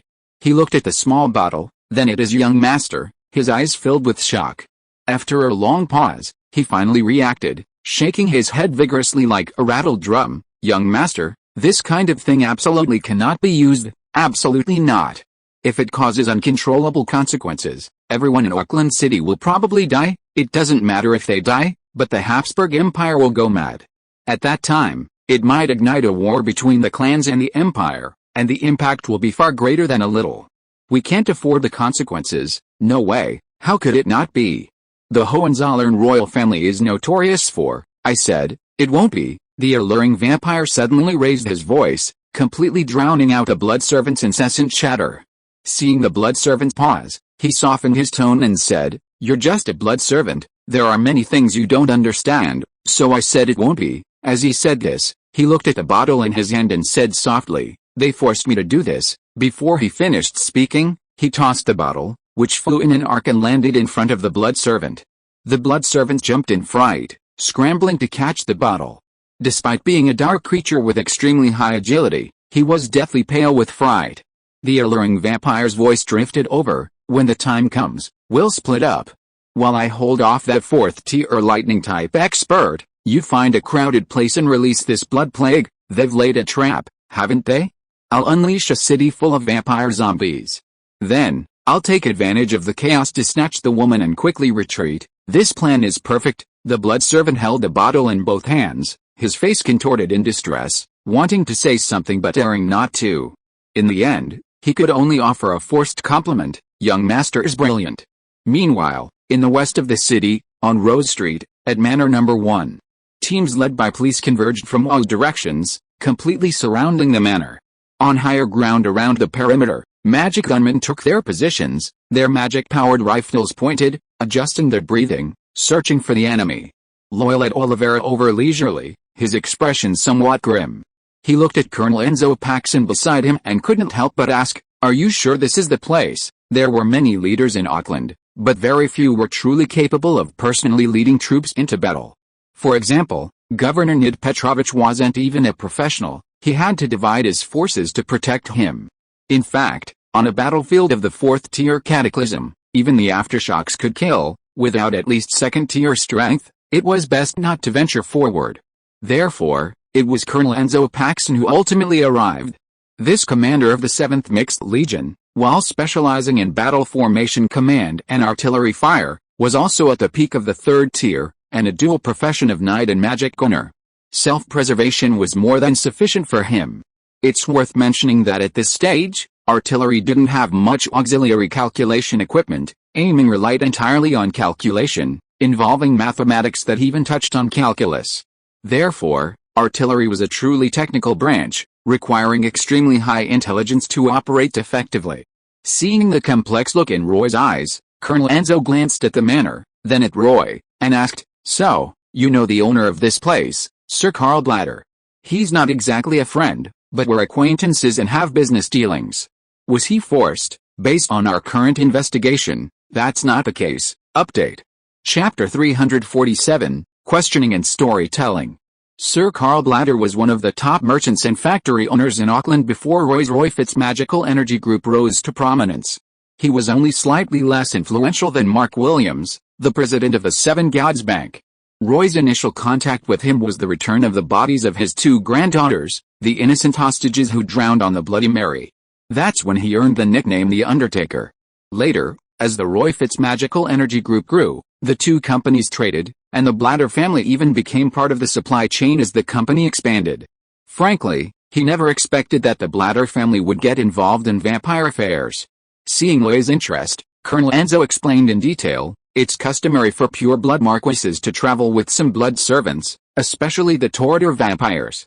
They consider themselves noble and would never do anything personally. Blood servants basically follow their masters, so when a blood servant is exposed, it narrows down the search area. The western district of Auckland is full of wealthy people, which fits the Toreador's habits. However, after searching, we found many secret passages and hidden rooms, but not the vampire we were looking for." Loy couldn't help but ask, "Then how did you find him?" Sir Carl Blatter could fool the inspecting police, but he couldn't fool his butler or his family doctor. As he said this, Colonel Enzo turned to Loy and asked, "Guess why he willingly succumbed to this?" Loy sighed. "Sir Carl Blatter is quite old. When I returned to the Duchy of Normandy, I heard that his health was failing." "Yes. People are always afraid of death, even if it means joining forces with vampires." Colonel Enzo looked at the manor again, where preparations were complete and the entire manor was surrounded. But he didn't rush to give the order. Instead, he continued, "That pure-blood Marcus promised him the embrace and gave him some blood essence, improving his physical condition and allowing him to experience youth again. He then chose to succumb to it. The underground chamber he built was reinforced and concealed by skilled craftsmen using considerable magic, making it extremely difficult to discover. His contact with the vampires was also unknown to anyone else, so it shouldn't have been exposed. However, his abnormal physical condition aroused the suspicion of his family doctor, who reported it to the police. Of course, if that were all, it wouldn't have attracted our attention, given how many reports we've received. But then, his butler also came to report.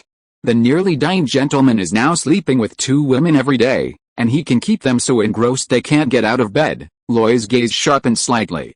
"It's said that blood essence, a magical material unique to vampires, while improving the body, is highly addictive and can cause extreme sexual desire, even leading to addiction from which one cannot extricate oneself. Now, everything makes sense, Colonel Enzo sneered. So, we caused some problems at his factory, forcing him to leave, then arrested him and took him to the police station for interrogation. He was tight-lipped, refusing to admit anything, but under divine magic, lies crumble on their own. According to his confession, he only had contact with 2 vampires, a pure-blood Marcus and a blood servant of Earl rank. The abduction of young girls was all done by that blood servant. He used the blood of hundreds of virgin girls to build a blood pool, all to provide his master with better enjoyment. As for the girls' corpses, they were all frozen and placed in other secret rooms to prevent the stench from escaping. Of course, what I'm more curious about is, what is their purpose here? Vampires of this level must have secluded places to live and reside in. Why would they come to this remote little town? Colonel Enzo looked at Luo Yi, his expression full of inquiry. Those girls were all abducted by the blood servant, and they were all required to be virgins. Lady Linda was personally dealt with by the pure blood Marquis, and she doesn't even seem to meet the requirements. Why is that? And Lord Loy, you traveled all this way, and just happened to run into her. By the way, what happened to Lady Linda's husband, a powerful magic gunslinger? So, can you tell me the secret behind this? Ultimately, not everyone is a fool. Too many coincidences, and they're no longer coincidences, but premeditated. Loy didn't know how many people saw through these things, but Colonel Enzo Paxson was the first to ask. Perhaps he represented not just one person, but a group. However, Loy had already prepared his answer. He neither admitted nor denied it, but instead asked, "Are these things important?" Colonel Enzo countered, "Not important. You could say they were important, and they are. You could say they're not important, and they're not that important either. I think the most important thing right now is that we're on the same side, solving the same problem, and that's enough. But there are always some people who don't like doing things haphazardly. They insist on finding an answer. Otherwise, they can't even sleep peacefully." Loy turned his head, his gaze falling on the manor, where everyone was already prepared, but hadn't moved. "So, if I don't give you an answer, you'll choose to give up?" "No, no, no. The problem must be solved, and the task must be done. Besides, you've given us too much. We can't possibly give it all away." Colonel Enzo sighed and said, "If it's really inconvenient, then forget it. I'll give the order to act now." He gestured as if to raise his hand, but Loy spoke up instead. "Actually, the story is quite cliché. Gary Mills traveled to many places in his youth, honing his marksmanship and improving his strength. Of course, he also did some mercenary work. However, he was unlucky. Once, he acted too ruthlessly and killed a newly born pure-blood vampire. Only afterward did he learn that it was a descendant of a Grand Duke of the Torter clan. As a result, you see, Gary Mills had to flee everywhere, living under an assumed name, until he arrived in Auckland and met Lady Linda, finally finding peace. Unfortunately, the vampire's vengefulness is far stronger than he imagined. They've caught up with him again. Gary Mills left to resolve this issue completely, but as you've seen, Lady Linda remains a target. My arrival was genuinely to launch that major project, and also to help Gary protect Lady Linda." He paused, then added, "Rest assured, after this, Lady Linda will return to Flower Territory with me. In the future, even if vampires seek revenge, they won't find Auckland City." What a cliché story. But doesn't the same story repeat itself all the time in this world? Colonel Enzo nodded knowingly, seemingly quite agreeing, and added, "Gary Mills is truly fortunate to have a friend like you. He also saved my life. I often feel grateful to have a friend like him." As he said this, Loy turned to look at Colonel Enzo. "I've said what I needed to say. Are you satisfied?" "Of course we are. We have seen your attitude, which is truly commendable." As he said this, he raised his left hand, and a magical revolver appeared. The magic runes lit up, their light spreading until it enveloped the entire gun. Bang! A gunshot rang out, the smell of gunpowder filled the air, and a bullet exploded in midair, flashing a blinding light. This was the signal of the agreement. At this moment, Colonel Enzo extended his right hand, offering it to Loy, saying, "If possible, I truly hope to become your friend. Aren't we already?" Loy also extended her right hand, their hands clasping in midair, seemingly just a gesture of friendship, yet also representing something more. With his two hands clasped together, the attack finally began. The first to move were not the surrounding people, but the mage towers that had been gathering power for so long. Countless magic runes combined out of thin air, ultimately transforming into a high-level spell that descended from the sky, directly plunging into the earth. Rumble. A violent tremor resounded. The ground where the manor was located shook violently, like a piece of cloth held in someone's hand. The ground bulged and caved in continuously, leaving the manor utterly ruined. The cracked earth revealed abysses of unknown depth, only to be mended and filled in the next instant. High-level spell, chain earthquake. This is a type of earth elemental magic specifically designed to alter terrain. Its use is demanding and consumes a great deal of mana. Even a mage legion would require extensive preparation to cast it without the support of a mage tower. Moreover, while the spell appears powerful, its actual destructive force is limited. It's difficult to directly harm second-tier or higher combatants. Their agility allows them to avoid the fissures and escape the earthquake zone in the shortest time. Nevertheless, this spell still left a significant mark on Herka's history. It's extremely effective in siege warfare. Used well, it can negate the advantage of city walls. However, in this case, it's about to completely collapse the underground chamber. According to Sir Karl Blatt, his secret chamber was exceptionally well constructed, sturdy, hidden, and deep underground, with more than one exit. For two pure-blooded vampires to venture deep inside to hunt dark creatures would be utterly foolish. Therefore, it was better to force them out directly. The chain earthquake spell took effect in less than 3 minutes. First, a blood-red shadow crashed through the ground and soared into the sky. Its bat wings, now undamaged, were surrounded by a blood-red aura and a thick, pungent stench, accompanied by a pair of scarlet eyes that viciously glared at everyone. This was none other than the pure-blooded Marcus that Roy had been searching for, the one who had almost been abducted by Lady Linda that day. But this time, before he could even unleash his power, he was met with a series of crackling explosions. Countless magic gunners raised their magic-powered rifles and fired specially equipped holy water bullets. Even the formidable pure-blooded Marcus was forced to flee in disarray, constantly dodging. I'll have some free time tomorrow, so I'll check the chapters I owe everyone. Chapter 348, The Plan Turned the Vampire Clan. This pure-blooded Marcus was truly unlucky. Although they had agreed on a plan, its actual execution could only take place at night. While pure-blooded vampires have greatly increased resistance to sunlight and no obvious weaknesses, garlic and silver utensils are no problem for them. They are still somewhat limited. At night, their combat power increases by at least 20%, and the darkness conceals their movements, making it the perfect choice for dark creatures to cause trouble. The problem was, they hadn't expected the humans to arrive so quickly and act so decisively. The underground chamber, essentially a relatively enclosed space, didn't hold up for long under the chain earthquake technique, beginning to crack, crumble, and collapse. A deluge of rocks and mud nearly buried them alive. Only because he was a pure-blooded Marcus, a fourth-tier powerhouse, did he manage to carve an exit upwards and escape. Even so, his disheveled state and panic were evident. At this moment, encountering a group of demonic gunners firing at him from 300 or 400 meters away, using bullets filled with highly concentrated holy water, nearly cost him his life. He instinctively chose to dodge, as if shrouded in shadow, constantly shifting his form, creating numerous afterimages. However, as it turned out, even the most agile maneuver needs space to maneuver. These demonic gunners knew their time was limited, and to maximize their gains, they unleashed a barrage of fire at top speed. In an instant, they created a hail of bullets with their magic-powered rifles. The pure-blooded Marcus dodged most of the bullets, but some were unavoidable. He took 2 hits. The holy water, like concentrated sulfuric acid, corroded his flesh. He let out a painful scream, his body surging with crimson light, directly creating a blood barrier. Crimson blood formed a torrent, swirling around him like a spinning top. Countless holy water bullets struck the blood barrier, carving out numerous large and small holes. However, the flowing blood weakened the bullet's impact, and the rotational force flung the holy water away. This prevented it from causing maximum damage.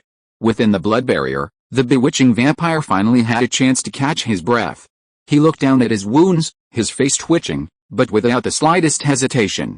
Sharp claws extended from his right hand, plunging directly into the wounds in his chest and thigh, not only prying out the 2 brass bullets but also tearing out large chunks of flesh. This flesh and bullets, stained with holy water, even corroded his palm. The bewitching vampire's lips twitched, whether from pain or anger, it was unclear.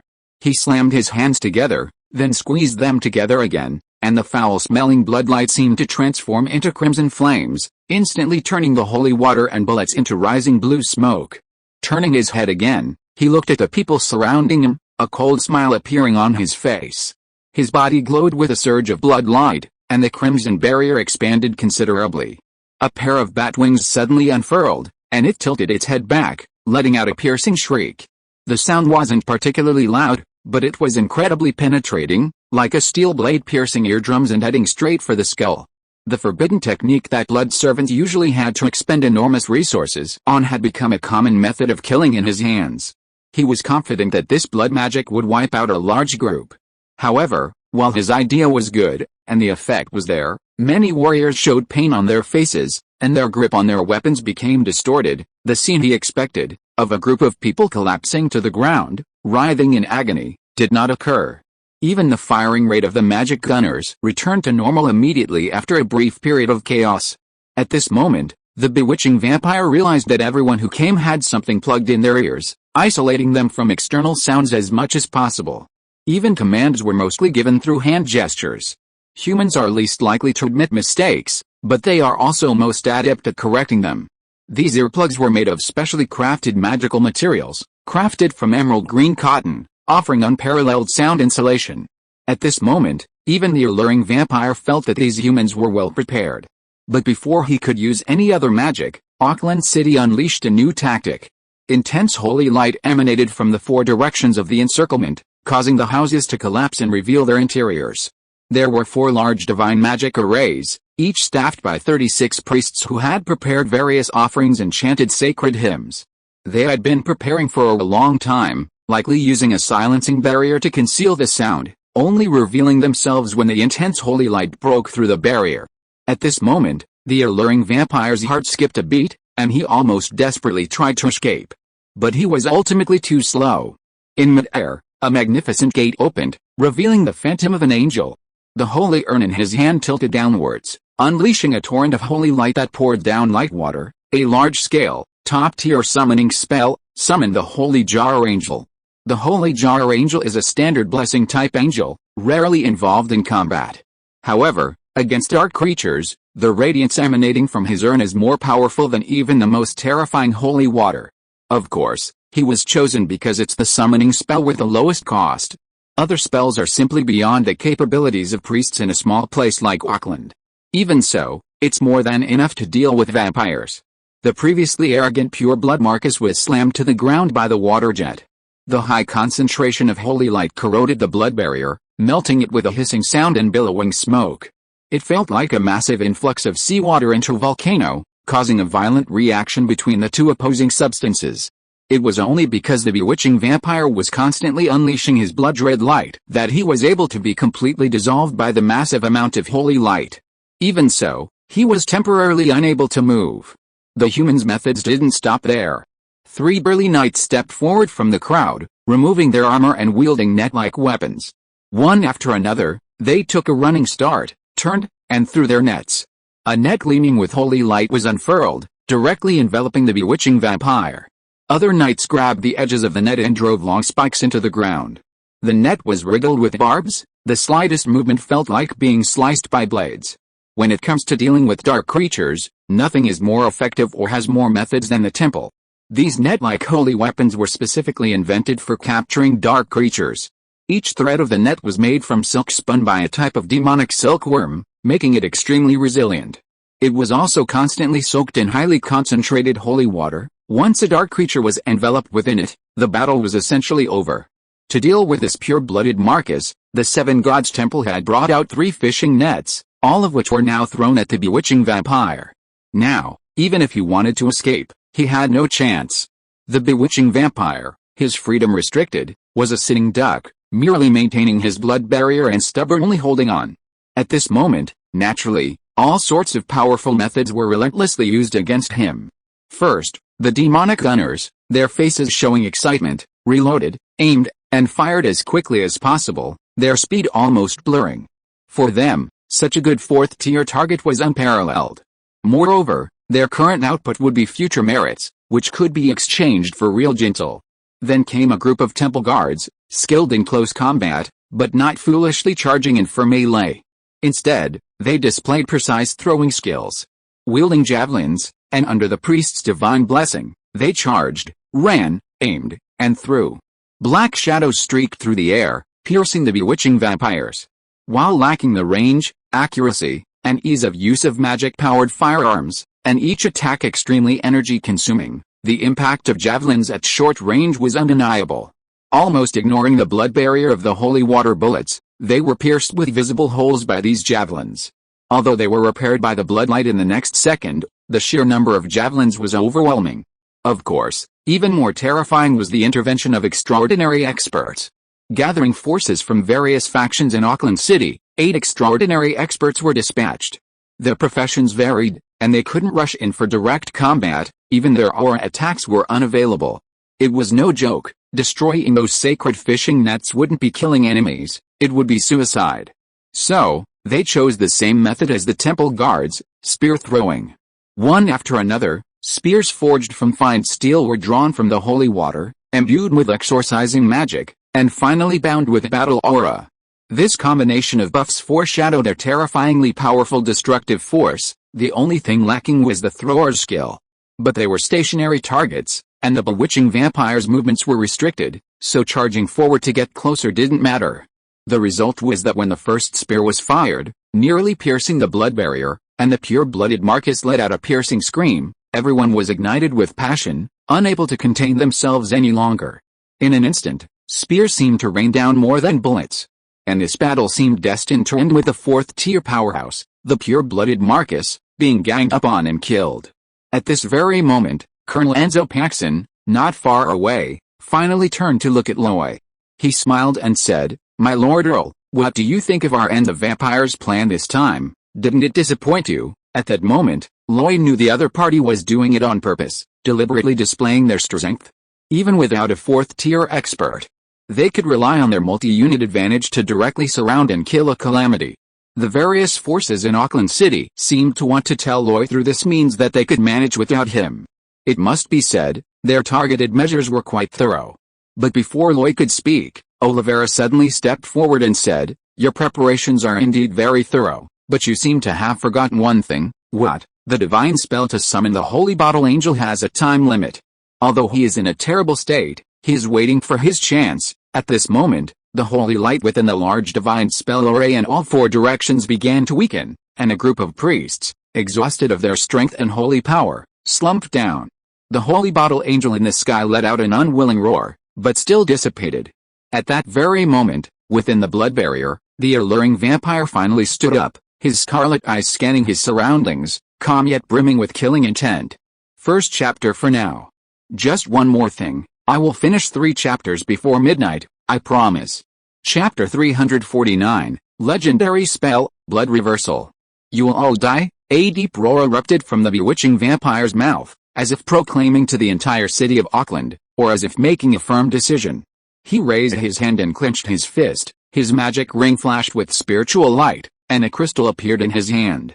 The crystal was rhomboid in shape, pale purple, and possessed a strong magical aura that continuously radiated outwards. Of course, what was truly dazzling was actually a single drop of blood within it, just a single drop, yet it floated within the crystal, rippling and creating concentric circles of mist. Rather than the amethyst crystal's magical aura radiating outwards, it was more of a suppression inwards, suppressing the power manifested by the single drop of blood. The blood of the progenitor, this is the blood of the progenitor. What a pity, but now, I can't care anymore. The bewitching vampire's face twisted with heartache. Yet, without hesitation, he crushed the amethyst crystal and, before the even greater magical aura could radiate outwards, stuffed it into his mouth. He stuffed the amethyst fragments into his mouth, causing the already diluted bloodlust to intensify in the next second. Then, he crouched slightly, folded his wings, and charged upwards again, fully charged. At that moment, the 3 sacred fishing nets were completely taut, the blades hanging on them flipping back, leaving marks on the blood barrier. Because of his actions, the temple guards, demonic gunners, and extraordinary experts increased the frequency of their attacks. Various spears, javelins, and holy water bullets poured out as if they were free. Although most were blocked, some broke through the defenses and pierced the bewitching vampire, leaving wounds. The remaining holy water, divine magic, and battle aura continued to wreak havoc, causing the noble pure-blooded Marcus to tremble uncontrollably. Even so, he gritted his teeth, flapped his wings, and the blood barrier around him spun rapidly, even transforming into a large blood drill that kept shooting upwards. "Open for me," a series of shattering sounds rang out, and Colonel Enzo's heart pounded. He knew clearly that it was the sound of the fishing net tearing. Right now, his best course of action was to have everyone retreat and let Oliveira take action. A fourth-tier expert ultimately had to be dealt with by another fourth-tier powerhouse. But he was unwilling, truly unwilling. There was no better opportunity than this. If Oliveira were to take action, the Roy Fitz magic energy group would never be able to suppress them in this small territory again. This was the result of their discussion. The plan and execution were perfect, with numerous targeted arrangements. Logically, even a fourth-tier expert, under such circumstances, should die. But now, this pure-blooded Marcus seemed unexpectedly powerful. In that moment of hesitation, the battlefield shifted again. A long howl echoed, and a crimson flame suddenly erupted from the bewitching vampire's body. With a deafening boom, he soared into the sky, his bat wings unfurling like a dark cloud obscuring the sunlight. The three sacred fishing gear still displayed their power, their holy energy and crimson light intertwined, their restraining effects still evident. But the problem was, when evil forces were numerous enough, even restraint would be eroded. The crimson flames burned away bit by bit, along the demonic silkworm silk, completely incinerating the fishing net. The spears, javelins, and bullets on the bewitching vampire's body also burned, all turning to molten iron and dripping down. At this moment, the bewitching vampire had lost all his noble grace, his body was covered in wounds, riddled with charred, bloody holes, his bat wings tattered and mangled. Yet, at this moment, his aura reached its peak. He lowered his head, his scarlet gaze seemingly falling upon everyone. "You will all die," he repeated these words a second time. This time, however, there was no hesitation, only resolute determination. In his hand, a magic scroll appeared. A magic scroll that looked blood-stained, evil, and of extraordinary quality. It was made of blood jade as its core, dragon hide as its surface, decorated with gold at both ends, and tied with a dragon tendon. Even the bewitching vampire treated it with utmost solemnity. He poured his blood magic power into it without hesitation, carefully untied the dragon tendon, and slowly unfurled it.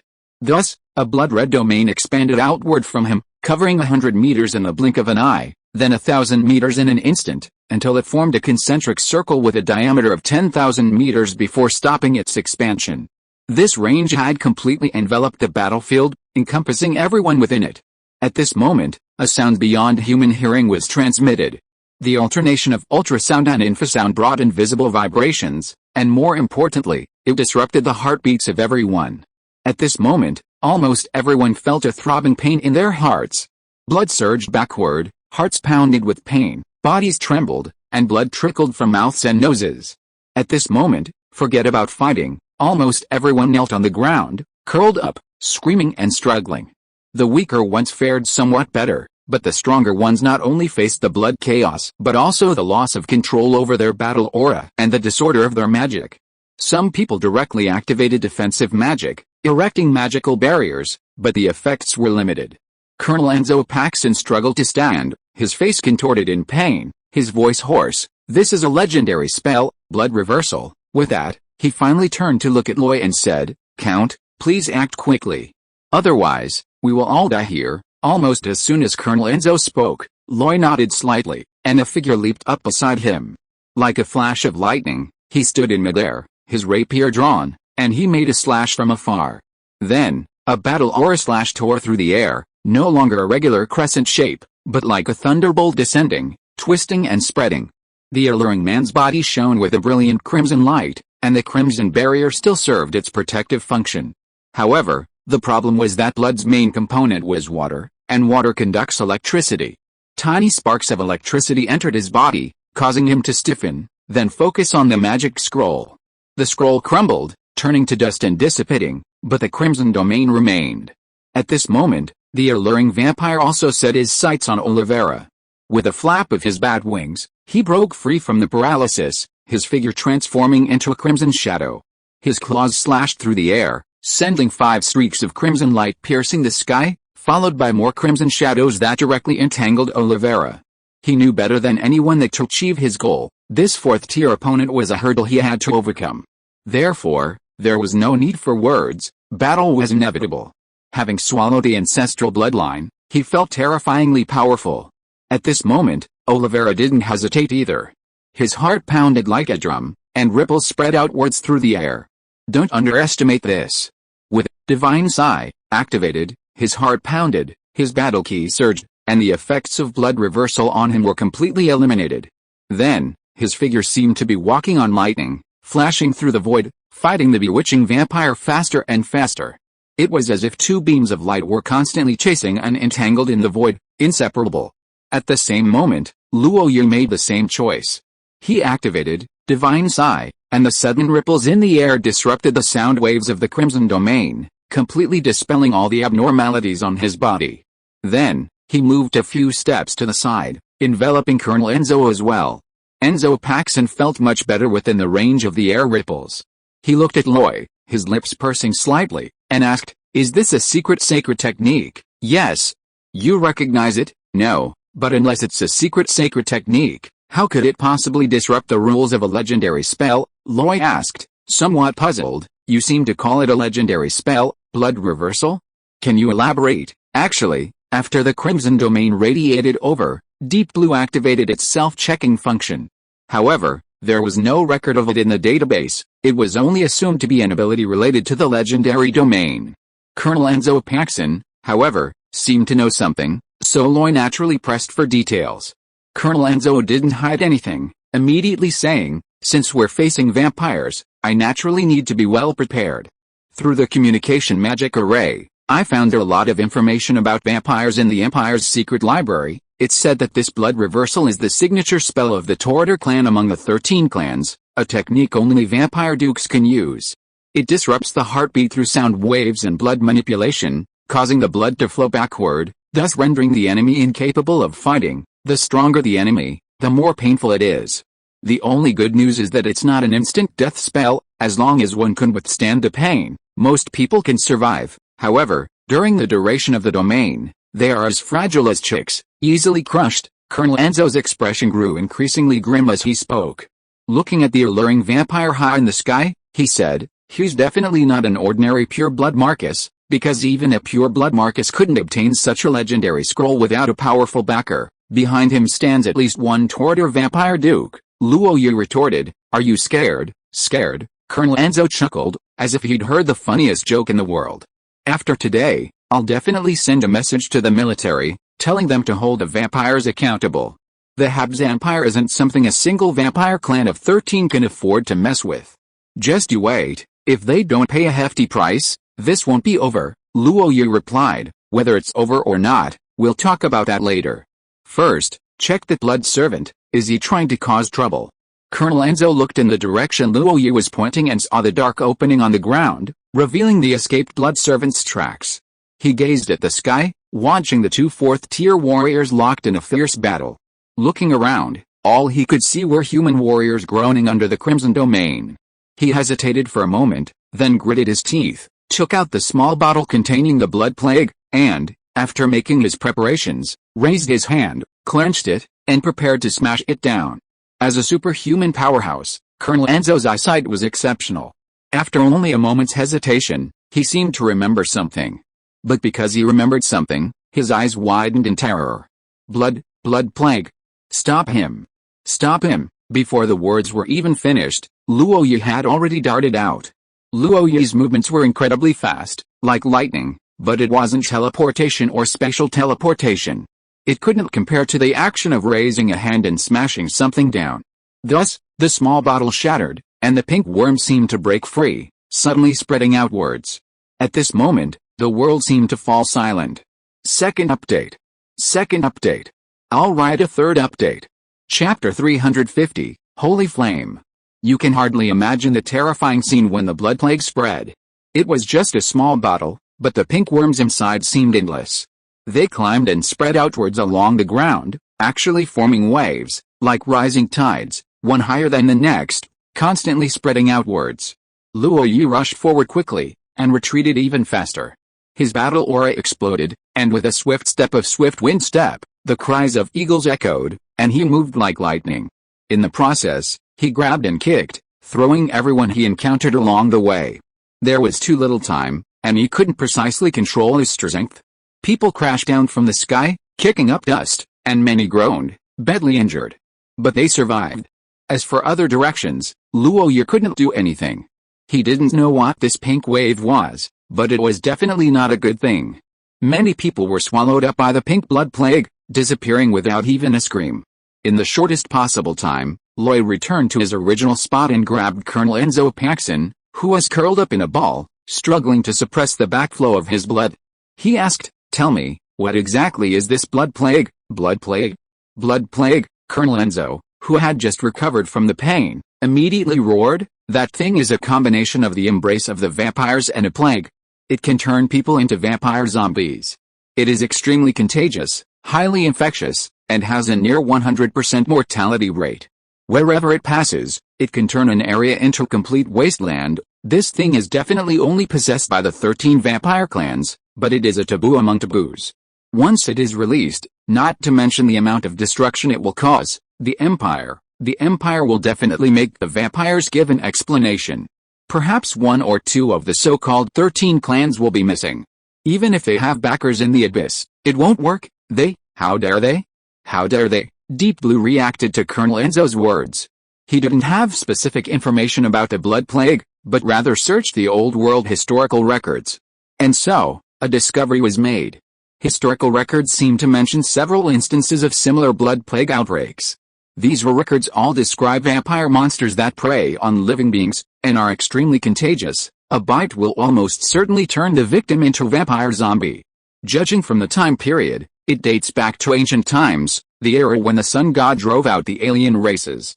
Clearly, this was something the vampires researched specifically to target humanity, with the aim of causing large-scale destruction.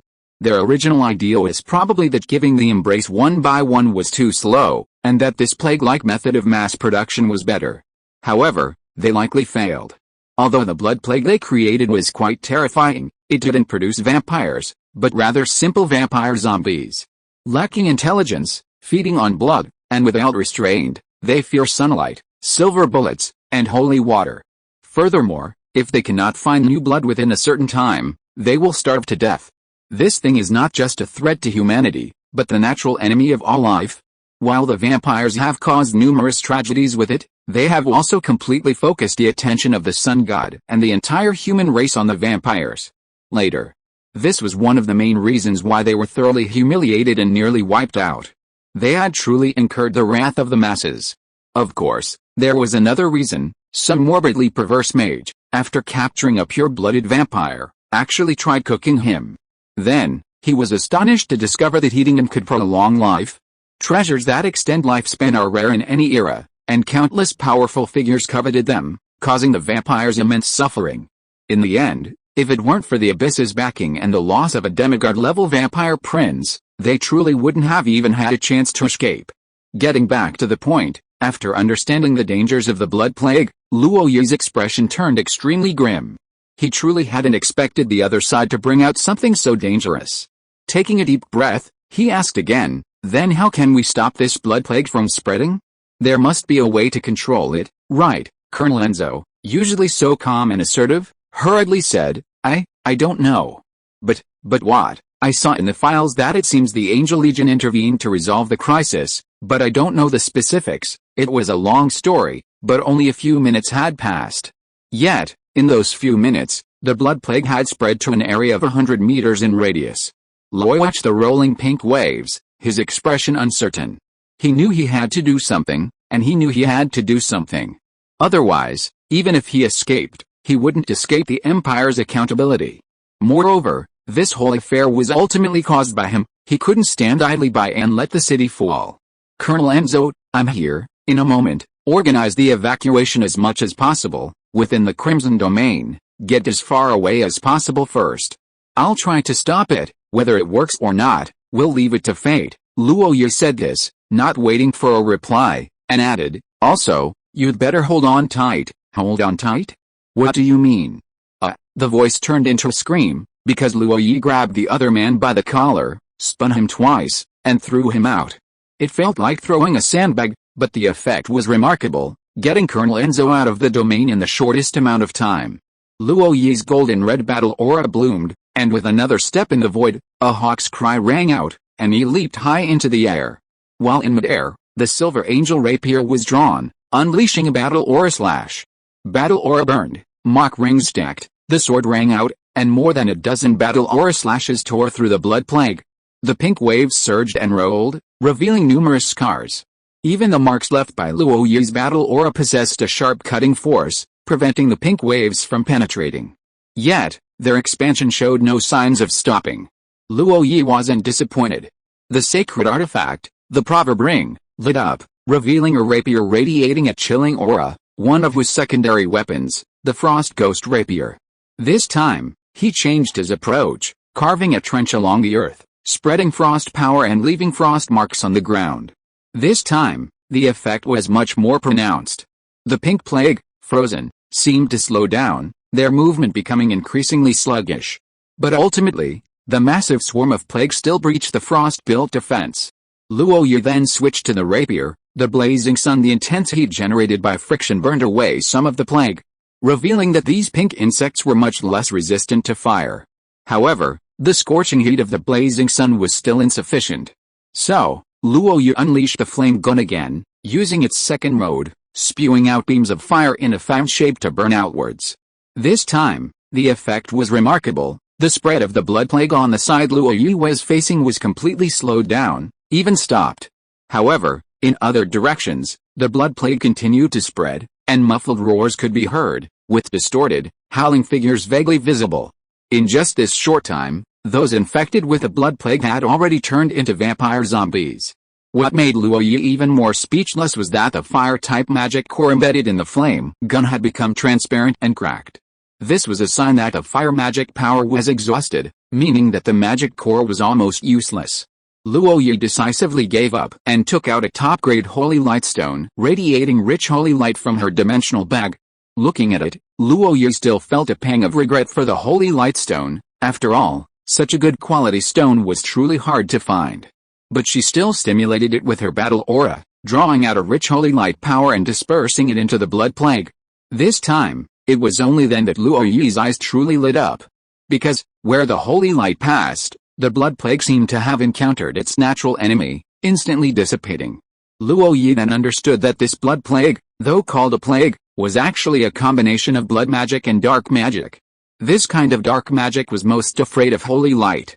In other words, if Luo Yi could gather a few hundred priests now and directly unleash holy light, perhaps she could cleanse this area of blood plague. But now, there was no time for that. Moreover, most importantly, there was a layer of crimson domain outside, which ordinary priests couldn't enter at all. If the blood plague were allowed to fill the entire domain, a massive area with a diameter of 10,000 meters, it would signify that the situation was completely out of control, and Auckland City would fall. Therefore, a more ruthless method was needed. At this moment, Luo Yi threw the holy light stone into her dimensional bag and took out the holy flame goblet. As soon as this weapon carrying holy fire appeared, the blood plague actually showed signs of retreating for the first time, screaming in terror as if countless whispers were escaping as it desperately retreated. Luo Yi finally saw a glimmer of hope. Without hesitation, he gathered gold and red battle aura, and his blazing sun rapier, imbued with the power of holy fire from the holy flame cup, lashed out again. Flames surged and spread outwards, forming a wall of fire. Luo Yi's attack actually possessed the style of a fire swordsman. Where the holy fire burned, the blood plague tentatively spread, only to be burned away, finally showing signs of stopping. Luo Yi didn't waste any time, his figure moving like lightning, sprinting around the blood plague. His blazing sun rapier lashed out with holy flames, constructing a burning wall of fire along the edge of the spread. This time, the blood plague was finally restrained, contained within a certain area. The problem was that this holy fire was rootless. After burning for a while, it began to dissipate. Luo Yi had to constantly replenish it, constantly running, drawing his sword, and sprinkling holy fire. But soon he knew this wouldn't work. If he didn't control the blood plague, he would exhaust himself to death. At this moment, Luo Yi decided to go all out, directly taking out the angel's ring and placing it below the holy flame cup. Gold and red battle aura poured in, drawing in a vast, sacred energy that entered this realm, then flowed through Loi's body and finally into the holy flame grimoire. This was Loi's first attempt at this method, but the effect was surprisingly good. Instantly, the flames within the holy flame grimoire leaped several meters high, the raging flames carrying the power of evolution, landing on the blood plague and burning away a large area for the first time. That's it. Loy had finally found the most effective method, completely transforming himself into an arsonist. Thus, outside the Crimson Domain, Colonel Enzo Paxson, who was originally directing the retreat, witnessed an astonishing scene. He saw Loy holding a holy grimoire, pouring out countless holy flames, like an angel sprinkling a rain of fire. Wherever he passed, the earth was ignited, the blood plague was burned, and even the transformed vampires turned into raging torches. Of course, the third-tier blood servant also turned into a torch. He was quite strong, with many methods. Vampires were known for their strong survival abilities, but against Loy unleashing his full power, he was truly doomed. Once the entire area affected by the blood plague had been engulfed in flames, Luoyi finally breathed a sigh of relief. Then, he looked up at the sky, staring at the pure-blooded Marcus, his eyes filled with a killing intent that had never been so pure. Third update today, as promised. End of this chapter. Thank you so much for reading until the end. Don't forget to give it a like. Looking for more exclusive content and immediate access? Subscribe to our Patreon. Remember, every like, subscription or donation encourages us to continue. Thank you all. See you in the next video.